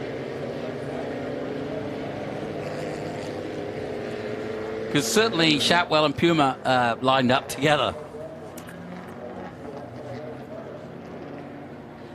In 19th and 20th position.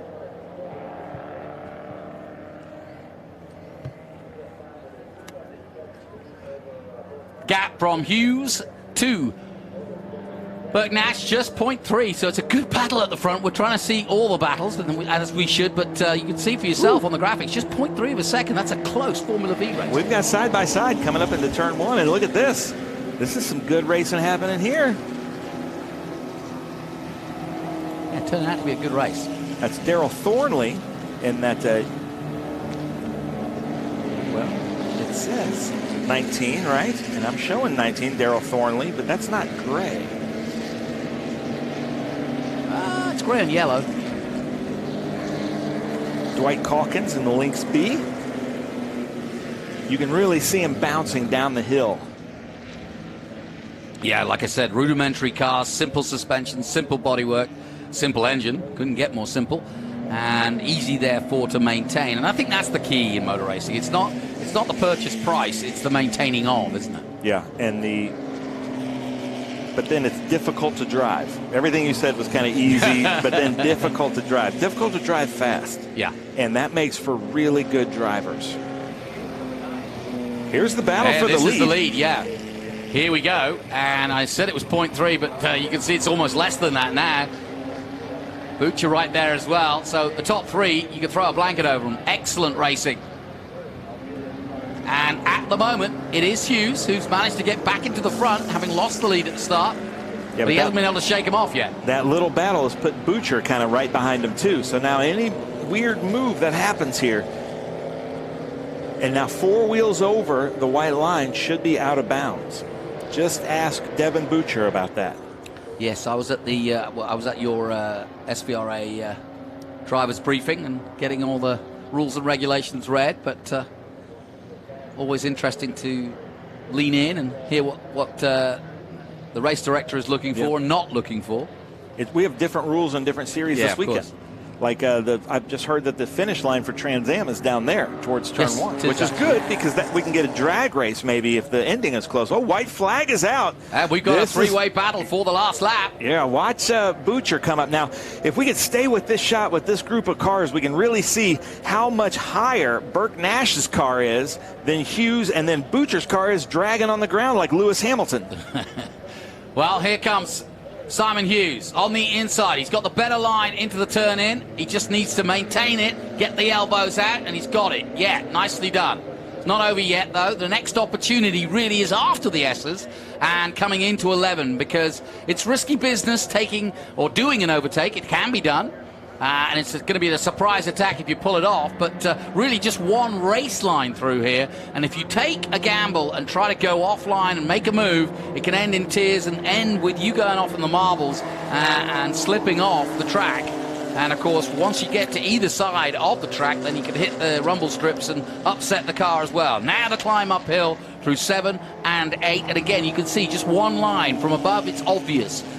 Sometimes when you're low down, it isn't quite so. Nothing to do here at 10. You've just got to get over it. And then the run under the little mini bridge there to 11. Now's the first real chance for an overtake.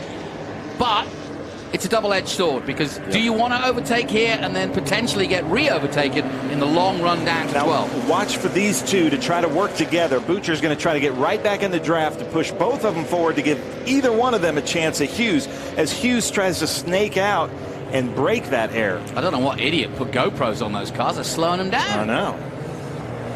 A little bit of drag there, and Bucher's kind of pushing out. Look at this. Here we go, side by side between the two pair of them. It's been this way all race long, but back goes the pole man into the lead. Now it's the last of the late breakers into 12. Hughes, though, can't quite pull it off. And that was good racing from Nash. Running out of corners, though. Next opportunity on the inside of 15 in my mind. Come on, Petunia.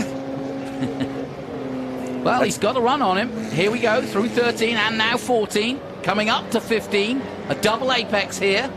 So that's the first apex, and then you turn it wide and cross again, but no overtake here. Now it's the triple apex, no overtake through there. Next opportunity really could be 19, but that is very foolhardy in my opinion. And then last corner is 20. So I think we're going to stay as we are. Line astern now through the last 3 corners. Anything can happen, Jonathan. Oh, yes. Here we go. Nash last just chance. holding on, and it's going to be close. There it is. He's going for it at 20. Here we go. We're going to get the shot side by side, and he's got him. Hughes, Nash, who's it going to be? And Bucher. But it's going to be the number 9, Simon Hughes, the pole man, who takes the win. And what a great race that was. I said there's a possibility at 20, and he took it. I wonder what happened there to Burke Nash. Unbelievable. That was a lot of fun. Simon Hughes has got to be really happy about that, but let's see what else is coming up, because I think the next group is going to be, the next group back there was pretty close as well. So there you go. Good little race between the 3 of them, and they pulled away from the chasing pack. So it's Hughes, Bucher, and Nash. Crone, Barons, 5th and 6th. Felson, 7th. Williamson, 8th. White, 9th. Strannard goes to 10th. McDowell goes up to 9th. Well, that was a fun race. I never got to see Mark Shatwell out there, and I think because I just assumed he'd be in a brown car. Maybe he pulled out He was dropping something. So we'll take a short break. We'll be back with more hijinks and fun here at the Circuit of the Americas after this. That bush is really coming along. Hi, Carla. What are you up to? Oh, I just spent the whole morning having a little battery-powered fun. I can see that. This thing is powerful. Hey, honey. I was just gushing about our new favorite toy. Let me tell you, the battery life on this thing, you wouldn't believe it. Sometimes we need a little extra push to get there. Sometimes, hey, I let it do all the work for me. And it has so many different settings. All right, Joel. Ready to go again? You should join us sometime.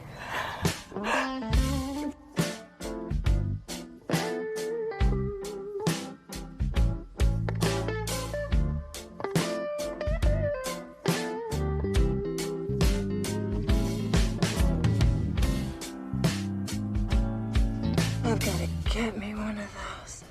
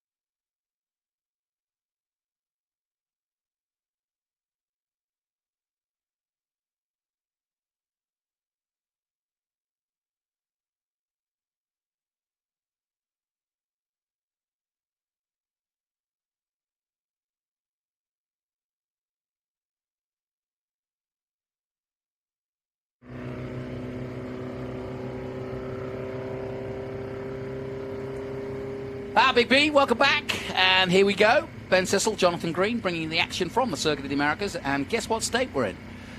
The Lone Star State. Your home state, Jonathan. Absolutely. Got here as fast as I could, is what we say in Texas.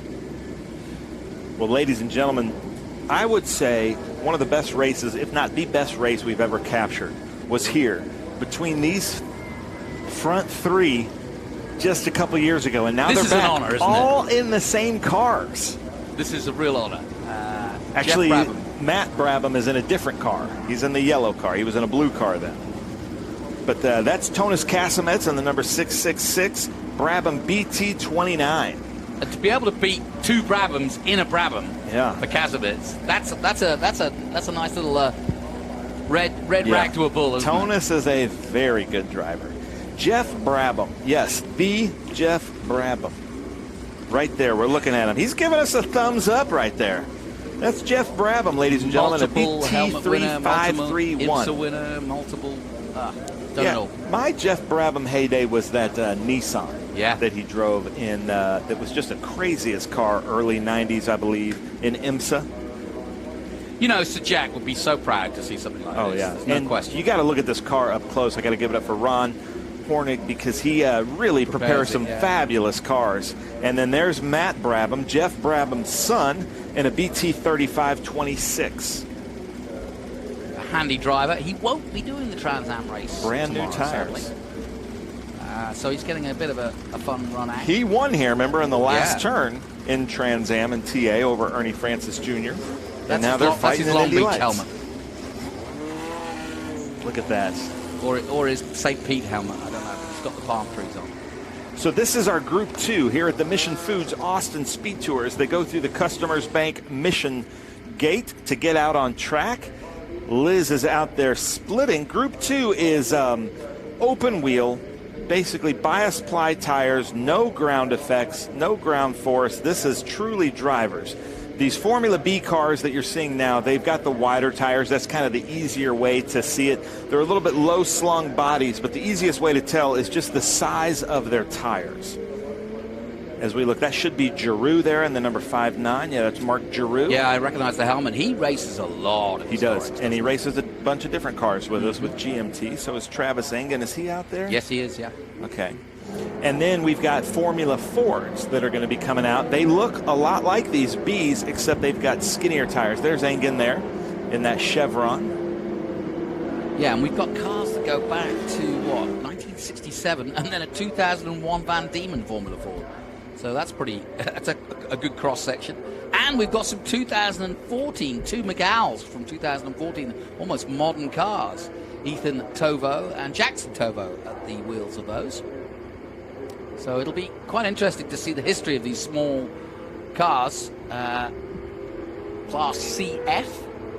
Gary Geselter is back out here with us in his Swift DB6. Remember I told you the story about him? I was at a Wawa in New Jersey. What's a early in the Wawa morning, coffee, like a convenience store. Yeah. And he just comes up to me and he goes, "Hey, it's Geselter." Yeah. And it's so like out of context that I'm like, what are you talking about? And I guess we had been saying his name wrong. So we apologize for that. But he's racing a DP01 with us this weekend and a Formula Ford. So it's cool to have him out here. Jeffrey Anderson just going through shot on the 16.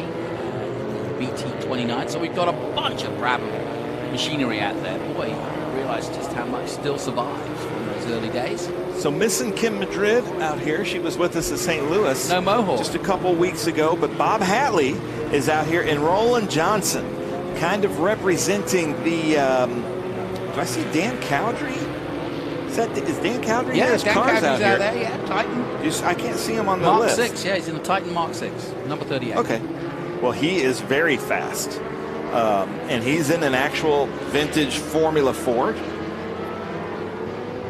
Yeah, there he is, number 38. Sorry, I was just overlooking. Quadracki's in this one as well. Unless it's a different. No, where's Joel he? Quadracki. Oh, yeah, he's a great Formula B driver. Okay, so the lights are out.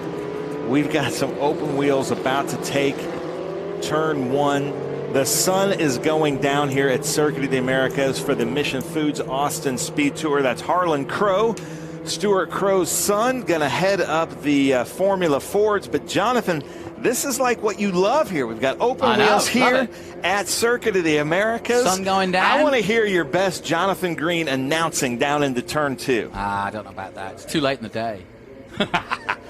Now we'll have some fun. Here we go. 2 more races to go from our Speed Tour today, and a full day of racing tomorrow, which also includes our headlining Trans Am races. We've got a full grid of over 46 cars in TA2 and a host of TA and GT cars as well. Here we go then. This is our Group 2. Feature Race 1. The NetJets Feature Race 1. Lined up nicely for the acceleration up to the Big Machine Vodka Spike Coolers. They start to spread out now, side by side, between Kazimets and Jeff Brabham. Kazimets gets the advantage. Brabham slots into second. That's Quadracci there on the driver's left. Yep. Making that inside lane, looking like he's fighting just right behind Matt Brabham. Matty Brabham in the all-yellow slots into third. There he is in the number 4. Right behind his dad. Matt Brabham, in 1 year we've seen him race Trans Am, Indy Lights, those stadium super trucks. Yeah. Just a little bit of everything. I think he did the Gurr series. Yeah. He'll jump in anything. He's a Brabham, that's for sure. He'll race whatever you like. And by the way, that goes back to the days of Sir Jack Brabham, when Formula 1 drivers like Sir Jack would race Formula 2 and occasionally even smaller cars. Yeah. And whatever they were thrown at, whatever was money for, that's why America took off, because drivers like Jack Brabham would come over and race the Indy 500. And look at this, right where we left off last time. I know. Jeff Brabham takes over from Tonis Kazimets. Tonis Kazimets gets the draft right behind him. Joel Quadracci there in 4th, trying to get behind him, but Matt Brabham trying to pick which car to get behind. Into 12, side by side, and Matt's going to pick up the pieces if they get it wrong. Dan slots into second place. It's Brabham in second and third as they chase Tonis Kazimets into the stadium section. Linus third, nothing between them. Coming up to 14 now. Matt Brabham goes high and wide with a view to doing the switchback. Try and get as much drive as he can and maybe make just a little jolt into the inside there, a la Verstappen all those years ago. But he can't quite do it. You can see from above. He's got the momentum, though. Oh, yeah. They're glued together, the three of them pulling away as we kind of expected into 19 for the first time. Nothing between the top three. Matt Brabham we saw on new tires, so he may be waiting for those tires to warm up just a little bit more before he can really turn it on. But watch for Tonis and Jeff to go side by side into one here. Here we go. Brabham slots out, and now it's side by side up the hill. Brabham's got the better line for now. He just needs to keep the car there, brake nice and smoothly, turn it in, and Kazimets has nowhere to go at that point. The 44 trying to stay with him. That's Joel Guadarraki in 4th position, and behind him, Bruce Hamilton in 5th. We're going to have to stay with these leaders, though. This race is just too good, Jonathan. We've got too many legends up here. Unbelievable as we see Guadarraki and Bruce Hamilton come through. But this is, I think we've already had, what, 3-4 lead changes up there for the battle for first? Yeah, there's the BT36. Bruce Hamilton coming through there in 4th position. But look at this battle at the front as Matt Brabham looks as though he's jumped into 2nd place now, behind Kazimets, and he has. Behind his dad, excuse me, Jeff Brabham now leads from Matthew Brabham, and Kazimets drops to 3rd. What a race! He's gone from 1st to 3rd in half a lap. Now it's going to be interesting to sort themselves out into 12. Travis Engen followed by Ron Hornig. That is the car Matthew Brabham was in last time, I believe. Yep. That's Ron Hornig, who's put this whole thing together for us, ladies and gentlemen. So, Ron, thank you for this. Brabham side by side, Jonathan. This is great. And Matthew Brabham says, hey, Dad, watch a little bit of this. Through he goes and into the lead. Matthew Brabham leading his father, Jeff. And Jeff says, ha, son? Yeah, not so quick. Oh, that's awesome.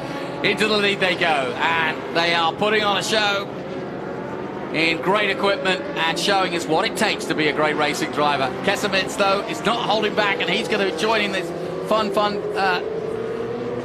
combination of racing between the three of them, and Matt goes from 1st to 3rd. I love it. Now he's gone hung out to dry a little bit, now gains back 2nd place. And ladies and gentlemen, last year, it was just the same thing, I think 2 years ago when they did this, and they got out of the car and all agreed that was the most fun race they've ever had. And here they're doing it again. How cool is this? Really cool. Out of 20 then, down the main straight. Brabham Sr. leading the way from Brabham Jr. Here we go. Matthew Brabham jinks to the inside. Again, side by side as they come up to Big Machine Vodka. Spike Coolers turn 1. Matthew Brabham takes the lead. Kazimets right there in 3rd. Yeah, unbelievable here. You can really see how equally yoked they are as Brabham goes really far out wide on the curbs there. But I think the tires have kind of come to him as we see Joel Guadarraki and Bruce Hamilton. But we're back up here, and it looks like Tonis and Jeff now are the battle as Matt gaps him just a little bit. Yeah, just a little further back. Horning in a good battle with Travis Engen, who's having a busy day. Giraud is in 9th position, just ahead of Hansen in 10th. Then it's Crow, Flynn, Cowdrey, just ahead of Tovo, Ethan, and Jackson Tovo in those more modern cars. We haven't seen them yet, but they're in those modern cars because we can't take our eyes off this great battle. Matthew Brabham leads them into 11th. Now they'll sort themselves out in the run to 12 again. Now here's that 2nd group. Oh, we got a caution. Time to catch our breath a little bit. That was Travis Engen in that 2nd group. Yeah. So Matthew takes a breath. I think I saw Bob Lima out there in the Smothers Brothers car. I can't remember which one. I'm sure somebody in our comments can tell me. Was it Dickie Smothers? Which one of the Smothers brothers was the race car driver? But that's the actual car that he raced. Good question. And the Smothers brothers, you know, kind of, they had like that variety show on TV, and they were smart enough to kind of disguise the things that they were saying during the Vietnam War to get by the censors.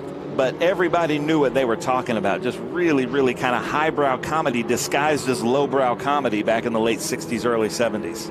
And we'll be back after a short break with more from Ben's trove of fun facts. After this. Hungry for SVRA action? Well, the best way to enjoy classic auto racing is with a delicious classic from Mission Foods. Green flag your race-watching snacks with Mission's mouth-watering race day recipes. Try some of our tasty tacos, piled high nachos, fresh chips with guac, and more. So gear up your ride and fuel up those stomachs with delicious Mission Foods. Now that's too fast, too tasty. You've got a business to run, big and heavy products to ship, and customers who need them now.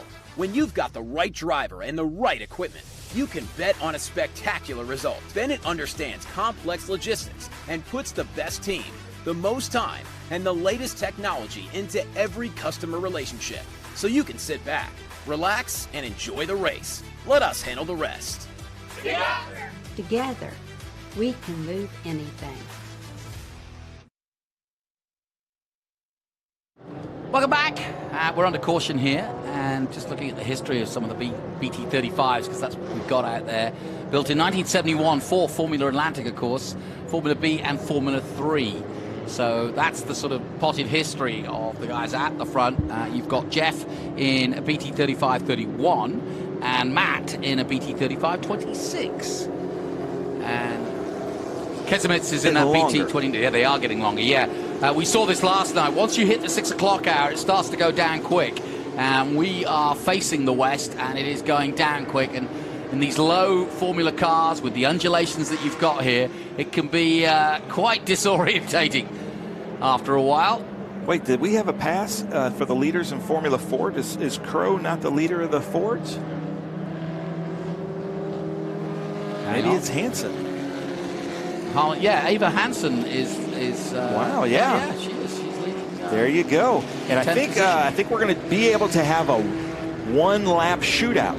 Okay, now, good. don't think this race is over, because we just saw 4 passes in one lap between these two leaders, the 3 leaders. Yeah, well, they're evenly yoked, no question. Kesemets is holding his own.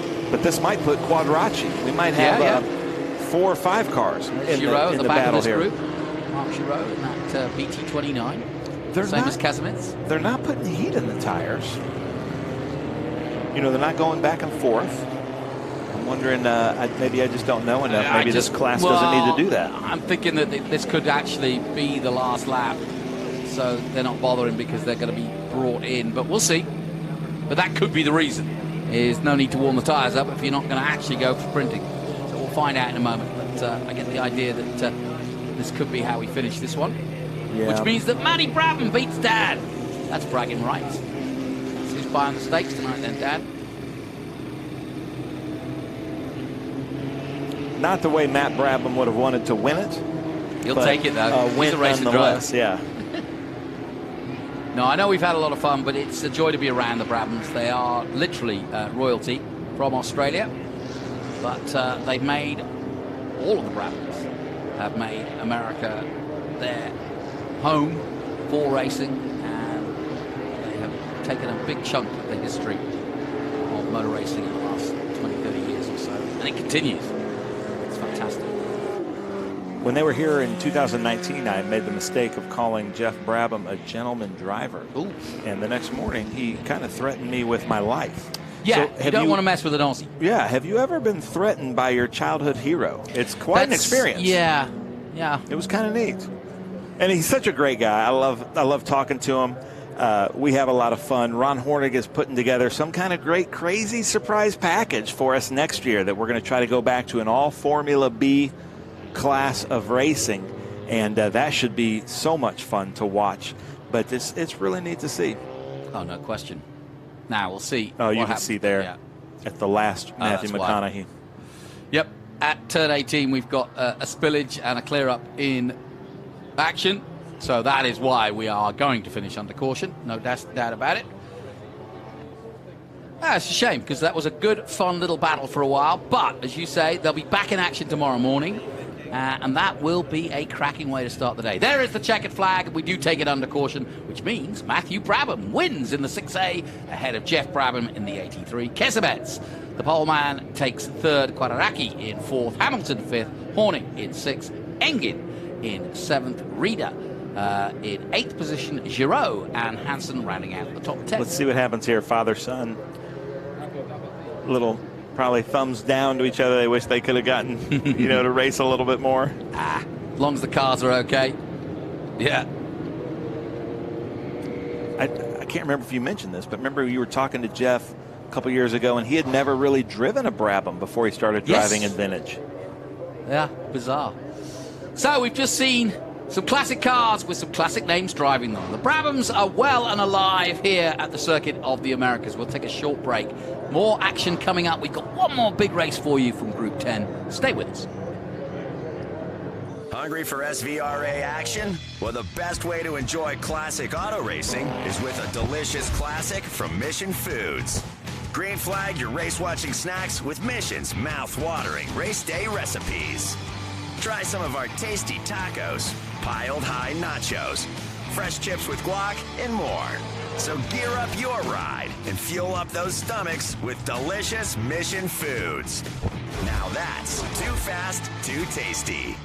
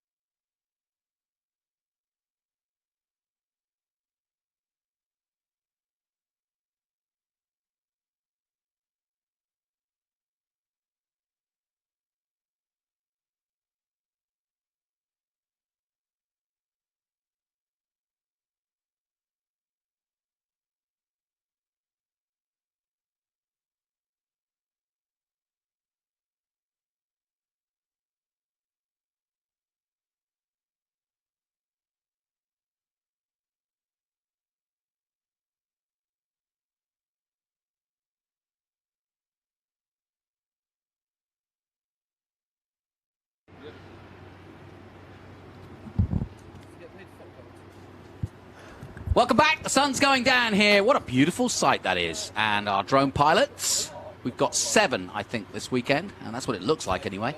Done a heck of a job. And that is one of the nicest shots you can get. The sun going down here in Texas, looking over the famous Texas skies. That's actually what Texas claims to be famous for, is those big Texas skies. And this is live, people. This is not doctored in any way. Do not adjust your TV set. This wasn't shot just luckily 3 or 4 days ago. Well, that's Lego. This is though. right now. Yeah, that's to scale. You can buy a Lego tower. Really? Yeah, they were making them at merchandise today. They were struggling, cool. Actually. But yeah, it's a nice little box with a Lego. And you can even get a Lego AMG. I've got one of those. That's a nice car, too, by the way. Welcome back to the Mission Foods Austin SpeedTour here on the grid.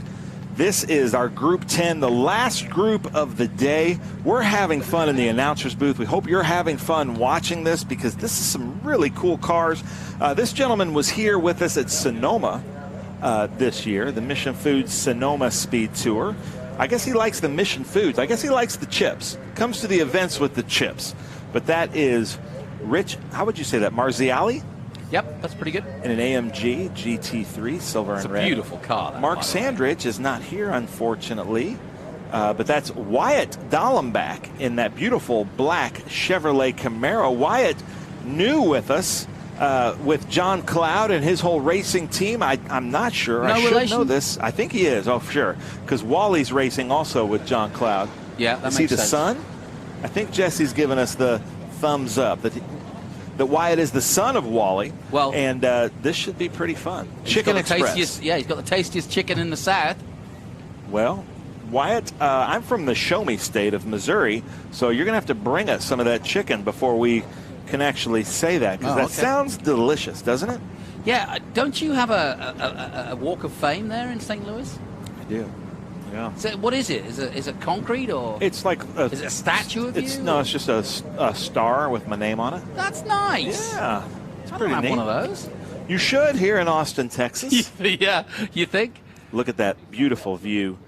That was Wyatt Dallenbach in a Chevrolet Camaro. I believe his first time in TA2, but already up to third. So obviously it runs in the system, in the blood of the Dallenbachs. Well, when I got to know the Dallenbachs, I hadn't realized that Mrs. Dallenbach was a racing driver herself. Really? She puts them all to shame. Speaking of, I just watched Talladega Nights, Ricky Bobby last night, and Wally Dallenbach's all over that movie. He does the commentary.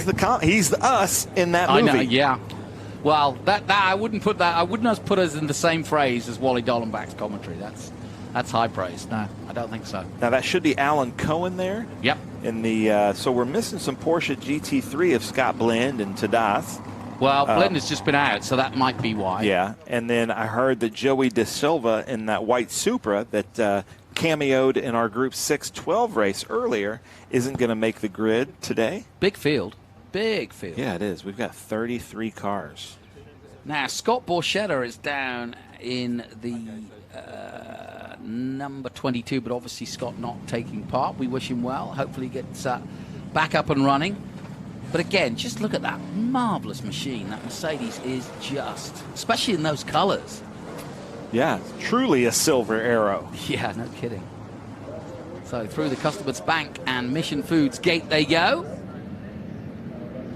Liz with her final split. Oh, they're not listening. Oh, yes, they are. Now that looks like, is that a Ron Fellows Camaro back there? Could be. Looking at the 45 coming out, that's Alan Cohen. We just mentioned him in that Ford Mustang, the red, white, and blue. There's the Rusty Wallace car. Our producer, Jesse, just said that all 3 of Wally's kids are involved in racing. Ah, there you go. Well, what about Mike? He's involved. Yeah, that's his cousin, I believe. Yes, it is. He's here. Bit of truck racing. Corey Cochran in that Chevrolet Silverado. You know, I was talking to Brent Cruz, you know, our phenom in Trans Am, and the hope is he's going to go a bit of ARCA and a bit of truck racing. Can you imagine? I'm actually going to tune in to truck racing now, to watch that kid. He won handedly in I think his first ARCA appearance this season. Yeah. And just like you said, a phenom. And I kind of equate it because I come from music, of like you can be the greatest guitar player, and then all of a sudden Jimi Hendrix comes out, and there's just a whole new realm. And we're seeing that this year. twice with Connor Zilisch and Brent Cruz. Well, to be honest, Verstappen, I thought when I saw Senna, when I first started out in motor racing, I got to cover Senna, and I thought that I'd got the, Willy Wonka ticket. Then Schumacher comes along and breaks all the records, and now Verstappen and Hamilton are breaking all those records. So not as big a field as... Yeah, we've had a lot of the international GT cars drop out. Okay, that makes sense. So we can't really go through the grid, until we see them cross the line here. Look at these great old name sponsors like Furniture Row. You've got Miller Draft on the front of that Rusty Wallace car. Uh-oh, where's Walt Brown? Yeah, he's a perennial member of our car's here. fraternity, isn't he? The Pink Panther car, where is it? Not there. That's a shame. Jeff Rocco in that Pontiac Grand Prix. There he is. There's Walt Brown. There he is, yeah. See, you got me all concerned. There we are. The Pink Panther. With the Pont sponsorship. Can't miss that, can you? No. And personally, I just like that. I like when people have their cars really stand out, followed by that Lamborghini that definitely stands out. Yeah, that stands out. Well, it's like Tommy Dreesy when he's promoting a movie. Mm-hmm. Yeah. It's a very distinctive car, that, isn't it? You wouldn't guess it would be anything else. If Lamborghini have achieved one thing, it's to put themselves apart from the other Italian sports cars. Yes. So here we go as the sun goes down and the safety car comes off. We've got a lot of power coming at you, and cars from, well, all the way back to the early 80s and all the way up to 2020. We've got a GT4 CS Porsche, and that's about the most modern car. No, we've got 21. That AMG, that GT3 Mercedes, is actually a 2021 that Danny Lowry is pedaling.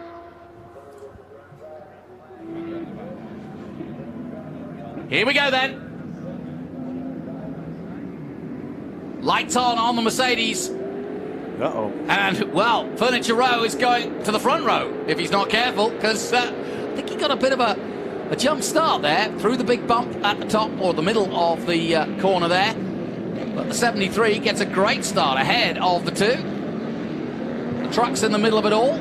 So too the Lamborghini, and away they go then. And it is Richie Marzial who leads the way in that Mercedes AMG. Now, the 78 that I said maybe have jumped, it was Alan Savagian. We'll see if they clock him for that, but I don't see why. It's a fair enough start, but already Marzial pulling away as he heads through 10. Only making a little bit of an excursion there, but he's already dropped them right back in the Blancpain number 56. Beautifully prepared too. That is absolutely gorgeous. It's got Lincoln Park livery on there. He was also with us at Indy because I had to get him a transponder, and I was asking him about that Lincoln Park, and Lincoln Park, the band, did sponsor the car back in the series. Really? Yeah. Oh, wow. That's one of my son's favorite bands. I was going to say, I wouldn't have associated them with motor racing at all, but there you go. You never know. I wouldn't have associated Pitbull before. Yeah. He came along with NASCAR. And there's Wyatt Dallenbach. Really impressive. I think this is his first time in a TA2 car, and here he is running second. Yeah, it's in the veins, as you say. Wally here. Smooth corner, too. No, Wyatt. Yeah, but Wally's also. Oh, yeah, Wally's running in Trans Am, yeah. Yeah, he's racing in the Masters. I think he's going to win the Masters overall, actually. He's only done a few races, but there's not anybody who's competed against him enough that can take points off him, so power to him. So Ben Bowles in 7th place, Corey Cochran in 8th. Parker DeLong, we know that name, a youngster coming through in Trans Am. He's in the Corvette in 9th position. Mark Mercurio just behind him in 10th. Walt Brand, the man we mentioned, he's in 11th at the moment in the Pink Panther car. That Chevrolet Camaro. The field's spreading out dramatically, though. But we've got some good little pocket battles. Here's a three-way look at battle. this. Alan Savajian in that furniture row. You can see that the car was probably set up for an oval. Yeah, see how it's totally. Look, offset? it looks offset, doesn't it? Yeah. It looks like it's not. It shouldn't be going straight. Well, it is now. And right behind the 45 of Alan Cohen. That Patriot missile sponsorship on the side. And then the Genuine Draft. Rusty Wallace car.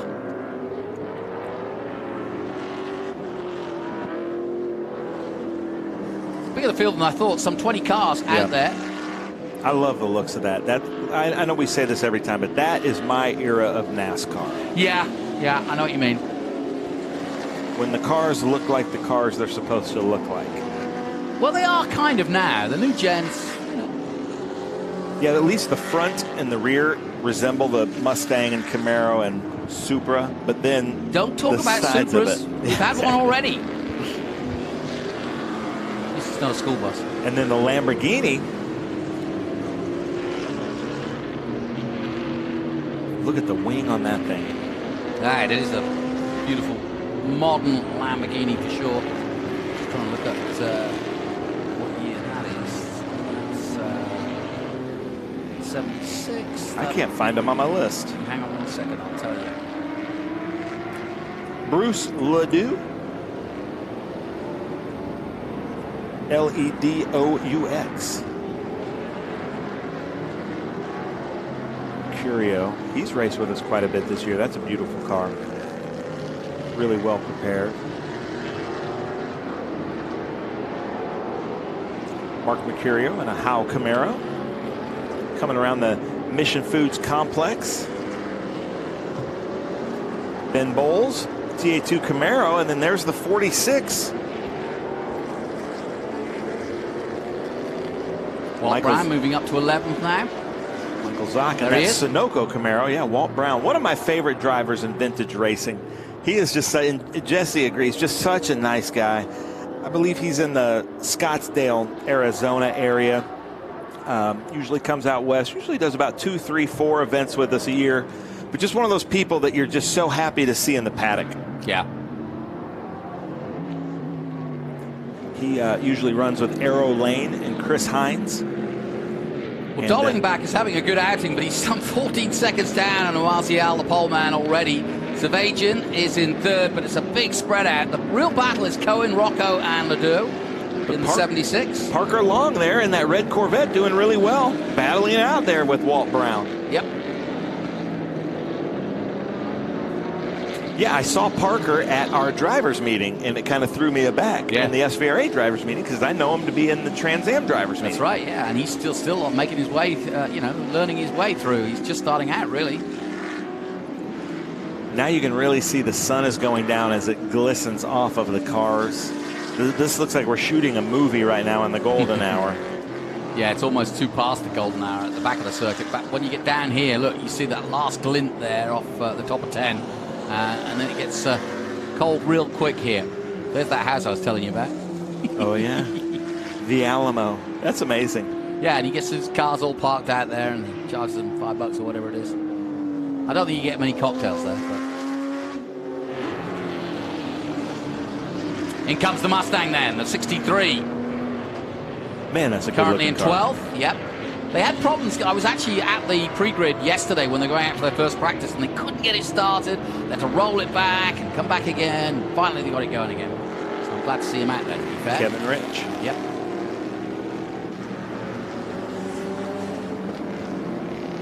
I'll tell you what, as a Brit, truck racing just does our head in. I drive a truck and they're so tail happy that I'm always curious as to what weight they have to put in these cars. Well, we do this kind of truck racing, but you guys race lorries. Oh, well. You race semi-trucks. My co-commentator was a world champion lorry racer. Really? Yeah, he used to drive for Mercedes, the factory works team, against DAF and all the other big haulers, big haulers. They do the same in New Zealand. Look at how low the driver's sitting. I mean, he's got 6 to 8 inches before his head reaches the top of that. But surprisingly stable. When balanced, those trucks really, really shift. wonder if they'd the handle. handled gearbox. A honk up here. Yeah. Well, some great shots here. There's Austin there in the background. Yeah, and remember, this is day 2. We've got 3 days at this big finale here this weekend. The pack, if you are in the Austin area and you're tuning in, come down, come and join us. Really, I've got a friend of mine coming tomorrow, and you know, he said, "Where do I sit? Where do I stand?" I said, "Come down, come into the paddock, come and have a look at the cars." Yeah. He's a big car freak, and he's going to love it. Go wherever you want. Yeah, that's the beauty of it. Talk to the drivers, talk to the mechanics, and sniff around the cars, and find out what you want to find out. There's Anderson going through, shot there. And Paul Ruth was in that Pontiac ASA stock car. The white Pontiac there. Did you notice the debris, or you call it debris, in the front straight? Debris. No, right in the middle of the front straight, yeah. Which I thought as soon as I saw it, well, somebody can nip out and get that quick. Yep. Because there's 3 or 4 gates down the front straight. But it looked quite impressive. It looked like a lot of gear. I don't know what it was. I'm hoping it was tape. Yeah. We'll see. If it's gone this time round, we'll be all right. Martial, Dallenbach, and Savajian, big names. Edward Savajian, we know well. Yeah, that's his dad, Alan. Yeah. Alan Davison is out there in his Pontiac Trans Am Firebird, the Mark Martin IROC car. Really neat car. And then here comes our leader. Yeah, he's catching up with cars that are slower than him, and he's on his final lap, as you can see. That's why he's got the lights and the headlights blazing, not because he's literally warning that he is the leader and that's how fast he's going. But look at the difference in speed, and he's having a great time out there, racing against himself pretty much, against the clock. And we've got one of those AMGs in the Trans Am race tomorrow, so look out for that. We've got a huge GT field and XGT this weekend, so really pleased to see the entry list for both XGT, SGT, and GT this year, or this weekend. Look at how controlled he looks at the end of this race. That car just looks like it was manufactured for here. The Lincoln Park livery there on the side. There's Alan Davison ahead of him there in the Mark Martin car. Look at how the colors have changed with the sun going down. Yeah. Yeah, I'd love to see something like that on the Nordschleife, putting it through its paces.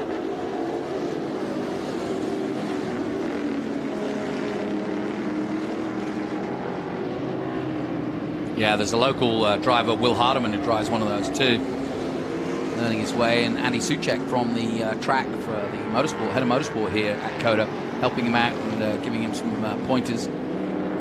Andy, a well-experienced WEC and international sports car driver, now part of the COTA scene. Final lap here of the final race of the day here for the second day of the SVRA and SpeedTour weekend. It's been a lot of fun. Thanks to Mission Foods and all our sponsors for bringing the action here. Martial is going to run away with this by almost 30 seconds, and he does so. Takes the checkered flag in that Mercedes ahead of Wyatt Dallenbach, who will take second place, but he's got a while yet. He's still coming out of the stadium. In the end, it doesn't really matter. Nope. That's Lincoln Park lyrics. Oh, wow, look at you. There it is. See, look at that. And Rob gets it right in shot. Good job. Of course. We've had some great camera operators here this weekend, so thank you, everybody. And I got to give my props to that drone. Those side shots with the sunset. Oh, beautiful. I was telling them in the hotel last night, just beautiful shots. Look at that, right on cue. Cue, look at that. The karting, the tower, that's not easy, especially when you're about half a mile from an airport. Yeah. Beautiful, beautiful shots. Well, my thanks to Ben Sissel and our entire commentary team that have joined me throughout the day. That's F4 drivers, FR drivers, and a few guests here and there. Thank you.